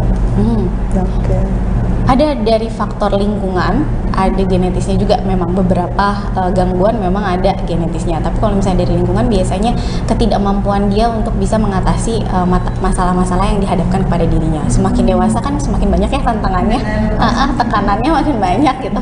Rasa-rasanya pengen balik lagi gitu. Masih kecil kita nggak mikirin lagi gitu ketika dewasa apa. Nah kalau misalnya kurang terlatih untuk menghadapi tantangan-tantangan seperti itu ibaratnya kayak jiwanya tuh kayak rapuh gitu loh ya. Kalau misalnya ibaratnya apa, keramik kayaknya manggangnya terlalu sebentar gitu ya, jadi cepat pecah gitu. Itu juga bisa jadi salah satu penyebab gitu ya. Jadi memang faktor lingkungan, mungkin faktor keluarga, dan mungkin faktor karena diri dia terbentuk belum terlalu matang tadi kayak untuk menerima dan memahami masalah-masalah gitu ya. Oke. Kita beralih ke fase yang menuju dewasanya nih Kak, di umur 20 sampai dengan seterusnya. Ini kan pasti masalah-masalah makin banyak nih ya, dengan berbagai macam problematika kehidupan. Nah itu biasanya gimana sih Kak ciri-cirinya seorang kena mental health pas mereka sudah dewasa gitu? Mungkin kita harus runutkan dulu ya Mbak Anti ya. Jadi ada perkembangan psikologis nih Kang Asmo. Jadi di setiap tahapan perkembangan seseorang dia harus mampu menyelesaikan tugasnya. Jadi pada saat anak bayi tugas perkembangannya apa? Merangkak, merambat, terus atau juga babbling, itu kan ada tugas perkembangan yang harus diselesaikan oleh seseorang. Nanti semakin dia dewasa, tugas perkembangannya semakin banyak, mungkin semakin kompleks gitu. Salah satu tugas perkembangan orang dewasa apa? Mampu mencari pekerjaan, bisa menyesuaikan diri ketika ada kesulitan, mencari pasangan hidup, dan lain sebagainya. Itu yang kadang tugas perkembangan inilah yang menimbulkan masalah. Ketika lagi nyari pasangan, kok pasangannya nggak ada yang cocok ya? Nyari kerjaannya kok ternyata rekan kerjanya, atasannya, atau saya sendiri kok kurang mampu untuk bisa menyelami proses pekerjaan itu. Nah sehingga kalau kita sebutnya quarter life crisis ini, anak-anak di usia 20-an ini sedang mengalami yang namanya krisis, tapi juga harus segera bisa menentukan apa langkah-langkah yang perlu dia ambil untuk jangka panjangnya lagi, tugas perkembangan berikutnya di usia sekitar 3-40 tahunan nanti. Nah di usia atau di fase ada nggak sih Kak yang memang benar-benar mengkhawatirkan nih gitu kondisi kesehatan mental? Baik. Bisa dilihat dari Nah, kondisi kesehatan mental seseorang sudah mengkhawatirkan itu di tahap dia tidak mampu lagi menilai dan mengkondisikan kebutuhannya. Jadi sudah tidak paham, tadi kalau kita diskusikan tilik diri, kebutuhan dasarnya makan, tidur, itu sudah tidak mampu lagi dia lakukan dengan baik, dengan sesuai dengan yang ada idealnya. Kemudian juga pekerjaan, keseharian, terus mendapatkan permasalahan yang dia sulit untuk menentukan penyelesaian masalahnya. Bahkan di titik tertentu sudah sampai ranah membahayakan diri sendiri, bisa self harm, ada percobaan untuk suicide atau pikiran-pikiran untuk suicide. Itu sudah sangat mengkhawatirkan dan butuh bantuan dari, kalau di sini kita sebagai profesional biasanya juga menangani hal-hal yang sudah separah itu. Menangani hal-hal yang sudah seperti itu ya Kak ya. Nah apa sih Kak? Ya pasti kita semua tahu kan, tapi mungkin Tribuners ada beberapa yang belum tahu gitu. Apa ya hal yang paling parah gitu yang bisa disebabkan kalau kita membiarkan mental health ini terjadi?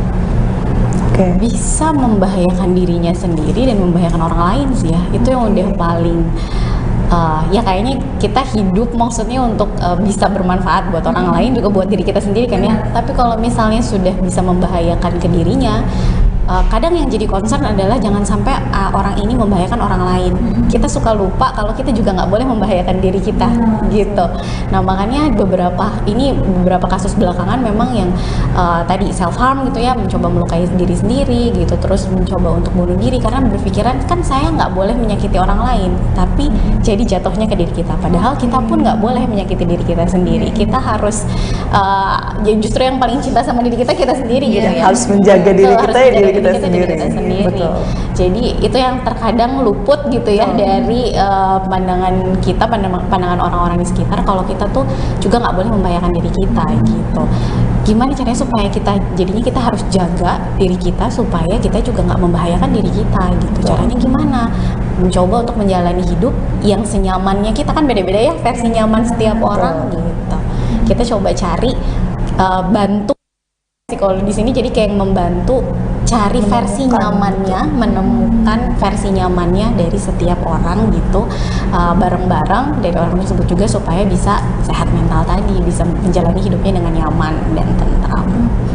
Berarti memang kesehatan mental ini nggak bisa dibiarin ya kan? Karena dampaknya itu tadi jangka yang panjang. sudah dibilang tadi ya ya, karena dampaknya itu tadi bisa menyebabkan self harm, melukai diri sendiri, bisa juga bahkan mengarah yang lebih ke serius dan juga bisa melukai orang lain gitu, dan dampaknya itu terhadap lingkungan tribuners di rumah. Nah, berarti self harm itu bisa terjadi karena mungkin dia berpikiran dia tidak bisa melukai orang lain, jadi dia melukai dirinya sendiri gitu. Bisa, atau dia merasa dia patut ya, jadi kebanyakan gitu. Jadi kayak dia merasa bahwa saya patut dihukum gitu karena kesalahan yang saya buat gitu ya. Itu ada memang arahnya jadi kayak kedua, yang dia merasa sangat bersalah sama dirinya gitu, yang membuat dia jadinya merasa harus boleh menyakiti diri saya sendiri gitu. Sama memang jadinya dia mendapatkan perhatian gitu ya dari perilaku tersebut. Gitu.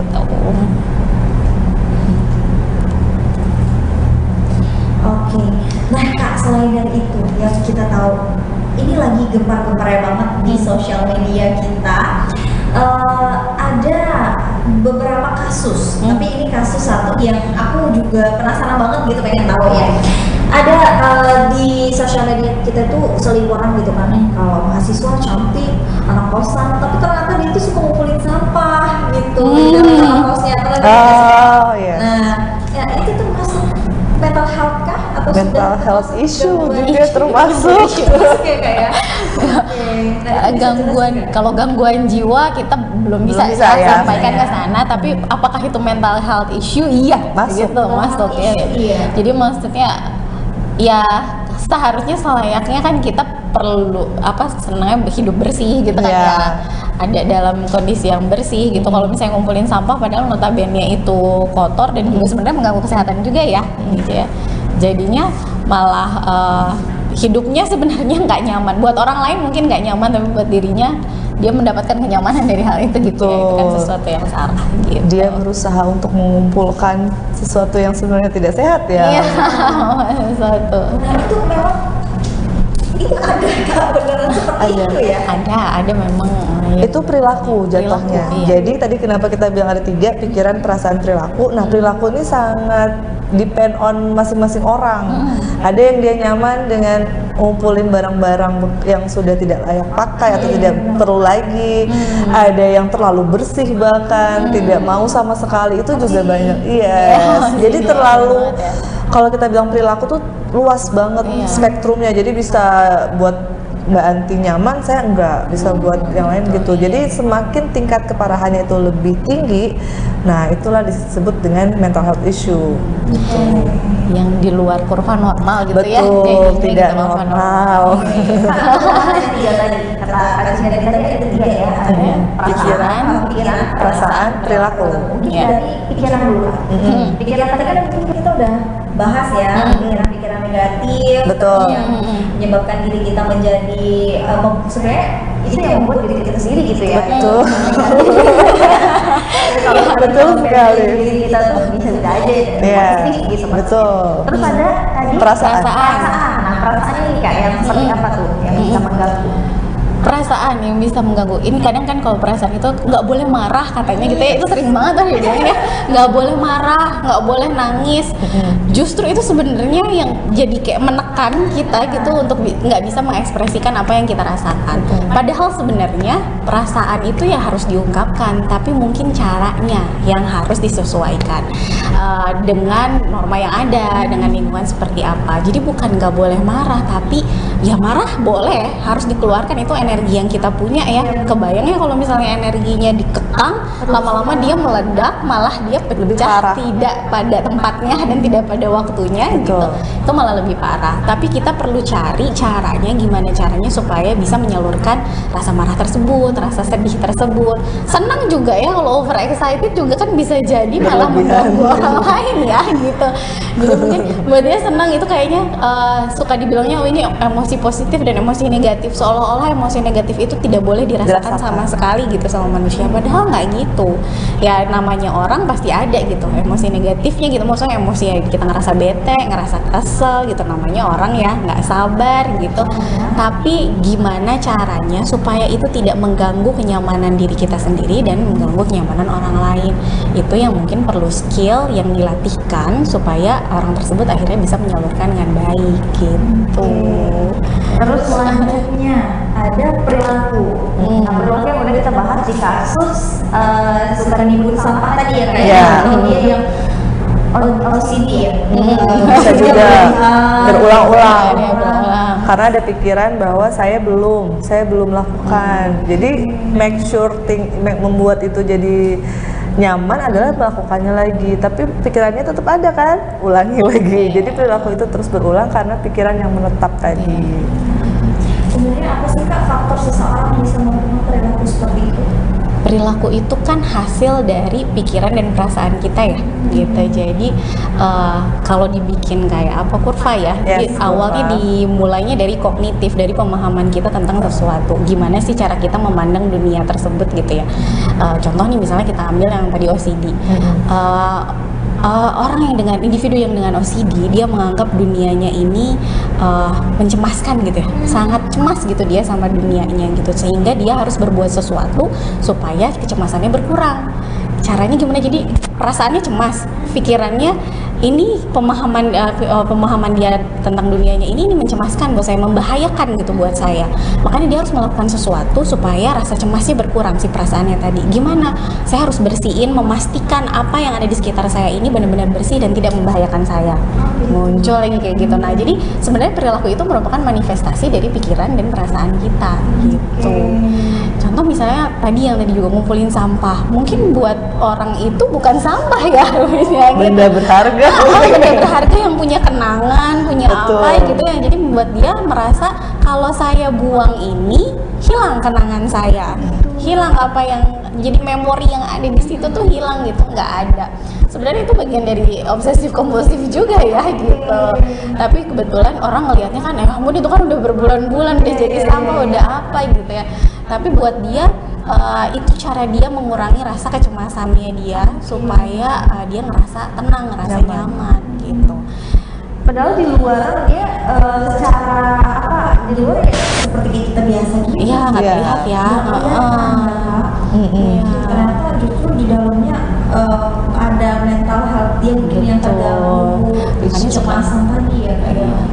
Makanya sudah dibilang kalau mental health itu kayak gunung es ya jadinya gitu. Jadi lebih banyak yang tidak terlihat sebenarnya dibandingin Apalagi mungkin gini, kalau penangkapnya juga kalau mental health anak-anak di bawah 20 tahun seperti Kak Adi bilang tadi mungkin lebih enak gitu kelihatannya, lebih bisa ya. Kalau semakin dewasa tuh semakin sulit nggak sih Kak melihatnya, karena semakin banyak topeng yang punya. Udah ditutupi juga ya Kak, dan dia juga kadang nggak mau terbuka, nggak mau cerita, itu juga bisa menjadi pemicu nggak sih Kak sebenarnya? Betul. Iya, bisa banget ya. Betul loh. Selain itu, apalagi Kak yang bisa memicu seseorang itu terkena mental health-nya sudah serius gitu? Selain dia menyimpan semuanya sendiri, udah deh sendiri aja gitu. Sebenarnya kalau misalnya bicara perkembangan sih ya, jadi jatuhnya ini karena perkembangan jadi jatuhnya jadi kayak bagaimana sih pola asuh nantinya orang tua terhadap si anaknya gitu, yang bisa mungkin secara nggak sadar sebenarnya melatih anaknya untuk tadi memendam perasaan, terus memendam apa yang dipikiran, nggak boleh begini, nggak boleh begitu, bukan jadi tidak boleh melarang ya, tapi maksudnya diperlukan alasan dibalik itu gitu. Kenapa sih nggak boleh, kenapa sih nggak, supaya pemahaman anak tuh jadinya utuh, sehingga ketika dia berhadapan sama masalah dia bisa pilih cara yang paling baik untuk dirinya itu seperti apa. Nah kalau misalnya banyak sekali dipendam, ditekan gitu ya, lama-lama si anak ini mungkin nantinya dia lupa ya, soalnya jadi kayak lupa momennya apa, tapi rasanya tetap ada sih gitu. Jadi bayang belum betul, iya belum meletus gitu. Jadi jadinya jadi nggak bisa mengambil keputusan sendiri gitu. Itu kan sebenarnya ya kalau dia nggak bisa ngambil keputusannya sendiri, karena yang namanya orang tua yang akan selalu ada gitu kan gitu. Berarti hal ini juga perlu parenting bagus kan? Iya, mutlak kayaknya gitu ya. Betul. Yaitu pemahaman orang tua untuk bisa nggak apa-apa lo emosi, nggak apa-apa lo marah, benar. Dan juga pemahaman perlu nggak sih Kak untuk edukasi. Nah edukasi itu mungkin kebanyakan kita nggak bisa temuin di orang tua, tapi sebenarnya edukasi itu perlu nggak sih Kak tentang psikolog inilah gitu? Oh perlu banget sih. Perlu nggak? Perlu banget sih kalau apalagi di era yang seperti saat ini, kondisi di sekitar kita tuh udah nggak baik-baik aja, tapi kita dituntut nih supaya tetap sehat mental, berarti kita harus baik-baik aja dong secara psikologis. Nah, maka edukasi yang paling mungkin kita lakukan sebagai organisasi yang menaungi kita itu adalah dengan hal-hal yang akan kita lakukan nanti ini di Hari Kesehatan Mental Sedunia. Tapi perlu dipahami juga sebenarnya banyak sekali sudah alarm-alarm yang bunyi nih, mulai dari kasus-kasus yang bermunculan, terus juga kondisi di sekitar kita, bahwa kenapa sih kok kita jadinya seperti ini, bukan lagi isu kesehatan fisik aja, tapi kok jadinya ke arah-arah yang ke psikologis. Semoga dengan hal ini bisa membuat kita lebih terbuka mata hatinya.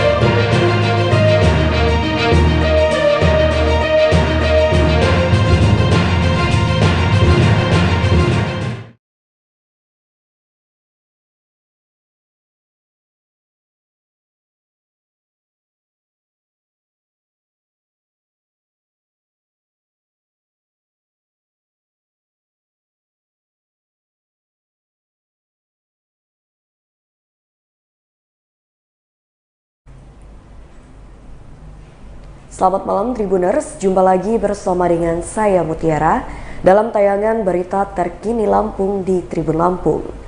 Kami akan menyajikan informasi menarik dan terkini untuk Anda dari berbagai daerah di Provinsi Lampung. Dan inilah berita terkini selengkapnya. Lampung City Mall resmi soft launching, buka jam 10 pagi hingga 10 malam. Pusat perbelanjaan modern Lampung City Mall di Jalan Yosudarso nomor 44, Kecamatan Bumi Waras resmi dilaunching lewat soft opening pada Kamis 6 Oktober 2022 siang. Lampung City Mall beroperasional tiap hari mulai pukul 10 pagi hingga 10 malam. Lampung City Mall ini sekaligus terintegrasi dengan The Bay Apartment berkonsep lifestyle and smart living. Rencananya ke depan bakal dilengkapi dengan fasilitas hotel. Perwakilan PT Sungai Budi Group yang juga pimpinan cabang PT Budi Graha Realty Hardi Chandra mengapresiasi kerjasama yang terjalin baik dari berbagai pihak hingga soft launching bisa terselenggara. Hardi Chandra mengucapkan terima kasih untuk kerjasama yang baik termasuk dari pihak apartemen hingga tenan yang ada di Lampung City Mall. Terkait dengan okupansi tenan Lampung City Mall, diakuinya sudah 85% atau ada 60 tenan yang mana saat ini sudah beroperasional 25%. Selama Oktober, November hingga Desember mendatang, tenan yang akan fit out sebanyak 30 tenan, diantaranya H&M, CNF, Mycopio, Shabu Kitchen, Awe Resto, Ghost The Palace, iBox Celsius, Hammer Executive at Ketera, Woods Bakso Lapangan Tembak Senayan, dan Marugame Udon. Ada juga Fruit Bar, Garam, Hungrypedia, Domestic, Gokana Platinum Grill, Atmuflih, Obefit, Excelso, Giardano, Colorbox, Coconut Island, Tokyo Gorilla, Toy City, Hokben, dan Tonji.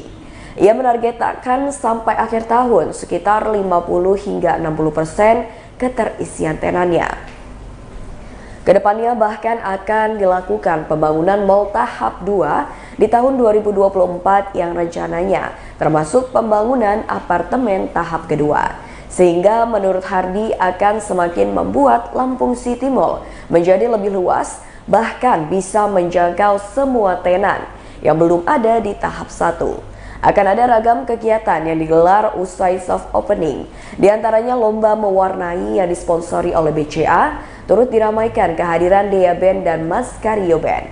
Ada juga pameran KKB dan UMKM BCA, fotografi and videografi kontes, serta penampilan Ikhlas Band di 7 Oktober 2022. Termasuk gelaran kuliner Lampung Festival hingga 23 Oktober mendatang. Di tanggal 15 Oktober 2022 juga akan dihadirkan Kotak Band.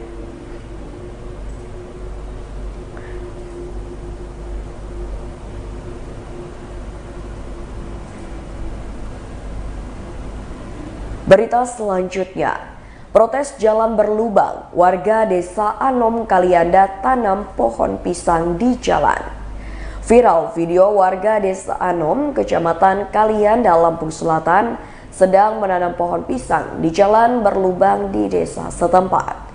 Berdasarkan video viral tersebut, reporter Tribun Lampung mendatangi lokasi dan ternyata di sepanjang jalan tersebut ada 8 pohon pisang yang ditanam warga.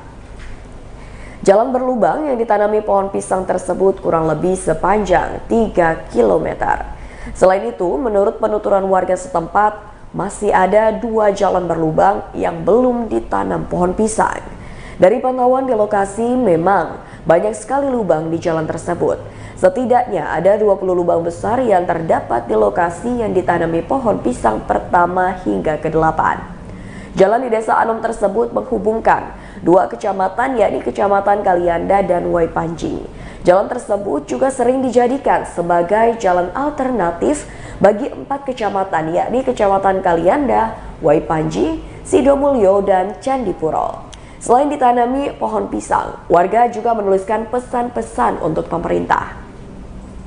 Ketua Persatuan Pemuda Desa Anom, Ramli, mengatakan, pemuda setempat sengaja menanam pohon pisang sebagai bentuk protes kepada pemerintah yang tak kunjung memperbaiki jalan tersebut. Bahkan Persada, kata Ramli, pada Kamis 6 Oktober 2022 berinisiatif secara swadaya melakukan penimbunan lubang dengan alat dan materi yang seadanya. Menurutnya sudah banyak kejadian laka lantas di desanya akibat jalan berlubang tersebut. Puncaknya kemarin, ada truk berbuatan padi terguling dikarenakan kondisi jalan berlubang. Ramli mengatakan masyarakat di desanya merasa dirugikan karena jalan tersebut merupakan akses utama di desanya. Selain itu, jalan tersebut sering digunakan untuk mengangkut hasil bumi di desanya seperti jagung dan padi. Ramli juga mengatakan, terakhir perbaikan jalan tersebut dilakukan 3 tahun lalu.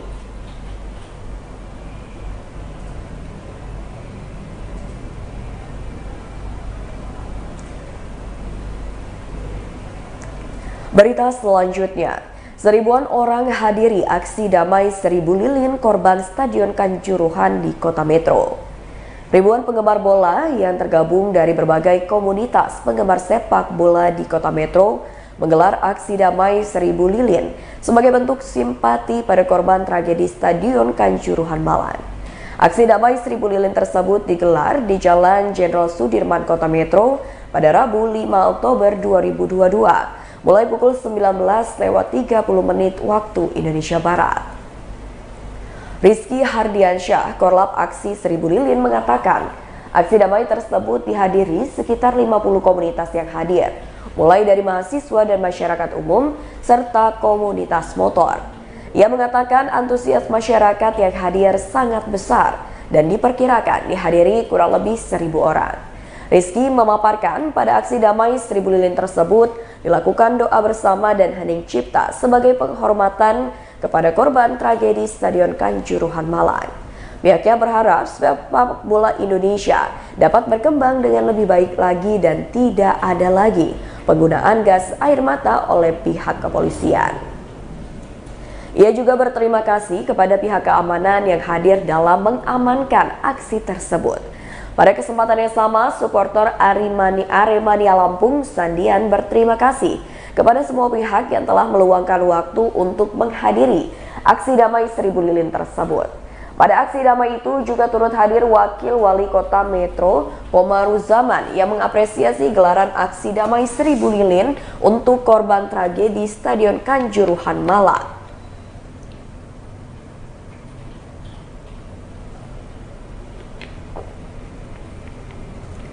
Menurutnya ini membuktikan Metro sebagai kota yang cukup kondusif dalam menyelenggarakan gelaran aksi damai seperti ini.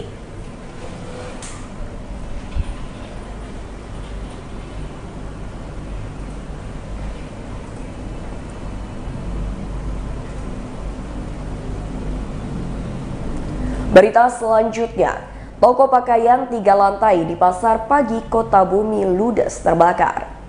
Kebakaran melanda satu unit ruko 3 lantai di Pasar Pagi pada Rabu 5 Oktober 2022 sekitar pukul 20 waktu Indonesia Barat. Menurut Andika, salah satu warga, seluruh pakaian jualan ludes terbakar. Selain itu, warga juga berhasil menyelamatkan satu unit motor yang ada di dalam toko. Andika mengatakan kebakaran terjadi saat pemilik tidak ada, dikarenakan sedang berada di luar kota untuk urusan keluarga. Kemudian warga langsung menghubungi anak pemilik toko yang kebetulan sedang ada di rumahnya. Ia mengatakan toko tersebut sedari pagi tak ada aktivitas dikarenakan tidak jualan. Faisal, salah satu warga, mengaku kebakaran diketahui pertama kali saat ia melihat kepulan asap tebal dari toko itu. Kabid Damkar Satpol PP Lampura Mirza Sofyan menjelaskan, pada peristiwa kebakaran tersebut tidak ada korban jiwa. Untuk pemilik toko bernama Henry, warga Kelurahan Kota Bumi Udik. Penyebab belum diketahui, sementara ini diduga akibat korsleting listrik.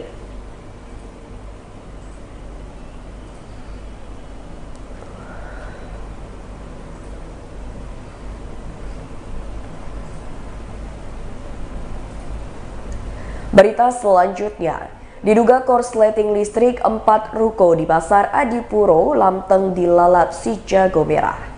4 ruko di Pasar Adipuro, Kecamatan Triburjo, Lampung Tengah terbakar pada Selasa 4 Oktober 2022 sekitar pukul 15 waktu Indonesia Barat.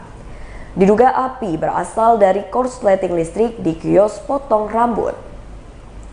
Kepala Satuan Pol PP Kabupaten Lampung Tengah, Igusti Nyoman Suryana, mengatakan pihaknya segera menurunkan mobil unit pemadam kebakaran saat mendapatkan informasi terjadi kebakaran.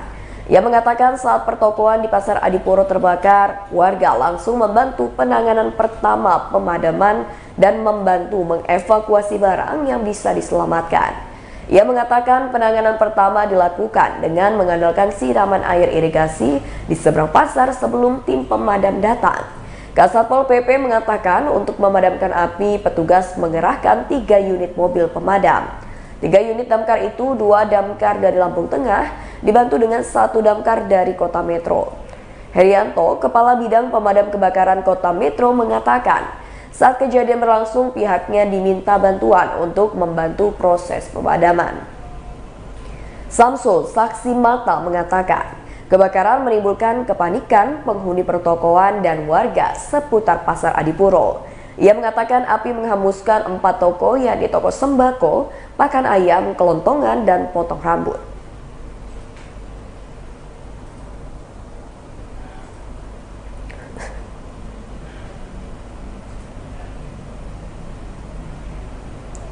Berita selanjutnya, promo beli 1 gratis 1 tiket film Pamali di CGV Transmart Lampung. CGV Transmart Lampung yang ada di lantai 5 Transmart Lampung memiliki promo beli 1 gratis 1 tiket film Pamali. Cinema Manager CGV Transmart Lampung LD Pratama mengatakan promo ini berlaku mulai tanggal 6 hingga 9 Oktober 2022. Promo ini bisa didapatkan baik pembelian tiket secara langsung maupun lewat aplikasi CGV Cinemas Indonesia dan website m.cgv.id.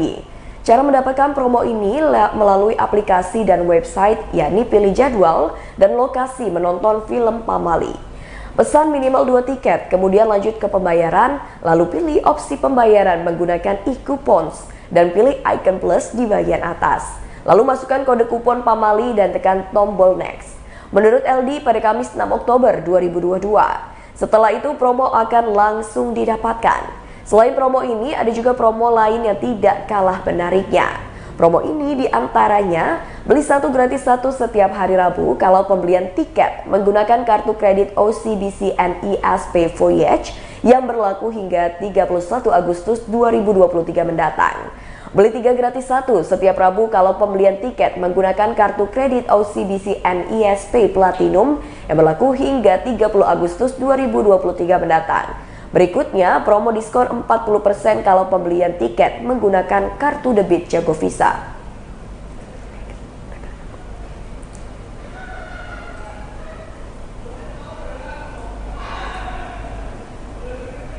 Baiklah Tribuners, itulah berita terkini Lampung bersama dengan saya Mutiara.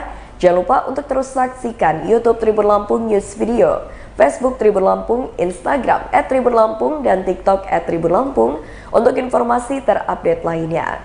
Selamat malam dan sampai jumpa.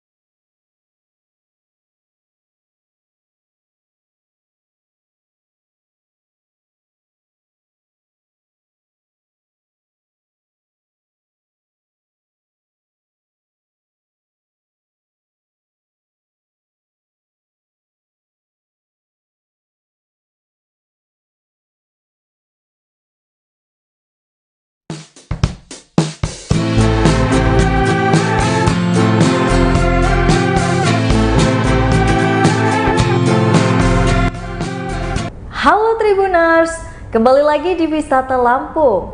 Kali ini Wisata Lampung lagi ada di Gria Inayah. Kalau Tribuners mau mencari penginapan murah meriah nih berbasis syariah di Bandar Lampung, Gria Inayah bisa menjadi rekomendasi.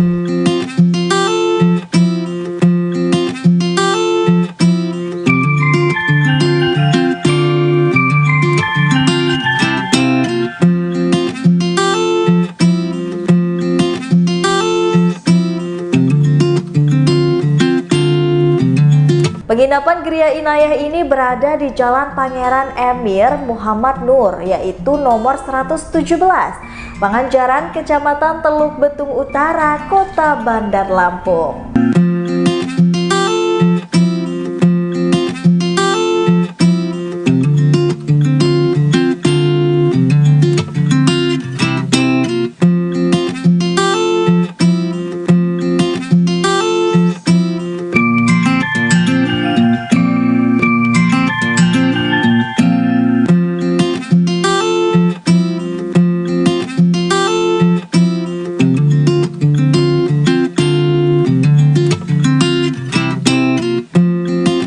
Penginapan Gria Inayah mengusung konsep semi homestay.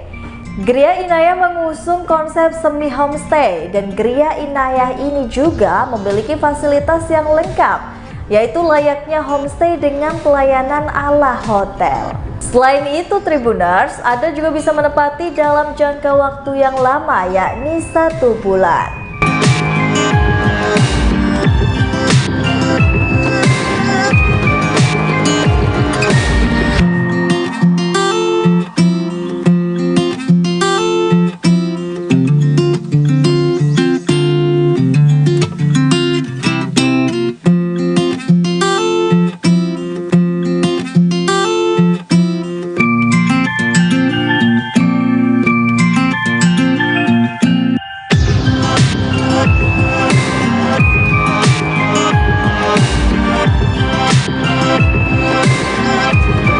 Sederet fasilitas di Gria Inayah yakni queen bed, kursi dan meja belajar, TV LED, meja laci, lemari, kulkas, dapur mini, terdapat juga wastafel, teko, listrik, rak piring, shower air panas, AC, serta tambahan handuk dan juga air mineral serta teh. Ada pula juga teras dan kursi meja santai yang menghadap ke arah lahan parkiran.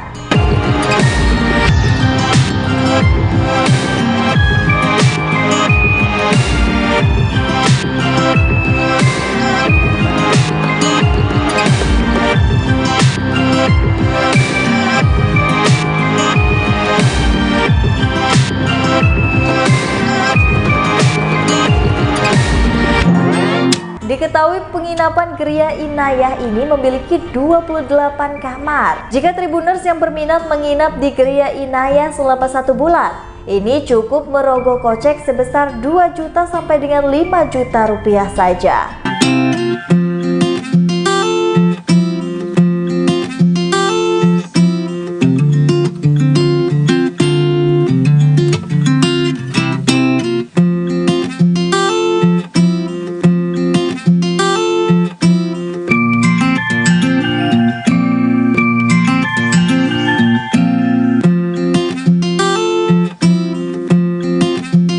Sementara tarif menginap harian yaitu kisaran 200.000 sampai dengan 400.000. Tarif tersebut gak termasuk dengan sarapan loh Tribuners, jadi pengunjung bisa membeli makanan di luar.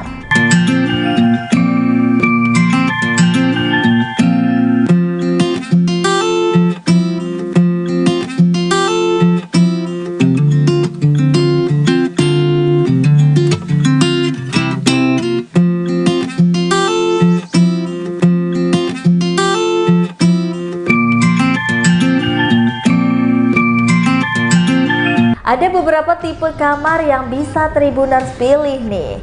Terdapat 4 tipe kamar di penginapan Gria Inayah, yakni standard room, superior room, suite room, dan juga family room.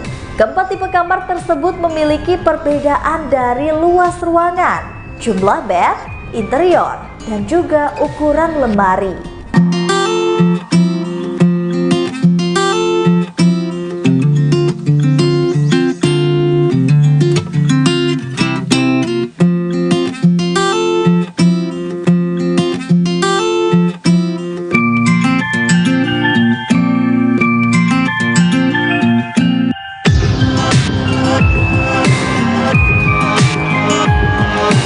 Untuk standar room, kamar tipe standar room ini memiliki fasilitas kelas reguler yang paling sering penuh. Harga yang dibanderol tipe standar room yakni 3 juta untuk 1 bulan.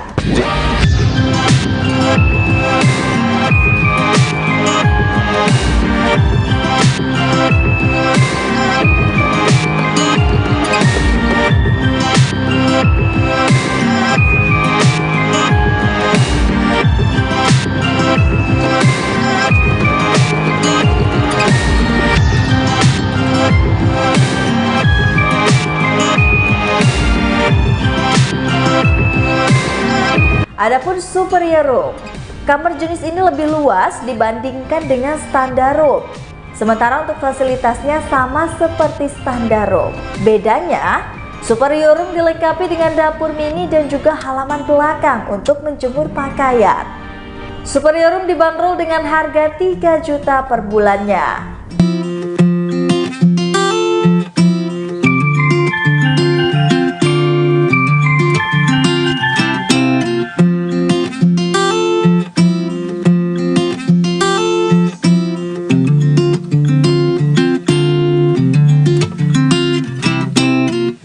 Selanjutnya suite room. Dengan ukuran lebih luas, suite room dilengkapi fasilitas serupa yaitu seperti superior room. Harga suite room sebesar 3,4 juta per bulannya.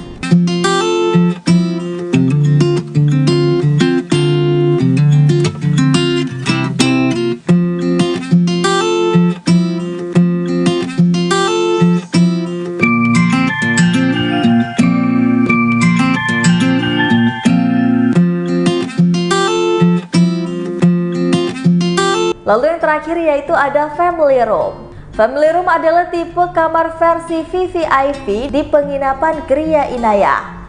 Kamarnya paling luas di antara tipe lainnya. Sedangkan untuk harga yaitu dibanderol 5 juta per bulannya.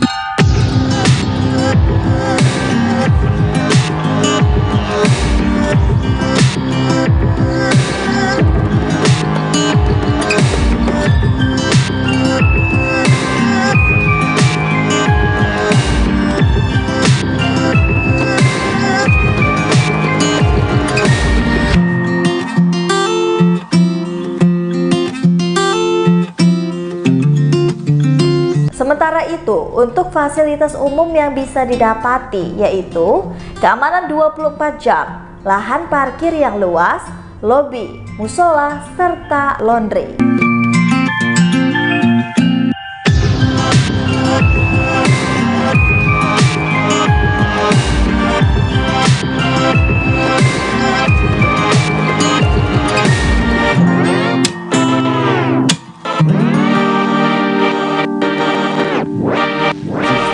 Adapun beberapa rute yang dapat ditempuh oleh Tribuners. Dari Tugu Adipura, keluar Bundaran Tugu Adipura di Jalan Jenderal Ahmad Yani, setelah 650 meter belok ke kiri ke Jalan Walter Mongen City.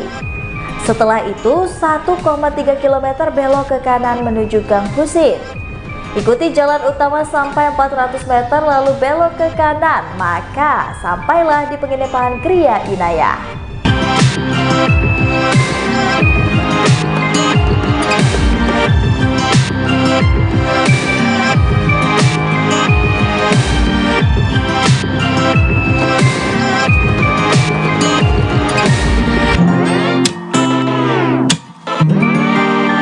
Rute dari Terminal Kemiling. Pergi ke arah timur di Jalan Imam Bonjol lalu balik kanan ke Jalan Teku Cikditiro.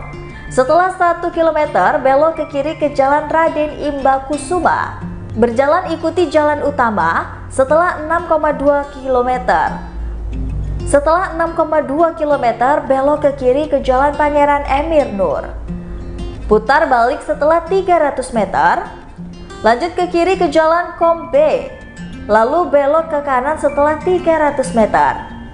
Setelah 200 meter belok ke kanan kemudian sampai di area penginapan Gria Inaya.